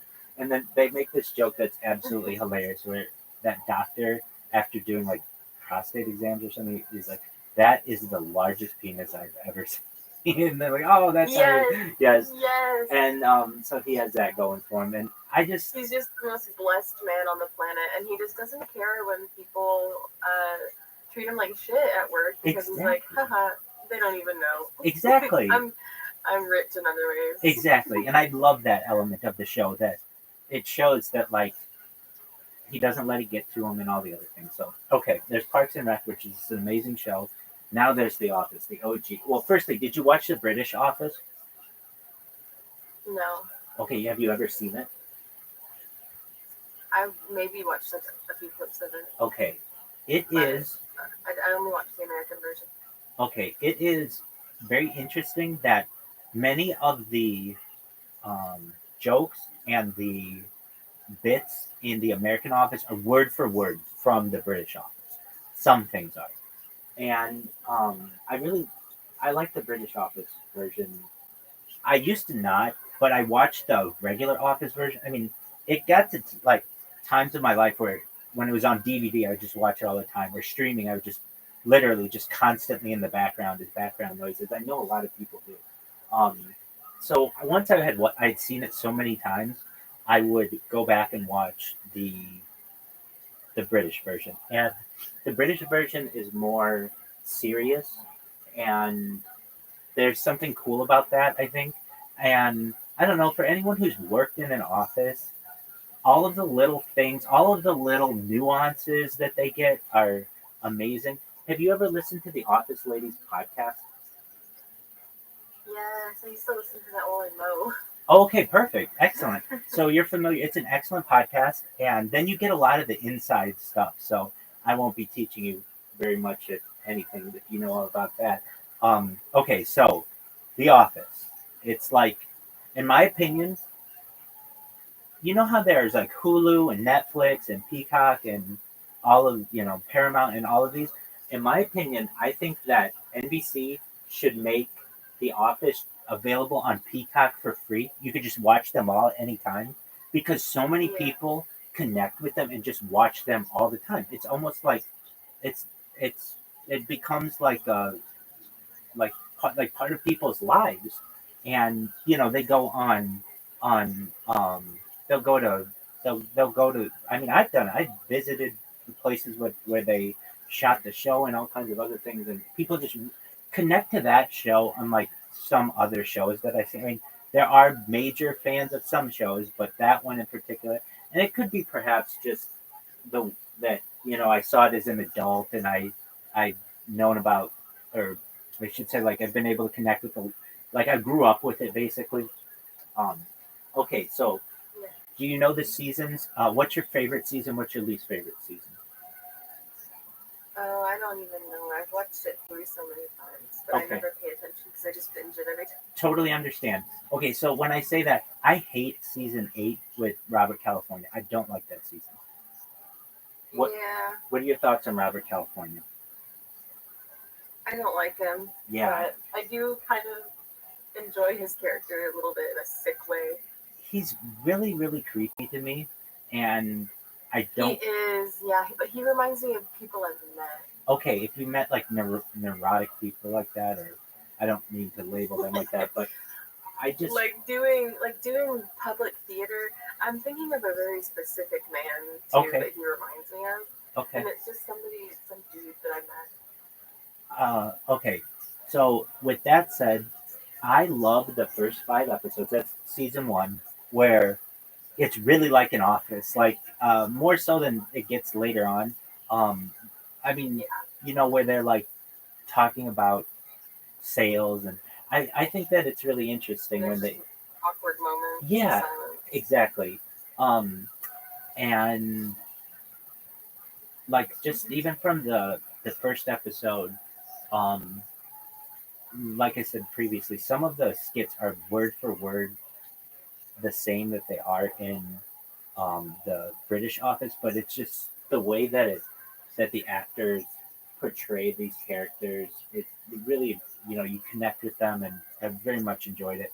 Um, I like seasons 1, 2, and 3 the most. I would say I don't really like when Jim and Pam start to um, like when they get married. That's fine. I mean, I think it's a beautiful wedding Yeah. ceremony and everything, but then it It goes starts to downhill get after weird. that. Exactly. When and they're not as honest with each other. Like, and I've seen these characters like um, be dissected from podcasts and Reddit and all these other things, but like it just seems really like super innocent how they're they find each other and everything. I just the one scene where Jim comes back from New York and Pam's just sitting there doing one of those things, I forget what they call them, by the window. And she's just like, yeah, and so I just hope, things go well with Jim. And it just doesn't seem like it was ever the right time. And then he just comes in and he's like, are you free for dinner? And she's like, yeah. And she said to cry, oh, it's just, I'll never forget where I was when I saw it the first time. It was just absolutely, it was just very heartwarming. Yeah, that was like a big sweet moment. Absolutely. Oh, so you said Dwight's your favorite character. Why Dwight? Yeah. Because I just love that. I love that autistic man. Okay. I think the Amish stuff is fascinating. Okay. I think his culture is amazing. Yeah. I think the beet farmer thing, charming. I think his dorky style, Sure. cute. Excellent. I love that man. That's what I like to hear. Good. I like someone who likes what they like. Beautiful. Do you like? My man right there. I've watched the show with people. Like I've been like, oh, you've got to watch the show. You've never seen The Office. You have to watch The Office. And like, I know. I've been told a million times I need to watch this show. Okay, so let's sit down to watch it. And people really sometimes do not like Michael at the beginning, and I can understand why. He's kind of. Yeah, his jokes didn't age well. Yeah, no, they didn't. And I would be like, how don't you think he's funny? Like he's like the funny boss and everything. And they're like, he's sexually harassing everybody. He's making inappropriate political jokes. He thinks that he's all that, but he's not. And like, yeah, but you have to see past all that, and you have to understand that it was on television years ago and everything. But yeah, a lot of the stuff that he did did not age well. We have, you know, I I really liked the temp when he was just the temp and didn't get all crazy. Um, BJ Novak, just because he just I don't know. I've been a temp. Before he got like. Yeah, exactly. Before it got all weird. Um, I don't know if I've been a like a temp like that, but I've been like the youngest person in an office, and when that happens, you like relate to a lot of the things that they do. Um, I can say that while I like Dwight, I it's interesting how they treat him because he's the best salesperson in the office, yet they don't appreciate really what he does, I feel. And I think that's unfortunate. I've seen a really interesting take on The Office, which I totally get, is that Jim and Pam are actually like the um, enemies. Oh, not enemies, but like they are actually bad people, like really bad people. And when you look at it like, Yeah, compared to everyone else that's just there minding their business and getting work done. no. I mean, Jim and Pam are bad people that they're manipulative. Meaning, like, Jim never does his work or doesn't do his work often. He's always pranking Dwight with stuff. And, like, in a normal office, he would have been fired for those things. Or Pam, who is like, um, she knows that Jim's in a relationship with Karen, but yet she's really flirty with him and all these other things. Like, and Jim knows that Right. that um, Pam is with um, what's Pam? What's the Roy? And yet he's always Roy. flirting with her, which I totally get that. Like if you look at it from that light, they're not good people at all. They basically hurt a lot of But what- people. Go ahead. Okay, but Angela sleeps with Dwight when she's dating Andy. Oh, she's And- terrible. I'm not saying no. I'm not saying she's the moral compass of the thing by any I means. think other people are also pretty wicked. Agreed. No, definitely. I mean, Dwight shoots off a gun in the office, and Yeah. and I don't think Dwight like ever. I mean, I wouldn't say he commits infidelity or whatever, but he does sleep with Angela while she is married to the senator. Wait, so that is infidelity. Yeah, And what about with Andy? that's true. Yeah, I mean, he's not in a relationship with these people, but he is. And they No, work like, together maybe and nothing everything. wrong. So there's at least they have to have that camaraderie, the friendship at least. Okay, I really like Michael. I think that um, he has a certain innocence to him, like he's this naivete that like I really I don't know. I know that many of the jokes don't age well, and he doesn't ever come off as like the best boss ever. But there are some things that he does, like when Pam has her painting, and he's like he buys it and puts it up and like appreciates it, and they're just like heartwarming moments like that. I just think Yes, and he changes so much by the end of the series. He just becomes like such a great man, to be honest. yeah. I mean he ends up like getting in relationships and well at least at the end he does develop into that. He gets kind of crazy though. Oh my god, him and yeah, he does. Well, but a man doesn't have to be like husband material to be a good man, and he definitely becomes a good man throughout the TV show. Yeah, I would say so. Or he improves. I okay, so there are some elements to it like that I'm probably dissecting the show too much, but okay, are there any characters you don't like in The Office? I said mine, Bob, Robert Kalamakis or whatever, Robert California.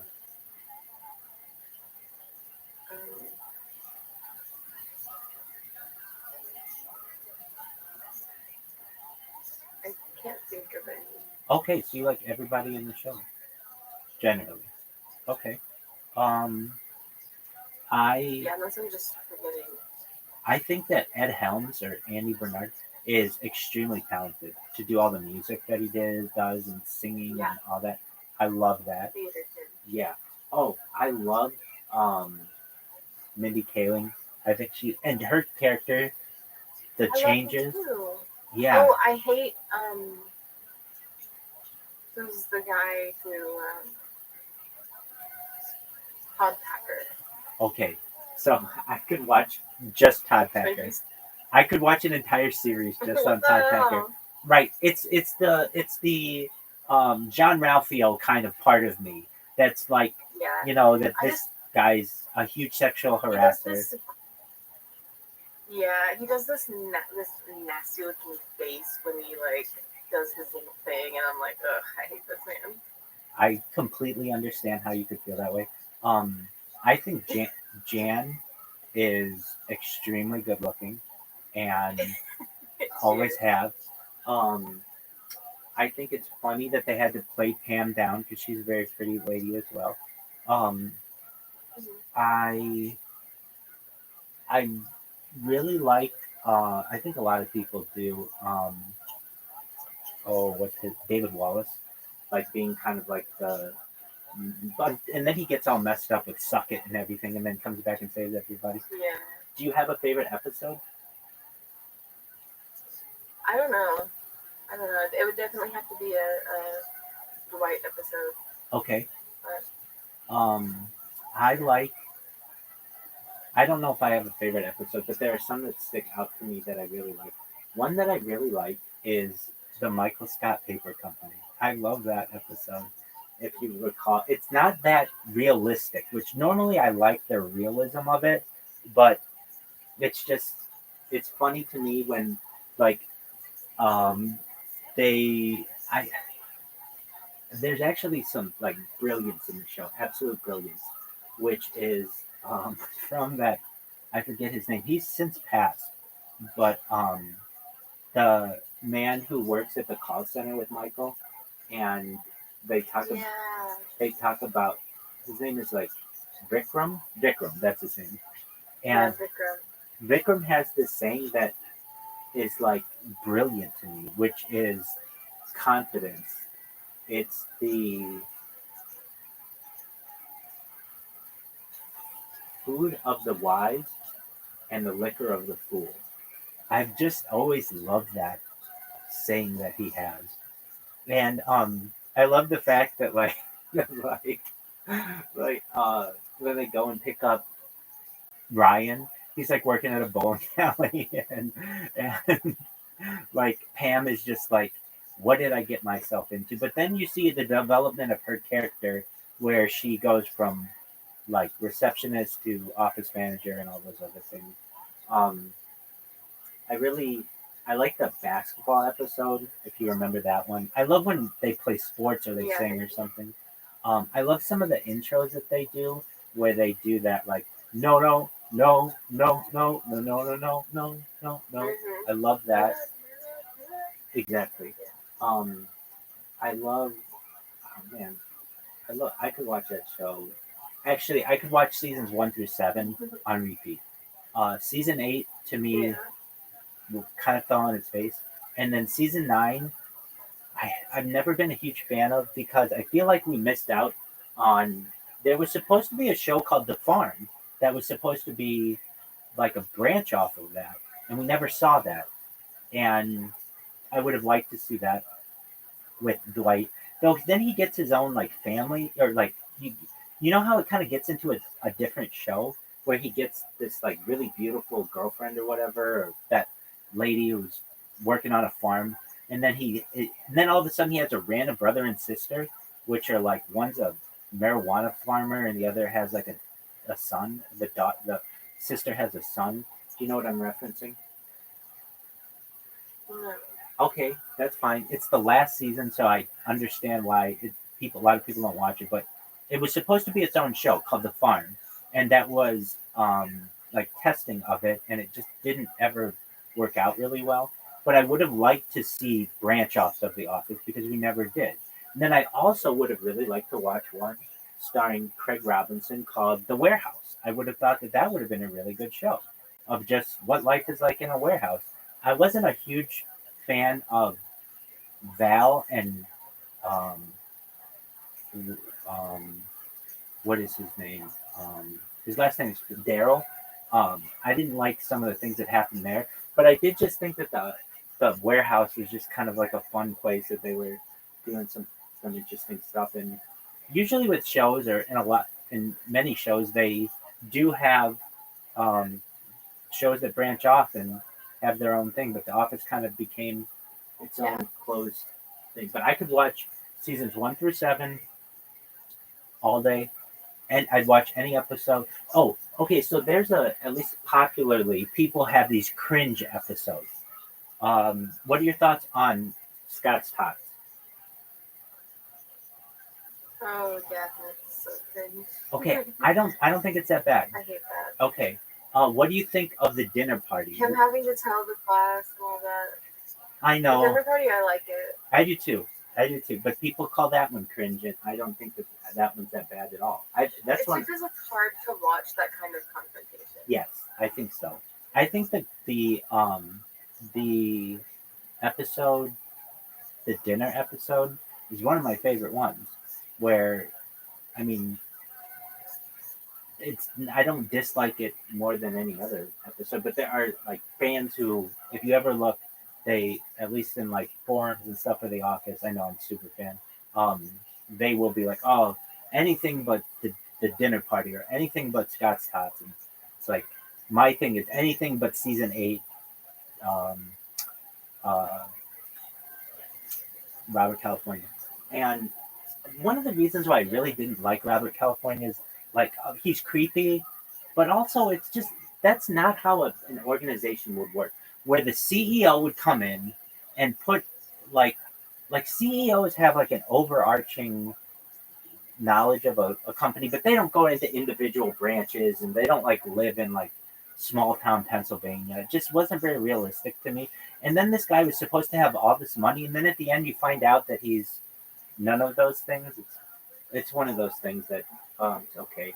I really like Ellie Kemper. I think she's very attractive, but also really sweet in that show. And so that would be Donna Noble. What's a on Noble? Donna Noble. You're talking about I'm talking about Erin. Who's Donna Noble? What's her name? Erin. She's the other receptionist after Pam. Oh, never mind. Who's Donna Noble? Oh, let me think. Donna Noble. Who's she played by? Catherine Tate. Oh, I can't stand that character. Do you like Catherine Tate's British character? one? Yeah. I liked her in Doctor Who. Perfect. That's Doctor Who. This is The Office. And that's what I feel like everybody said. Oh, I liked her in Doctor Who. Okay, that's fine. That's fine. This is The Office. And you have to understand that, like, nobody wants a tablet that's a triangle. Yeah, but it was in the point of The Office where they were just trying to do anything they could to stay afloat. There was a writer's strike. Right, all this, exactly. And I get that. So, I'll take some Donna Noble. Okay, so that's her name, Donna Noble? In Doctor Who. Oh, in Doctor Who. She plays Okay. Donna Noble. Okay.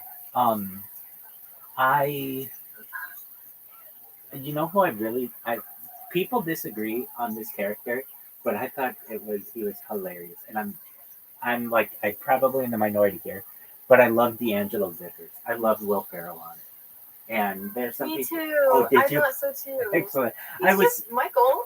Yeah, exactly. I really wish he would have been the next boss. And just what he's like, and he spoke for everyone in some ways where Jim and Pam are trying to like get in good with him with their kids or their kid at the time, and he's like, that baby could star in a show called Babies I Don't Care About. I love that. Or just yeah. I just think and I was really excited for him. Right through it. Yeah. I was really excited for him to maybe be the next boss. But I understand. He's a movie star and he doesn't want to do television. But I thought, that would have been really, really cool. Yeah. They had, I would say, okay. If you ever saw Kelly Kapoor, her character in the early season, and then they change her, or she just really blossoms as a character. And I know that she was a writer, so she couldn't always be in everything, but she just has some hilarious lines. In the Office Ladies podcast, they said that Mina, what is her name? Mindy Kaling. Mindy Kaling. Yeah. That her personality, her real personality, just came out of the Kelly character as the show went on. Like being into fashion, being into these TV shows, Right. all of that is just Mindy Kaling. And that's what I love, because I love that. it seemed much more realistic than just this really quiet person who they had in the office in the early, like season 1. She just like slaps Michael. That's like her only thing that she does of real relevance that I recall. Right. She doesn't really, she's not dating anyone or anything like that. But then they get into. I love Talk Your Ear Off Kelly. Oh, me too. Where she's the entire customer service department, and they're just oh, how can I help you? Blah, blah, blah, blah. Oh. Or like when. Oh my gosh, when Jim is making that sales call and he totally blows it out of the park by calling Yes. Kelly, and she's like, "Oh my God, Jim, hi!" I love that. I love when they when I don't love this part, but when they create the website and Kelly's like, "Oh, it's so easy. You just take it and you put it in. And it's like, oh, it says thank you." And yeah, exactly. Yeah. She had some lines that. Go ahead. And this is bad, but I love when she eats the tapeworm and like has a tapeworm for a while. And Okay. it's really skinny and like dark circles under her eyes. And Yeah. shit. I could see her absolutely doing that, so I get that. I love her relationship with Ryan. It's so toxic, but yet, like there are elements of it. Them. Yeah, exactly. Like, there's this one phrase, like, what is it? I'll slaughter the line, but like, I think it's like, it's something like, yeah, I have a lot of questions. Question 1, how dare you? Something like that, like where she says that. I just absolutely love that. I love how she's supportive of Woof, WUPH or whatever. And I, as someone who uses tech all the time, want that. I want Woof. One thing that links all my stuff and gives me every update that I need. And ever since I've ever seen that, I've always really wanted that. The final season, they get into those 2 new guys, the interns or whatever, and I don't really ever love those guys. I don't bond enough with them. What is it? Plop and I don't even know the other guy's name. They just kind of seemed unnecessary. I've known people who have. But I do like when Andy finds out that Aaron's cheating on him with a guy named Pete, and then he doesn't know that that's Pete because he only calls him Plop. Oh, Pete, that's his name. Yeah, that's right. I enjoy. You know what? I like the Dundies, all the Dundies ones. I love the Dundies, where the original Dundies, where Jenna Fisher or Pam is like, wow, like like when she wins her Dundies and she wins her Dundie and they play like Tiny Dancer at the end. I love that scene. I love just that like when Michael buys a condo. It wasn't so complicated, and then it just jumps the shark.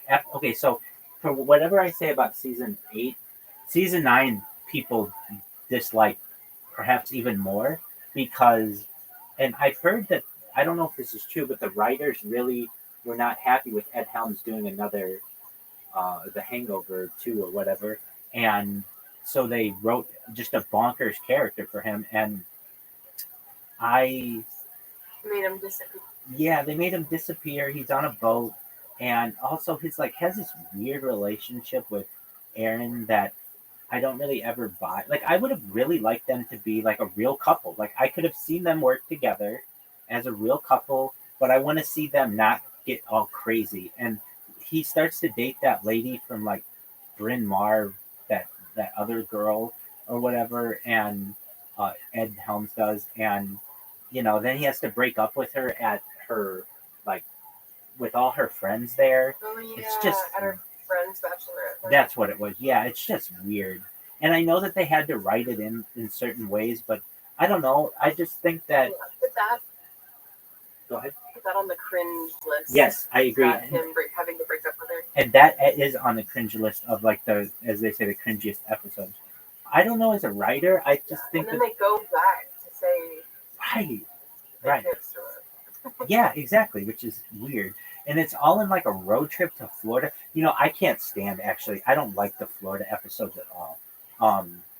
That's just, it just seemed out of place. And why would you have these, like, they work in Scranton, which is not Tallahassee, and why they chose Tallahassee, I have no idea. And it was just strange to me, all of that. I think that I didn't like Joe Bennett as the like when she comes in, I and kind of like her. well, I like her character, but I just don't think it's realistic. Whole, like, everyone being based in a different state and all of that. It's very much like what it feels like when your company gets purchased by a bigger company. That very well could be, and I haven't had that experience, but I do like when I've been through that. Okay, I do like it when they, and I'm not saying I don't like Joe Barrett's character. That's her name. Yeah. But it's just she's there too much. A real CEO would only be there one time, just to say hi. True. But I like when Jim edits her audiobook to be a letter to what's his name? Dwight, isn't it? Gabe. Oh yeah. That's right. It was Gabe. That's right. I'm not a big Gabe fan, and I don't know if you are. Are you? No, he's so cringy. He's very creepy cringy, to me. But, yeah. And I don't like him with Aaron. No, I don't either. That's creepy. I don't really think that. I know that they needed more characters, but frankly, like if they had, I don't know how everything in television world works, but, and I know they had a writer's strike, but I wouldn't have wanted to add all these new characters. I think that it would have been fine if they just condensed The Office a little bit, and we got more to learn about Stanley and more to learn about Phyllis and Creed's crazy world and all of those things. I mean, that would have been fine. Meredith, I mean, she was doing a whole bunch, but we never got to see it, which I get is part of the joke. But yeah, exactly. But we never see any of their, even, well, and then this is an issue that arises, Kevin, and how he goes from like normal accountant or generally normal accountant to just like his intelligence level drops to the point where he's like doesn't know if like a turtle is dead or not, or like a dog is dead. And I just don't necessarily, I don't like when they do that to a character. I like it when he was smart. Completely cartoon. Exactly. He wasn't necessarily smart. Because he had a fiance. Exactly. And a stepdaughter, basically. Absolutely. And that would have been cool. Like, he did fantasy football. So it means it's like he was one of the guys, kind of the deal. Like, he, you have to be somewhat intelligent to have these parts. They were more normal parts of his life. And then it's just this degradation. Right. Now he's just a fat loner. Exactly. Yeah. And I did not like that. But I do like his character. I love Creed. Do you like Creed? Yes. Okay, excellent. I like his vlog. Yeah, I love that. That's so funny. When they have just things like that, he's like, I'm 30. Well, I'll be 30 in November. That's so funny. Can we get Red Bulls in this thing, brah? When he's trying to. And then when I think it's on the fucking second episode or whatever, when they're firing people and he starts wearing a wig around. You know what's because they're gonna fire the oldest person. Right. Wait, no. That's not when they do that. When he uses all the toner. I don't remember. He that's a little later, but oh yeah. But I do love. He dyes his hair. Exactly. I love all of that. When they do this shot of him, and it's just from the back, and so you don't know who it is, and it's just this guy with jet black hair, and then he sits down, and he's like, yeah, sometimes like he's trying to play up like he's much younger than he is. I think that's when they're doing some kind of layoffs or something. But yeah, I absolutely love that. Yeah. I love his character. I love that he kind of was Well, that's like his real name too. But he was in the Grassroots, so he was in like a music um a music band, like a pretty big band. And then I love the fact that he wasn't supposed to necessarily be a real character, but he did something that Creed I was literally gonna say that. exactly where it was in the episode where they have the races on their forehead, and he says something, and the fact that he said something Yeah. meant that But they had to hire him on. exactly had to do with like the union or They had to something pay like him that. more. Exactly, and then he just Yeah. and that's I had such listened to that episode of Office Ladies, I think. excellent, and that's such a Creed thing to do that it's like it was art or life, art imitating life, so to speak, and I love that. Um, I really love their holiday parties. Those are some of my favorite. I could just watch those That's ones. exactly how Chris Bratton got the job.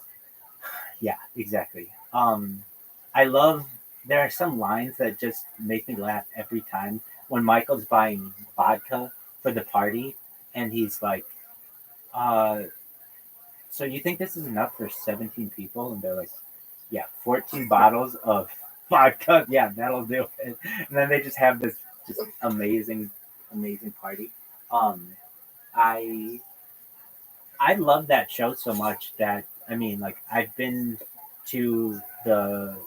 It's called um, Valley. It's on Satakoy Street in Van Nuys, and it's called like Valley Film something like that, and they had to cover that up to make the Dunder Mifflin building.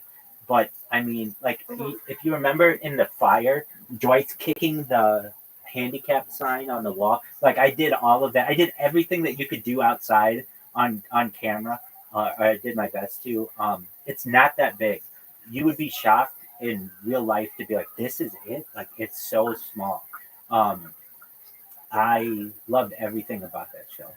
Um, what did you think of Idris Elba's character? What is his name on it? Do you know who I'm talking about? Idris Elba. No. Okay, he's how. What was his name in the show? Um, he is the guy who Kelly and Angela really think is hot, and he has glasses, and basically he comes in working for David Wallace, and he came from Steel. He worked for Satakoy Steel. He is like really put together, and Jim, like Oh. the he comes in. Charles Minor is his name. That's it. Yeah. Yeah, I think that I thought he did an excellent job. I would have never known he was British when I first saw it. I would have never known that I think he did a really good job of just playing like a really the straight man, but like a real business person who's trying to make this branch do better, and all of those things. I thought his character was really good. Um, I think it's really cool that Michael and Carol in the show were really married, and so they got to like have her in the show. I think that was really cool. But the fact that they're like, she hated him. Yeah, exactly. But I mean, that's kind of how it works sometimes. I did not like the Pam's mom. I think. Well, let me say I liked the first one, which she and Pam, if you remember, that lady only shows up in one episode, and due to her doing like Broadway or something, she couldn't do the other ones. But then they bring in that other Pam's mom. Actresses. Exactly, and she's. I mean, I think she's an attractive woman, but I never bought that. That's Pam's mom. That was just they didn't look alike. The other lady did look alike, but this was like a really hot lady, not really hot, but like a very attractive woman. And then, like Michael, of course, he's gonna hit on her and all these other things. Yeah, he went through a series of some weird relationships, like that lady who ran like a Dave and Buster's. I forget her name, but that lady. He dated some really attractive women, but that's where she's like, get off my table. We just had that felted, or You know who I'm talking Oh, about? yeah. And she was cheating on her husband. Yeah. That's a weird one. That's kind of a cringe moment for me, where they have to go to the baseball game, if you recall that. Um, I really another cringe moment that people say, and I agree, is Pam's, um, like the lady who owns Pam's building when she's trying to set Michael up with her, and Michael just like because she's not overtly pretty. That's not that. The short-lived. Yeah, it is. It's quick, and thankfully, I really like when I I really like. I mean, I could have watched an entire series of any of these things, but I really like this Stanford branch or um, Oh, yeah.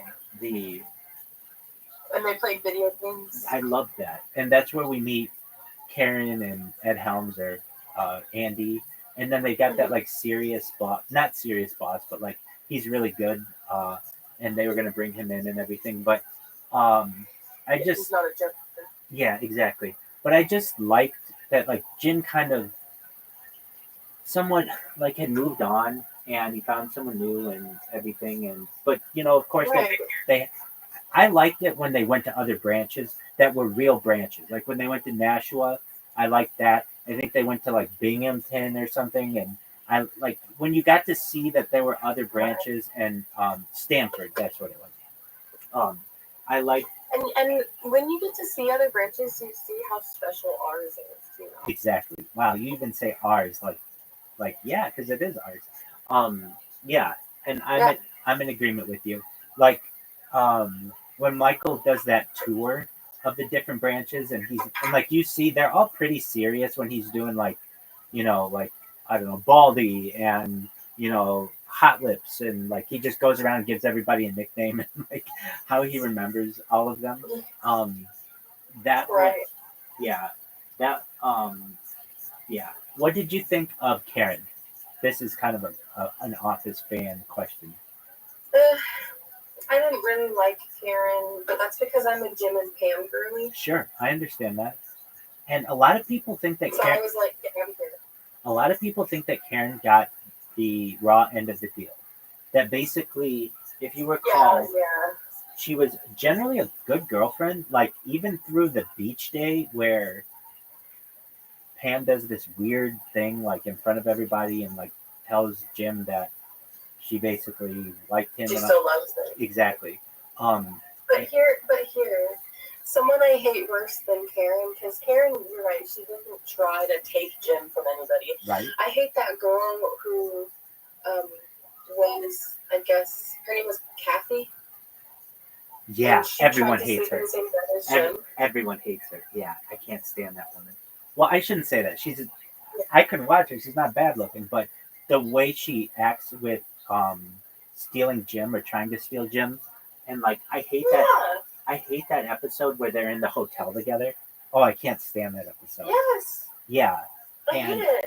Yeah, and she's like, Oh my God. she gets out of the shower and she's like, I'm so cold, and like, but it's like, Jim, what are you doing? Get out of there, dude. You are a married man. What are you doing with like a young? It's his hotel room. Yeah, but even still, I feel like you'd be like, can you just leave, or I'm gonna go somewhere else. You could go to the lobby. You could go to the pool. You could just be on the phone with your wife. Yeah. But I understand. I mean, it's just not a good look. And then it gets really weird. Like, I don't know. They make it look like a crime scene or whatever just to get her out. Or wait, no. Dwight comes in and there's like bed bugs or something like that. Like, Yeah. it's just, yeah, it's not that realistic to me. I I was reading about this today actually. How Amy Adams. I thought Amy Adams's character, if you recall, she's like Purse Girl. I think that she does that they were going to keep her in the show. Well, I should say she wanted to be a movie star. Television wasn't necessarily her thing, um, but they had something where they thought that she looked too much like Jenna Fisher, and it would be confusing to people. She did. And there is that they both like pretty redheaded people, but I really liked her character. I mean, she's again a very beautiful woman, and so not too bad on the eyes. But I thought that they did her in pretty badly, and then also Karen Filippelli. If you recall the way that Karen and Jim broke up, it was like all Karen did was like, and I'm not saying what she did was right, but they went to New York. They were going to both have an interview for the position, and Karen was like, "All right, so I'm gonna go have lunch with my friends in the city. Is that cool?" Like, I could see that. I think as a boyfriend, I'd be like, "Yeah, that's fine. Go ahead." I mean, we don't have to spend every moment together, and I understand you're only gonna get to see these people for lunch or whatever. It's New York's a busy place. Go for it. I don't think that it was like the biggest deal in the world, but it was supposed to be like, oh, she didn't really care about him, and that's I don't feel that true because she moved from Stanford for him, and she even tells him that. Right.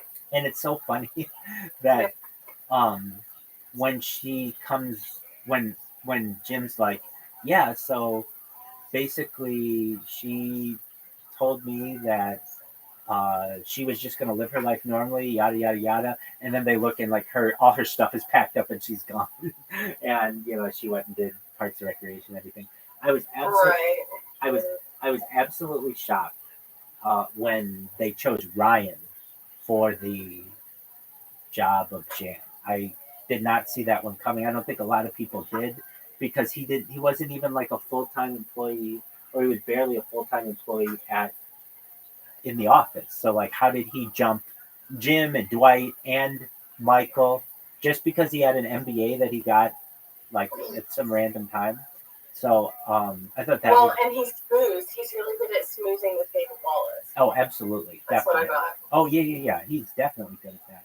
And then they do all kinds of weird stuff with his character. And I'm not saying that I like what they did with him. I understand that they had to because they couldn't always show him in the show, but like um I liked him in the beginning when he was normal.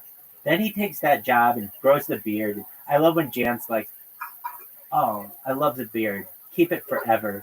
It's just very funny to me. Then he gets like really into drugs and his like short friend or whatever, and who like Dwight thinks is a hobbit, and then Yeah. he gets into like after all of that he then like where he what does he do? He gets into like frosting the tips of his hair and like having his mom drive him all kinds of places. So I'm not saying I like what they did with his character. And then he gets into like this nerdy like film kind of guy and like wearing bow ties and stuff. They do all kinds of weird stuff with his character, which I can't say I necessarily like. Um, I I have known people who really, really like Stanley. Like they have Stanley mugs. They are just huge Stanley fans. What are your thoughts on Stanley? I like him. I like his vibes. I like that he doesn't like to work. I like I that. wouldn't like buy his merch. No. I completely understand that. What I don't like about him is his infidelity. I did not like that. Yeah, that's true. He had a wife, and then I think her name was Terry or something like that. And we actually see her in the Dundies, and then Yeah, we do. And she's white. yeah, and then all of a sudden, hey, welcome. How are you, Aframasha? Hello. Hello. Today have a great day, and you?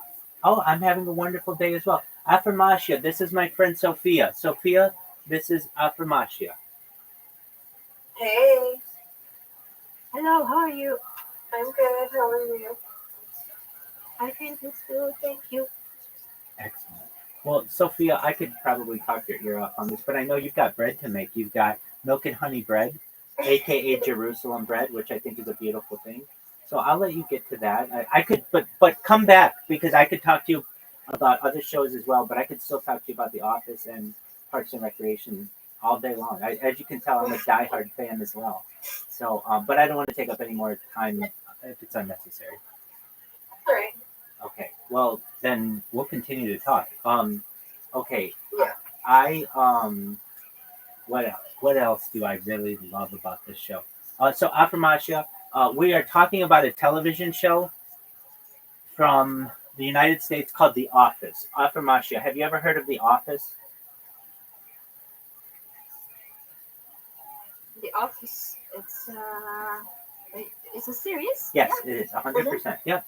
So we're both big fans of this show, and we're just talking about the show, but we can talk about other things too. But yeah, have you ever seen The Office?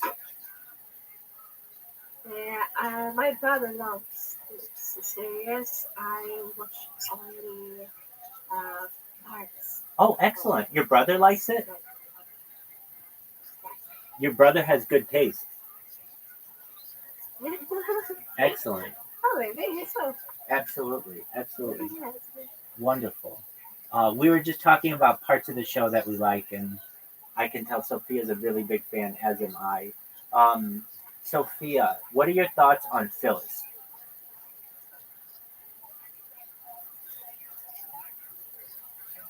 Did you hear me, Sophia? Sophia, can you hear me?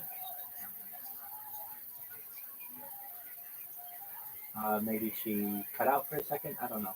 Sophia, can you hear me? That's okay.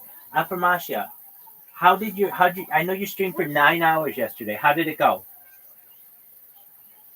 I think that I have a question for you. Go ahead. I must translate this question. Sure. It's a question. I am doing something in Poland like activist movement, and I am trying to get the people on the server on Discord and talking about the cases who is very important to not only the country. And for I have the same I think, but I don't know, and I wanna ask. I think I have the same objective of peace of the world. World peace, yes, absolutely. But I wanna ask you how you are an endeavor. Endeavor? Endeavor. Endeavor? Yes, endeavor. Yeah, endeavor to have that statement in the internet and how to talk with somebody who is just negative and he doesn't care about this what is going on, for example, in country and have an ignorance and something like that. Sure. Because I am very emotional. Yes. About cases. Yes, I deal with this every day. Negative people. People who, especially when it comes to world peace, they don't believe or they don't even want it. They like war. I deal with that all the time. And one of the first things that I do, and let me know if you need me to translate this, but I'll speak as easily as I can. I say to them, have you ever been impacted by war? Have you ever had someone knock your house down? Have you ever had someone steal your things? Have you ever had somebody hurt you? And normally they haven't. And so I say to them, then you don't even know what you're talking about. You don't even have an idea of what the pain of war can be. You haven't lost a loved one in it. And usually if you talk to soldiers, they don't want war either. One of the reasons why they became soldiers is because they wanted to stop war forever. And those people who like war or those people who like the negativity, many times I feel they are just trying to get a reaction out of you. So they're bored. They have nothing to do on the internet. And so, hey, I'm going to bother you and I'm going to try to make your life a little worse so that my life is a little better. Do you find that people are doing that?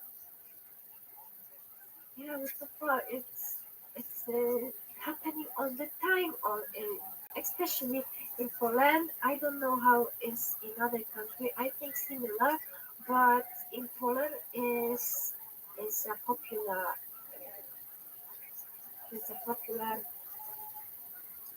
the statement approach where you know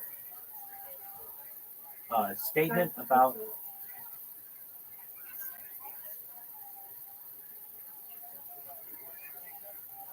statement about think negativity to positivity. yes. So here's what I do. I get this all the time where I will just say on the internet, "Hi everyone, how are you?" And they will say, "Kill yourself. We don't like you." Just immediately. I haven't even had a chance to say anything aside from, "I hope you have a good day." They'll be very mean to me. I lean into that and I'm even nicer to them. And they hate it. And I love it because it's more positivity. So I'll say, "Well, I hope you have a wonderful day," or "I hope many blessings are bestowed upon you," or "I hope that your day improves," or "If you ever need anything, come to me. I'm here to help you." If you There's a saying in English, "Kill them with kindness." I don't know if it's going to translate that well. I'm going to translate this just so it translates correctly. I understand. You understand? Okay. Kindness. It's yeah. So Yeah. so the strategy is kill them with kindness. Basically, when they are negative towards you, be extra nice to them. And that does two things. One, it does not bring you down to their level. And two, it's bothersome to them because you're actually showing them that you are stronger than they are. And then three, it's adding positivity to the conversation, which is always important. So I think at least what I do is I am just even nicer to the person. So if somebody comes in here and they'll be like, "I hate you," I'll say, "Well, that's an interesting opinion to have. May I ask why you hate me?" "Well, I just don't like you." "Okay, well, how's your day going?" Actually, Sophia, that's actually a quote from The Office that I use. "How's your day going?" Basically, when someone's mean to me, I will just be like, "How's your day going?" Because nobody expects that. And so when you are nice to them, it makes them even more mad. And there's something to that. Um, so when people are mean to you on the internet, or they in English a lot of times it's being called trolling someone, where you just do it to get a reaction out of them, then you just kill them with kindness. Be really nice to them and be very positive to them. And then also tell them that if there's anything that you can do for them in the future to help them, that you're there to do it. A lot of people start trying to be trolling with me, and then they see that I'm a really nice person, and they actually will apologize to me later on in our friendship or whatever, and they'll say to me, "Wow, I want you to know I didn't realize that you were a real person. I didn't realize that you were really nice, and I'm sorry. I should have recognized that I was being a troll." And you just try to change their behavior by being a good influence. So basically, the way that I try to do it is I try to be a light to them. I try to be a good influence to them. Sophia, do you have any? I can't remember Yeah. that one guy I was here when he came in here and you guys were talking for a while, and afterwards he said, "You know, when I came in here, I thought that you were a piece of shit or whatever." Exactly. I can't remember what he said. Or he said, "I thought you were a dickhead." Yeah, And absolutely. you were like, "Well, I'm glad I'm not." Yeah, I can't exactly. remember what he said. But I get those kinds of people. Somebody said that to me within 48 hours. They came in here. A lot of people try to bring in really negative things of into my life, and I do my best to not allow that to get to me, and to be positive back to them. And when they see that, it shows that you're too big for them. You're not gonna let them get to you. So in your case, Afirmatia, what does someone say to you that brings you down? What do they say? I wanted to say one thing after I will respond you. Sure. I noticed that this person who is trolling us by negativity, as you said, they are trying to get a fun from that, and they pretend that person to just to have a fun, check somebody is smart, but in reality they are They are other person. As you said, when I meet the person who is negativity and he don't want to talk, he's only hate me, I should be stronger than him. Thank you for that advice and show him, ask him about stay, about his feeling, why he's feeling, or even don't ask why, just wish him good feelings. Wish him well, exactly. And that is the best defense you can ever have because he'll realize that he can't get to you. And not only that, you're trying to be even more, you're trying to spread kindness. And that's something that's really special. Not many people want to do that, especially on the internet. Um, I would say that another thing you can do, I think you probably are doing this, but I wouldn't interact with anyone under age 18 because children don't understand what they're saying is very hurtful. So if you only interact with adults, that's another big thing. So basically, you don't have to deal with kids, and then you just are only a positive light as much as possible to adults. And then adults know what you're doing, and a lot of times you're able to change their minds, just like Sophia gave an example. And I think that that's the best thing that you can do is just be a light to the nations, a light in the darkness, and just be very, very positive. And even if you don't want to be positive, don't let them get to you. So if they're in a chat and they're being mean, let's say somebody says, I hate you. So sometimes, so I have a couple things that I say to people when they're being really mean to me. There's a saying in, I don't know if it's going to translate, but in English, it's kind of a newer saying, but it's cool story, bro. So somebody will be like, "Oh, I don't like you. I think that you're XYZ. I think that you're this and that and that, and I don't like this, and I don't like this, and I don't like this, and I don't like this." So it's like all this negativity, and I just sometimes will just be like, "Cool story, bro." What does that mean? It means like, I don't have enough time to read through all of your stuff. Thank you for the information. Thank you for your story. We're moving on. There was a previous generation, like grandmas would say something like, um, that's okay, honey, or something like that. There's like, there are ways to just basically dismiss people. These are dismissive statements, but they work very well if somebody's going above and beyond to be really mean to you and you don't want to deal with them in that way. So you just say, cool story, bro. And then I also use a lot of positive emojis. I just do that in my life generally. I didn't always. I'm for many years never ever used emojis or emoticons or anything like that. But because so many people use them in on online conversations, I do my best to use them. So I might say, and you can use these too. When somebody says, I hate you, you can say, I appreciate your opinion. Thank you so much. And then give them a thumbs up or like a smiley face or something like that, which shows that you're being very positive to their negativity as well. And if anything, it shows that you didn't let them get to you. So you can use emojis to your advantage and also get across positive messages as well. Does that make sense? Yes, that makes sense a lot. I thought it's on the paper. Okay, excellent. I need that. I need that. Oh. Being the light in the darkness is the most statement I want to go in and learn how to be a lightless person. So thank you. Absolutely. And when you even for them, yeah. Sophia, do you have any advice? I don't know if you can hear us, perhaps.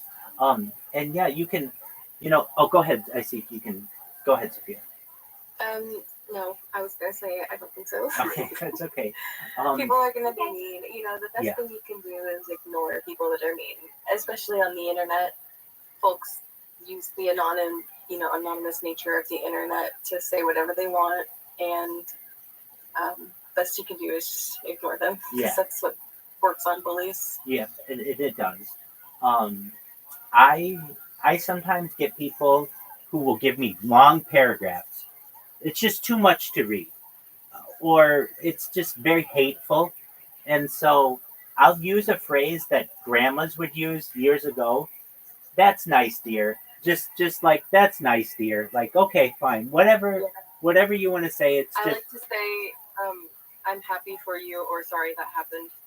there you go. Like that's way too long for me to read. Yeah, exactly. Yeah. There are. You're happy for him. Can you repeat that? You are happy because? Oh, just respond. And like if somebody says something that's way too long for me to read, I'll say, damn, that's a lot of words, but I'm happy for you, or sorry that happened. Period. Okay. Like cover all my bases. Okay, that's a good advice to ignore them, to have, I think, to ignore something like that. It's hard to ignore than react. React always was easier, but I never know how to react. Now I know I am admiration that we can be uh, stable to ignore that comments. That's more stable than react. Yeah, because typically when people are acting disruptive like that, the thing they want is attention. Yes. And so whether you're giving them positive or negative attention, they're still getting a conversation out of it. That's right. I get people who will, many times they will come at me with many different questions, and I'll answer sometimes 20, 30 questions for people, sometimes 60 questions from people. But eventually I recognize that sometimes these people don't even care about my answers, and they're asking the question before I even have a chance to answer. And so I have other ways to deflect these things. I will say, if you have any other questions, feel free to ask me and ask Rabbi anything. I've got a little area. You can ask any question that you want. And that means that the person has to do a little bit of work. They're going to have to type out their question, but it also allows me to deflect them. I get people who will, in a message to me, they'll just write a huge paragraph of something. And so sometimes I will just give them a thumbs up or an okay or some kind of emoji, not even give them words. Now, I do that sometimes to people, and I really do mean thumbs up or I really do mean okay or whatever. But I find if sometimes I don't even give them any words back, just an emoji, it deflects them as well. It shows that I'm not ignoring you, but I'm not going to read all of your stuff. Whatever you're cool, good job, whatever, okay. I get what you're saying, but I'm not going to give you any of my time. You have to recognize affirmatia, especially as you're becoming more of a streamer and more of a public figure. Your time is very valuable, and if you take time for all of these individuals, it's going to take away from you. There is a philosophy in that I've heard in the business world, but it works in this as well. When you awake every day, you get, let's say, 100 coins, okay? And let's say everybody's taking from you, and at the end of the day, you have 0 coins. You want to be very careful of who you give coins to, basically who you give your attention, who you give your time to. So if you have all these people who are taking coins from you, you're not going to be able to have any coins at the end of the day. And you want to make sure that you have your time, that you have your effort, that you have your coins by the end of the day. So if you just give them a little something and hopefully they'll run away with it, or you can just ignore them, but don't let them take anything from you. It's very important. I have this mentality, and I've always had this, that basically haters gonna hate is a saying in English. Haters gonna hate. So basically, there are some people out there who are just gonna hate all the time, and that's fine. There's nothing that I can do about it. I can't necessarily change you. I can just be a good example to you. An example was perfect to explain me that the time is variable, as you said. Yes, And he said, exactly. yeah, it gives me a lot right now. It gives me a lot if I should be start new stream. Probably tomorrow, because I'm kind of tired by Sure. today's very long streams. Absolutely. And You've done extremely long you- streams. Extremely long. Good job. I mean, I mean this. I'm impressed by how long your streams are. You've done a 7-hour stream and a 9-hour stream back to back days. I'm telling you, that's a long, long stream. And I stream all the time, but it's different kind of how you stream. You have to pay attention and you can't just go doing whatever you want to do. That's a lot of time to devote to people. So you take as much time off as a break as you need. Thank you for support. Thank you for support. Yeah. Oh, absolutely. Of course. I'm very impressed by, well, you in many ways, but especially with you streaming. Most people don't stream that long. And for you to be able to already be comfortable doing that, that's phenomenal. And when you stream that long, you're going to have people who come in and are grabbing at your attention and trying to steal your positivity. And if you don't let them do that, if you kill them with kindness, you smile, you make sure that they're aware that it doesn't get to you, it's just, you win in so many different ways. They don't get anything from you. You don't show any weakness, and you add positivity to the world. I think it's a great strategy. Yeah, that's always helped me a lot. Excellent. Well, very well. Do you have any other questions? We have Sophia here, so we have other people who can perhaps help, and she has a lot of experience just in life. So, what other issues do you run into?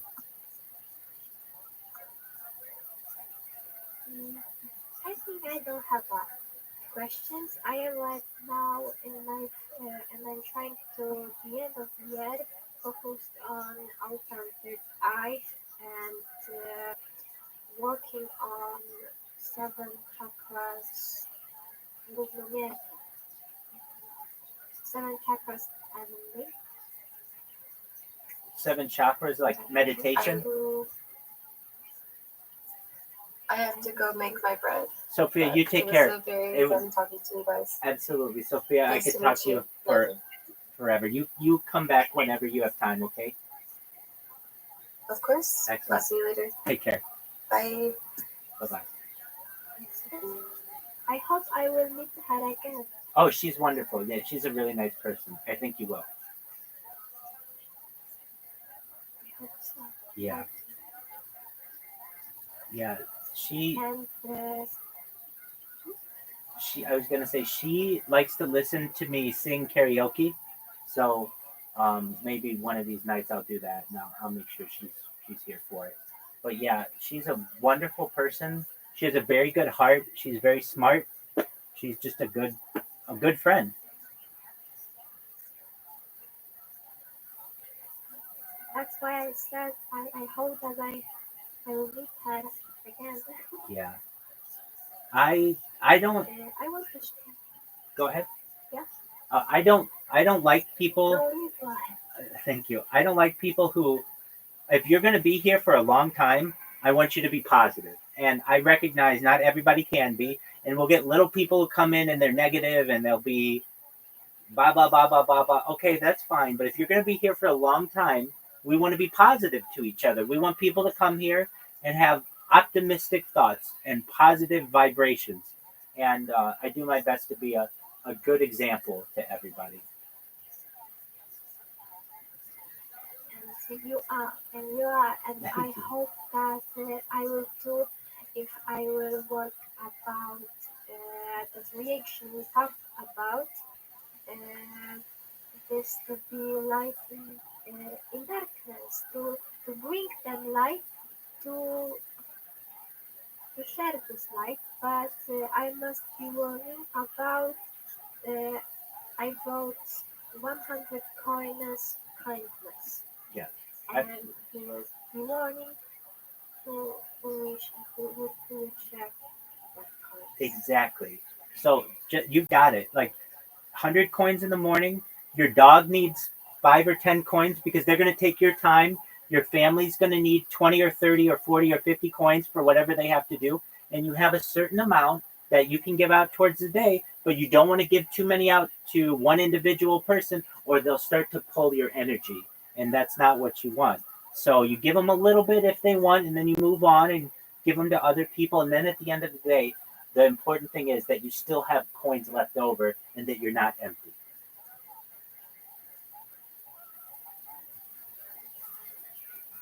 That was accurate. Excellent. So, Aframasha, there's something we can do to practice what we just learned, if you want. So, it's called role playing. Basically, I'm going to be a mean person, okay? And you just will test you, okay, to see how you would react. I'm not going to be really mean, but I'll be like this. Aframasha, I'm on your stream right now, and I think it's really boring. What are you going to do to make me more excited? I hope you will stay here for a moment and then and watch it. Perfect. And if you will feel still boring, you can change the stream I will watch. Perfect. If you will want to stay, you will stay with me and I will be happy. Absolutely. Very good job. One thing that I like to say to people, very, very similar. No one's forcing you to watch me. So go do whatever you want to do. You're the one who's here. And if you want to be here, let's be positive to each other. That's exactly right. Yeah. And I think that that's an excellent way. Okay. Let's try another one. I don't like you.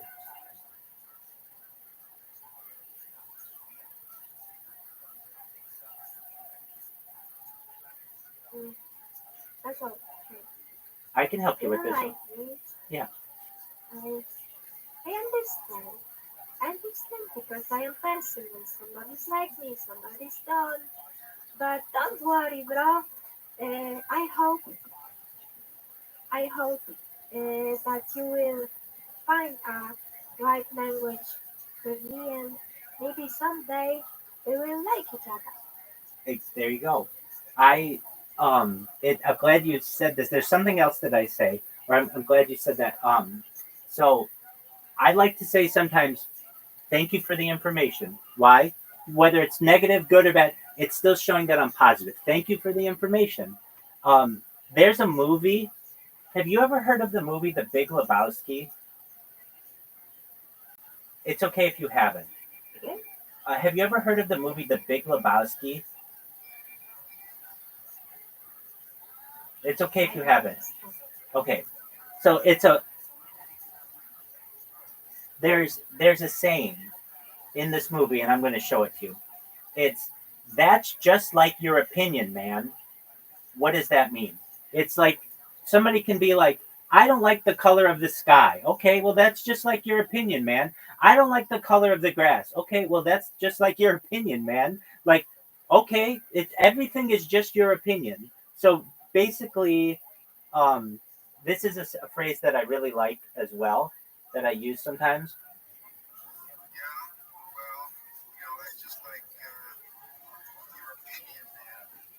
So when somebody would be like to you, like, I don't like you. Okay, well that's just like your opinion, man. Like, okay, you're entitled to it, but that doesn't necessarily have anything to do with me. Everybody's entitled to their opinion. So that's just like your opinion. And you did it exactly right. Like, hey, that's you're allowed to think whatever you want. So I'm not gonna get in the way of that. But yeah, okay, you know what to do. You've got it. I I'm impressed I'm really impressed the way that you were able to handle those scenarios, because you didn't let it get to you at all, and you were able to respond in a way that was positive, and also um, you embraced them. So basically, you confronted them in a positive way, which is a good. It's hard to do. It's very easy to do this. Well, I hate you too, and I don't like you, and you stink, and you're the worst, and blah blah blah blah blah. It's very easy to want to do that and get into a big fight with them. You don't want to do that. You can just be, well, thank you for your opinion. That's a perfect one. Thank you for your opinion, because it's positive. It recognizes that they gave their opinion, and you just move on. You just thank you for your opinion, and it's. And you said Go ahead. that was mainly true in the world. That everything is an opinion, and Yes, uh, you remembered. Yes, exactly. Yes, exactly. I was going to say it goes back to our previous discussion of that everything is just subjective. Everything is just someone's opinion. You're exactly right. Oh, I'm proud of you. Oh, that's wonderful. Thank you. Thank you so much. I sent you a map of consciousness, Okay. and but I will send you in English language, and in Polish the same, and the same, uh, and the same order. I will send you both. See, I sent you before, but it's I think that's a very new information, I guess. And I want to ask you something about that. Yes, I have.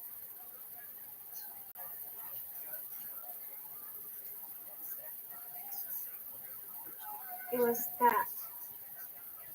It was that. From Hawkins, David Hawkins. Oh, okay. Yeah. Hold on a second. Hold on. Did you send me this? Did you send me this earlier, or did I see this from someone? Yeah, I immediately sent you this. Wait, I know. Hold on. I thought I saw. Did I? Hold on. I thought I saw this. Yeah, I sent you this before. Okay, you did send it to me before. Okay, and yes, okay. But it was in. Was it in Polish? In Polish, you saw this too, but I will send you. No, no, no. Same, I think. No, no. I see it. I see it's right here, and it's in English. I can read it. I got it. Yes. Okay. Do you want to discuss it? You said that everything is subjective. I had the one theory. What is saying about objective, and I was thinking about that. Where is objective? Where is subjective? And I thought that subjective ways of perspective on lives is on is with direction down emotions and span of consciousness, and the objective way of perspective on the world is starting. Oh yeah. Okay. So, I don't know if that's the. Yes. I don't know if that's the right way to think of it. Let me say this. All of it is subjective. All of it is just your opinion. All of it. Nothing is more objective than anything else. All of it is just your opinion. Does that make sense? As makes sense. I was to postpone this physical terms. For example, about uh, constant speed over light.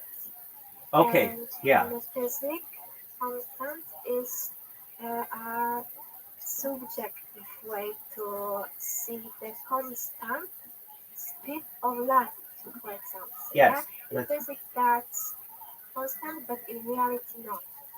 I get what you're saying. Okay, so the way that we could say it's subjective. So the speed of light is very fast. I don't know it off the top of my head, but just to one person, let me get what it actually is. So we have the term. Find this, please. I must go pee. Okay, Right? absolutely, absolutely. You go, Pete. Okay.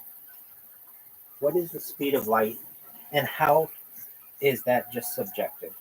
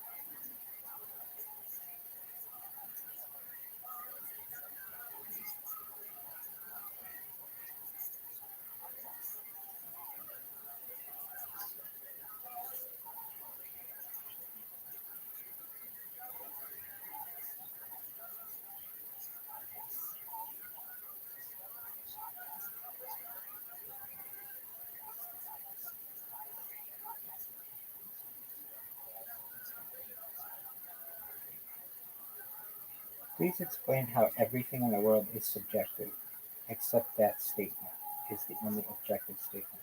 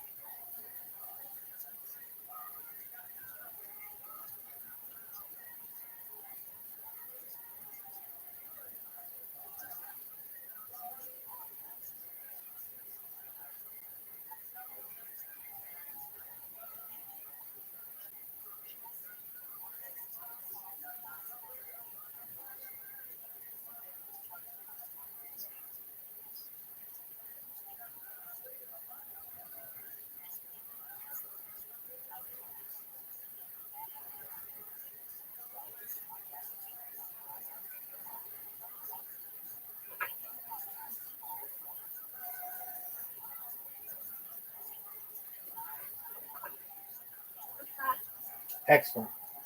Okay. So, firstly, this is an excellent point. It's mind blowing. Okay.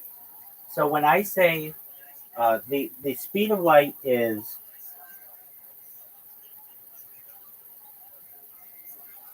299,792 299,792,458 meters per second.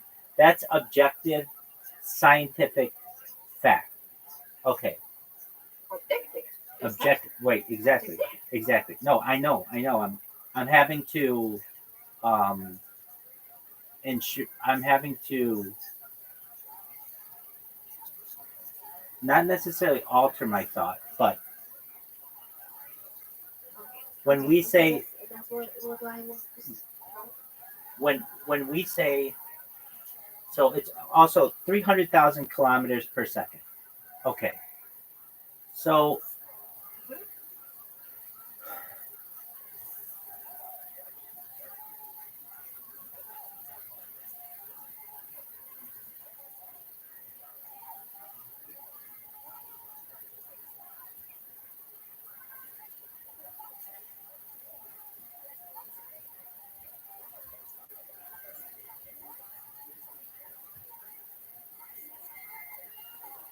So some aspects of science are seen in objective ways. The speed of light, acceleration of gravity, these kinds of things are seen objectively. When I say that everything is subjective, that's just like your opinion. The speed of light is not. It is a constant. I get that. The Okay. idea that when I say that, I mean it as this. To one person, it affirmatia,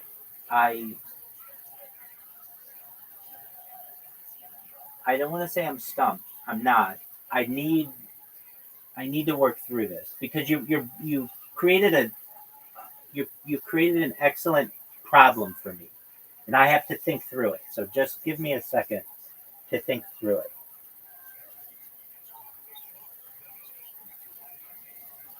You can do it. You should. And You should. what is the plan to? Yes, yes. And Yes. the plan to, how do you feel with that?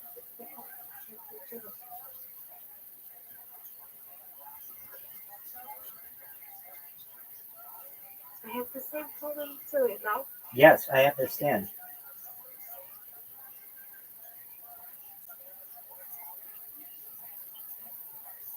Time dilatation can So respond. so even objective truths like the speed of light, acceleration of gravity, even those are subject to revision as our scientific understanding deepens,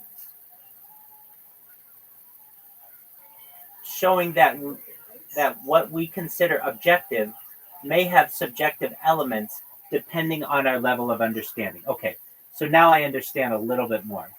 Okay, so like firstly, I I cannot say how much I appreciate you bringing up this point. You should feel very good about yourself because I go around saying everything's subjective. It's even in when you join the server, I say everything in the world is subjective except that statement. Now, when we say that the speed of light is, when I say that the speed of light is subjective, or you're saying it's objective, which it is, but it's objective to how you view physics. We can learn physics in a deeper way to learn more about the speed of light. So right now, we just see the speed of light as 300,000 kilometers per second. That is objective to some extent to us, but there may be other layers of that we don't currently understand. Like what? Like quantum mechanics, like relativity. There are other elements of the speed of light. Well, actually, okay, now I understand it a little bit better. Um, we don't know everything we don't know everything about the speed of light.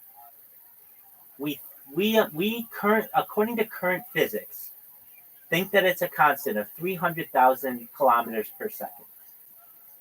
But that doesn't necessarily mean that it is. It means that's how we interpret it. Now, I want to find an example of something that we thought was a constant and then turned out not to be. So just one moment. Can you please give me an example of something from science that we thought was a constant that ended up not being a constant?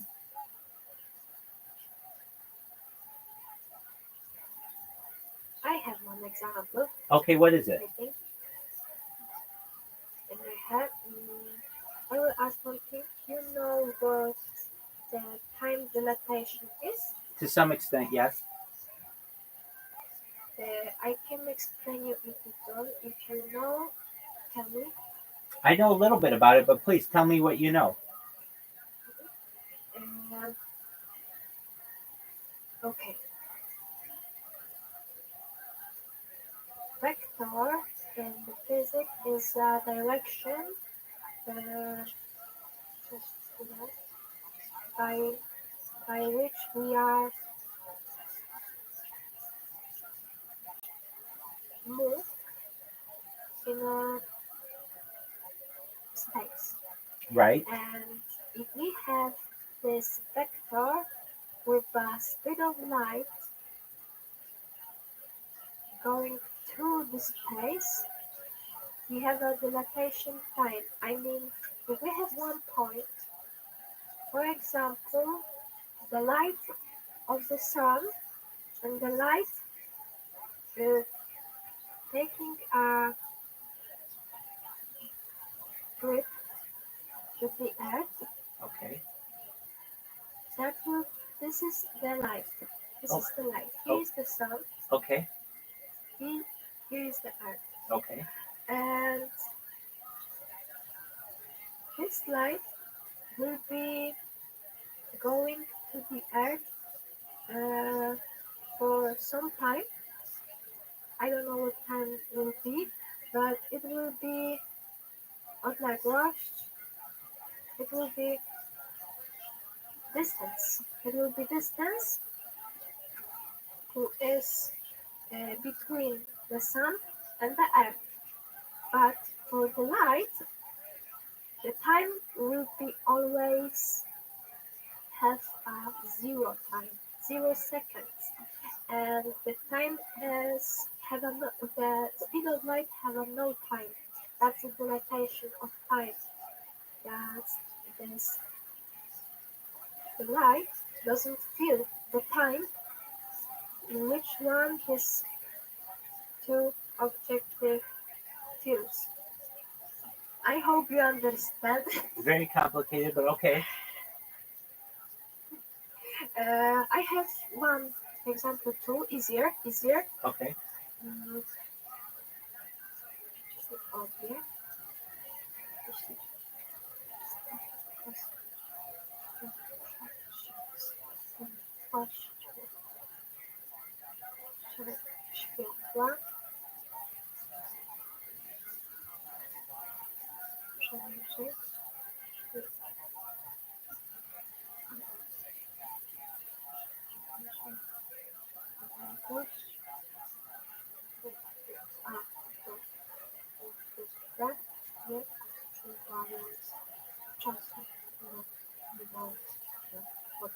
Okay, if a spaceship moves at the speed of light, it will travel the distance from a point A to a point B without feeling the time that has elapsed on the journey. Okay. I understand that. And we have four dimensions, I think. We have four dimensions in the universe: the first dimension, the second dimension, the third dimension, and the time. And if we will przekroczyć, if we will cross the speed of light, we will cross this dilatation time. I wanted to explain you what the time. We will go into other dimensions of time, probably 5, but I don't know. Okay. So that's my hypothesis. Okay. So most scientists believe that the speed of light is 300,000 kilometers per second. Okay. But there are some physicists that don't believe that. There are some, and there's some evidence for this, that the speed of light is variable. Some people say, I'm not saying that, I'm with you, 300,000 kilometers per second.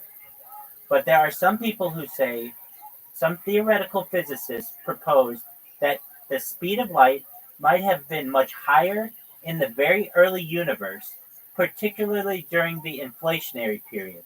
According to these theories, the speed of light could have been much faster in the first moments of the Big Bang. and then gradually slowed down to its current value as the universe expanded and cooled. This could help explain certain cosmological puzzles, such as the apparent flatness of the universe and the rapid expansion during inflation. So even we who think that the speed of light is 300,000 kilometers per second, even we think that, does not mean that all physicists believe that. So it's just our opinion that this is what it is. Another example. Just let me just make you read. Sure. Thank you. But I think too that's the opinion about that because Einstein said everything is related. Everything is relative. Exactly.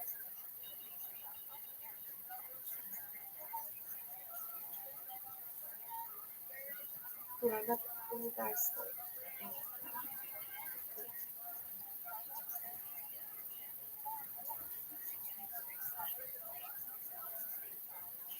Can you check your messages? Okay, thank you. You're welcome.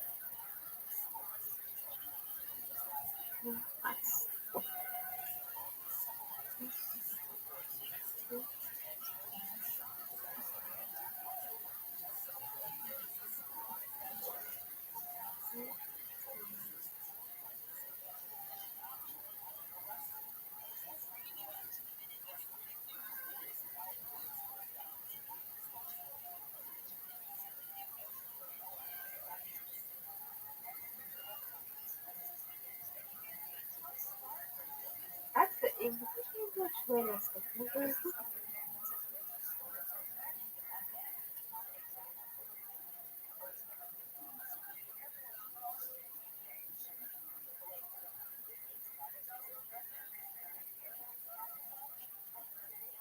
I made a mistake.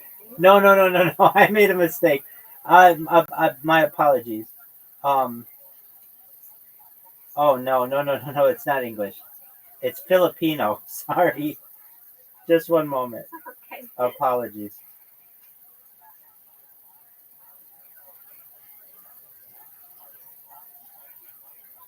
That's very interesting translate. Yes, exactly. I thought, oh yeah, it's English. Yeah, right. Or Polish. Here we go.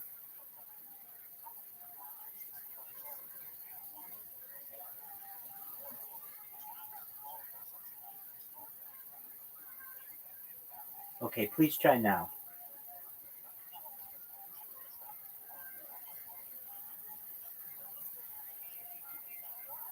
Oh, he changed that. Yes. That was interesting too. Oh, okay. I can go back. That was interesting. Do you want the Filipino version? Send me both. You got it. Yes, send me both, please. Absolutely.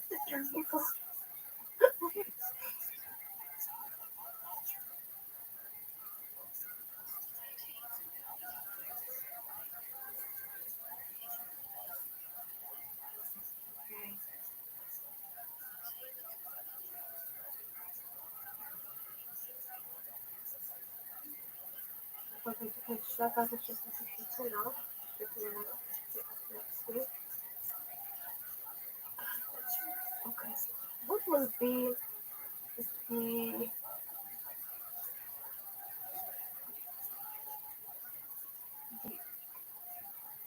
period of inflation?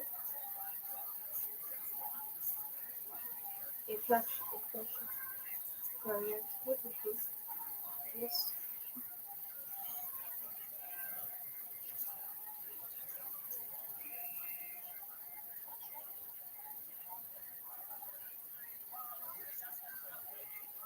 So here's a simpler way to think of it. If we ask 100 scientists, what's the speed of light?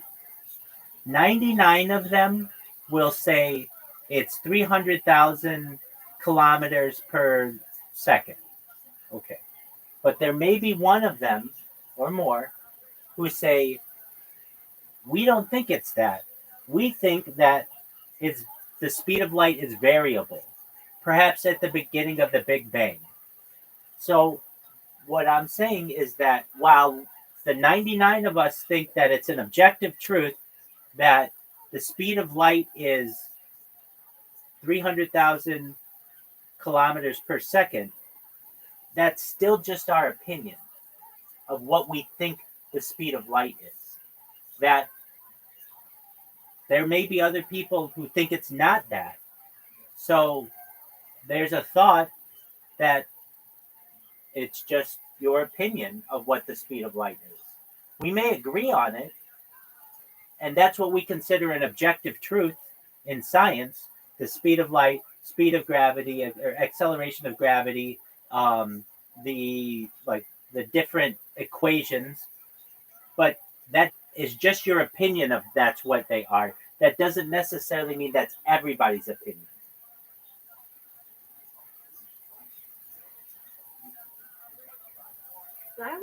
I will agree with that because I think that's true. But everything is out an opinion, and I have one opinion about that. I am an interesting theory that if the speed of light has Decreased? Decreased, yeah. If the speed of light has decreased signs, the difference of travel time have no travel time. I will say our field time is decreased too. Yes. For example, the things from the Big Bang will be happening faster than now, and we can, from the Big Bang, we can supernova, we can gradually go to slower, slower, slower, during the time a bit slower, slower. That's a opinion that I like imagination on many topics. That's absolutely I like true. that. And on top of that, there's the thought that, okay, so we have the Big Bang goes and then slows, and then eventually it may reverse and the big crunch. So the Big Bang happened approximately like 12 billion years ago, and in another 48 billion years, we may have the big crunch. If that makes sense. So The chaos. The chaos, exactly. From And the beginning to the end. exactly. From the end to the beginning. Perhaps we don't know. That's the big question. That's the big question. No one knows. You know something about the Mahayoga? Mahayoga. Mahayoga? That Mahayoga. That's 4 periods of duration a world.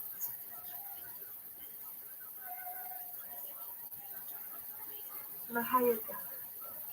Wait, I must pull up.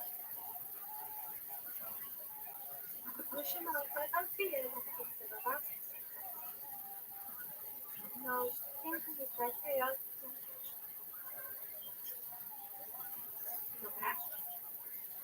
Mahayoga. Now we have a Kali Yuga.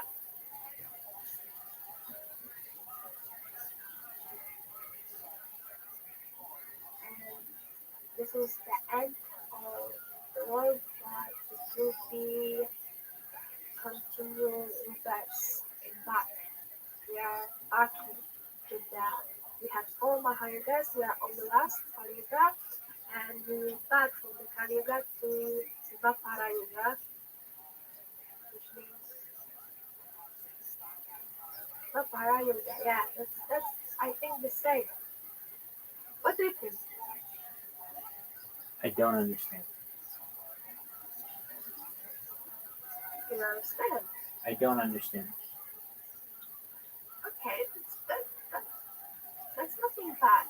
something bad. I will show you more about this. If you want, of course, Sure, go ahead. you got cycle. You got cycle. That's from Hinduism. Yes, okay, so I'm on that. Yes, okay. Mhm.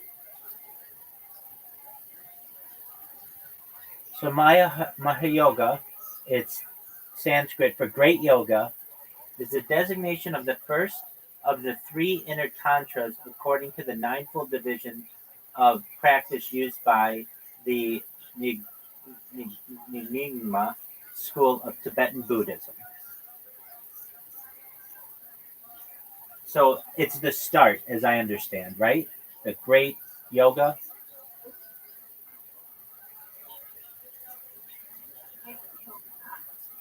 You got cycle. You got cycle. I get that it's a cycle, and this is the first cycle. That's the start. Okay. I will send you in that chat, por favor. Sure thing. Something like that. Something like that. The beginning, in the world with bowel illness, with some food, something like that.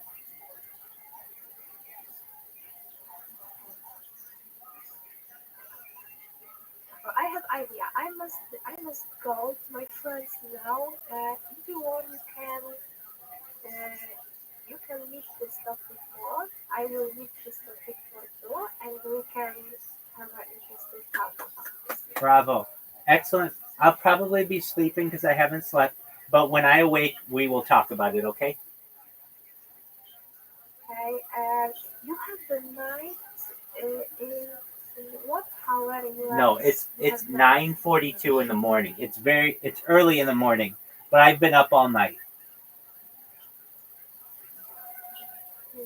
I will ask about something of this, about the evolutionary plan. Different time in your country and in my country. I can write this in the internet. I'll find it. I'll find it out right now. Okay.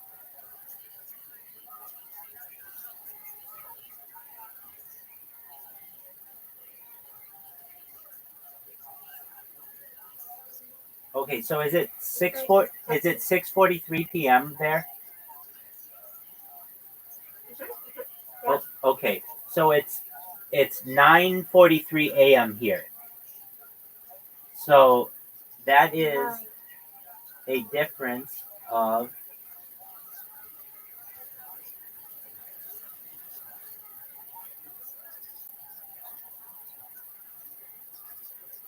I am here. it's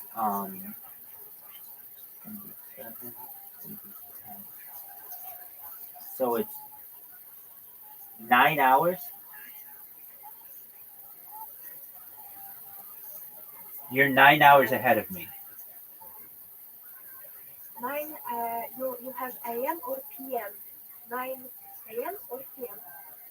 It's right now 9:44 a.m.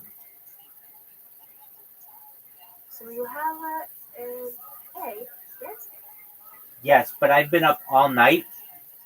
I didn't sleep last night. I've been talking with people, and so I sleep during the day. Go to rest. Go to rest. Okay, good. I will do so. I will do so. You take care. Enjoy your friend, and when you're back, if I'm awake, we'll talk about this more. I want to tell you this, and I mean this, Pramasha. I don't think I will ever forget this conversation that we had about objectivity and subjectivity because it really, really made me work. Good job. Good job. Thank you. You too make me laugh. Excellent. Thank you so much. Excellent. Enjoy. Take care. Bye. What's the red? Wow, we got somebody to challenge us on that, and that was very, very helpful. Very happy about that. Can you understand, make the case for each side in this conflict? That was very good. You're opening the new can of worms that takes another 3 hours of, of, of conversation. Just 3 hours? At least. What, what I can Oh tell yeah, you I'm getting all is kinds of this. people to watch me. Let's see how many. 3. Iran, prior to 48 seconds. 1979, viewed itself under the Shah as a kind of a, if not supporter of Israel, was in very good terms with Israel. They had an embassy in Iran, or unofficial embassy in Iran. They had certain projects that helping with the agriculture and so forth in Iran. But since 1979, that completely reversed. Part of it is that the issue of the Palestinian plight remained very much at the heart of So do you maintain the your idea revolutionary that Iranians. everything in You see the that universe is subjective? part of the United Is that States sentence? is to support, part of the United States guilt, sin, is to support Israel vis-a-vis its Do very you? suppressive, very oppressive treatment of the Palestinians. Maybe you should change it to every completely illegal opinion. taking over of the territories which is not theirs. I think I should. 1967, Every opinion in and the therefore world it is upon is the Iranian subjective, regime, Iranian except Islamic that Republic, statement. to support the cause of I the want to change it Palestinians. now. This came about at the time when the rest of the support for the Palestinians, including Arab nationalism, basically reached the stage of bankruptcy. I mean, much of the regimes of the Arab world either are now coming to terms with Israel, or in one way or another, because of their own contingencies, because of their own concerns and interests, are willy-nilly accepting Israel in the region. Now, that whole pact of rhetorically supporting the Palestinians falls upon the Islamic Republic, that sees itself as the champion of the Palestinians now, without, as a matter of fact, having either the support of the Iranian people behind it. If you ask, Damn, she fucking tomorrow got there me. would be a poll or a referendum, I would doubt that Did she? 80% of the Iranian people would approve of the policy of the Islamic Republic vis-a-vis the issue of Palestine. Nor the Palestinians themselves, because the Islamic Republic is only supporting those factions within the Palestinian movement which are Islamic, quote unquote. And even within that state, there is problem with Hamas, for instance. But nevertheless, it's for the Islamic Republic some kind of a propaganda tool to be able to use it for its own sake and claim that we are the champions of the Palestinian people. Whether they have a solution, if you look at the rhetoric, if you listen to the rhetoric, it's the destruction of the state of Israel. And that, it seems to me, creates a certain anxiety in the minds of the Israeli population, and Israeli government, particularly those who are now in power. Netanyahu, the Likud, and more kind of a right-wing politics of polity of today's Israel. That being said, I think also the Israelis try to get an extra mileage out of threat on Iran, quote unquote, in order to present themselves a rightful tool for terms of security and whatever else. The way that they're treating the Palestinians, which I think is extremely unjust. I think it's extremely unwise for Israel to carry on with these policies as they did since the 67 at least, and not to try to come to terms with it. Of course, there are huge amounts of, I'm not denying that at all, a huge amount of uh, failures, mistakes, and stupidity on the side of the Palestinian leadership in various stages, not to try to make a deal or try to come to terms in some fashion. But it's a very complex picture, and it's rather unfair to the Palestinians to accuse them for not coming to terms with Israel under a very uneven circumstances when they are not in a position to try to make a fair deal in terms of territory or in terms of their security in future vis-a-vis Israel. So I think there's, as you probably know, quite a lot of people that would have a different perspective than you just stated in terms of, taking the perspective of Israel and characterizing the situation. Can you steel man their side? Can you steel man Israel's side that they're trying to be a sovereign nation, trying to protect themselves against threats, ultimately wanting to create a place of safety, a place where people can Does it have to pursue be? all the things that you want to pursue in life, including foremost happiness. I tend to agree with you, and I have all the respect for the fact that Israel would like to create security and happiness for its own people. But there are two arguments. One is a moral argument. To my mind, as a historian, is Jews around the world for all through their history suffering. And this is a history of suffering, the history of memory of suffering. And I find it enormously difficult to believe that a nation that's the product of so much uh, sacrifice, suffering, loss of life, and variety of holocausts above all, would find itself in a position not to give the proper justice to a people who could be their neighbors.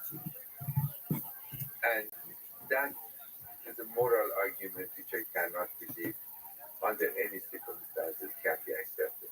Second, in real terms,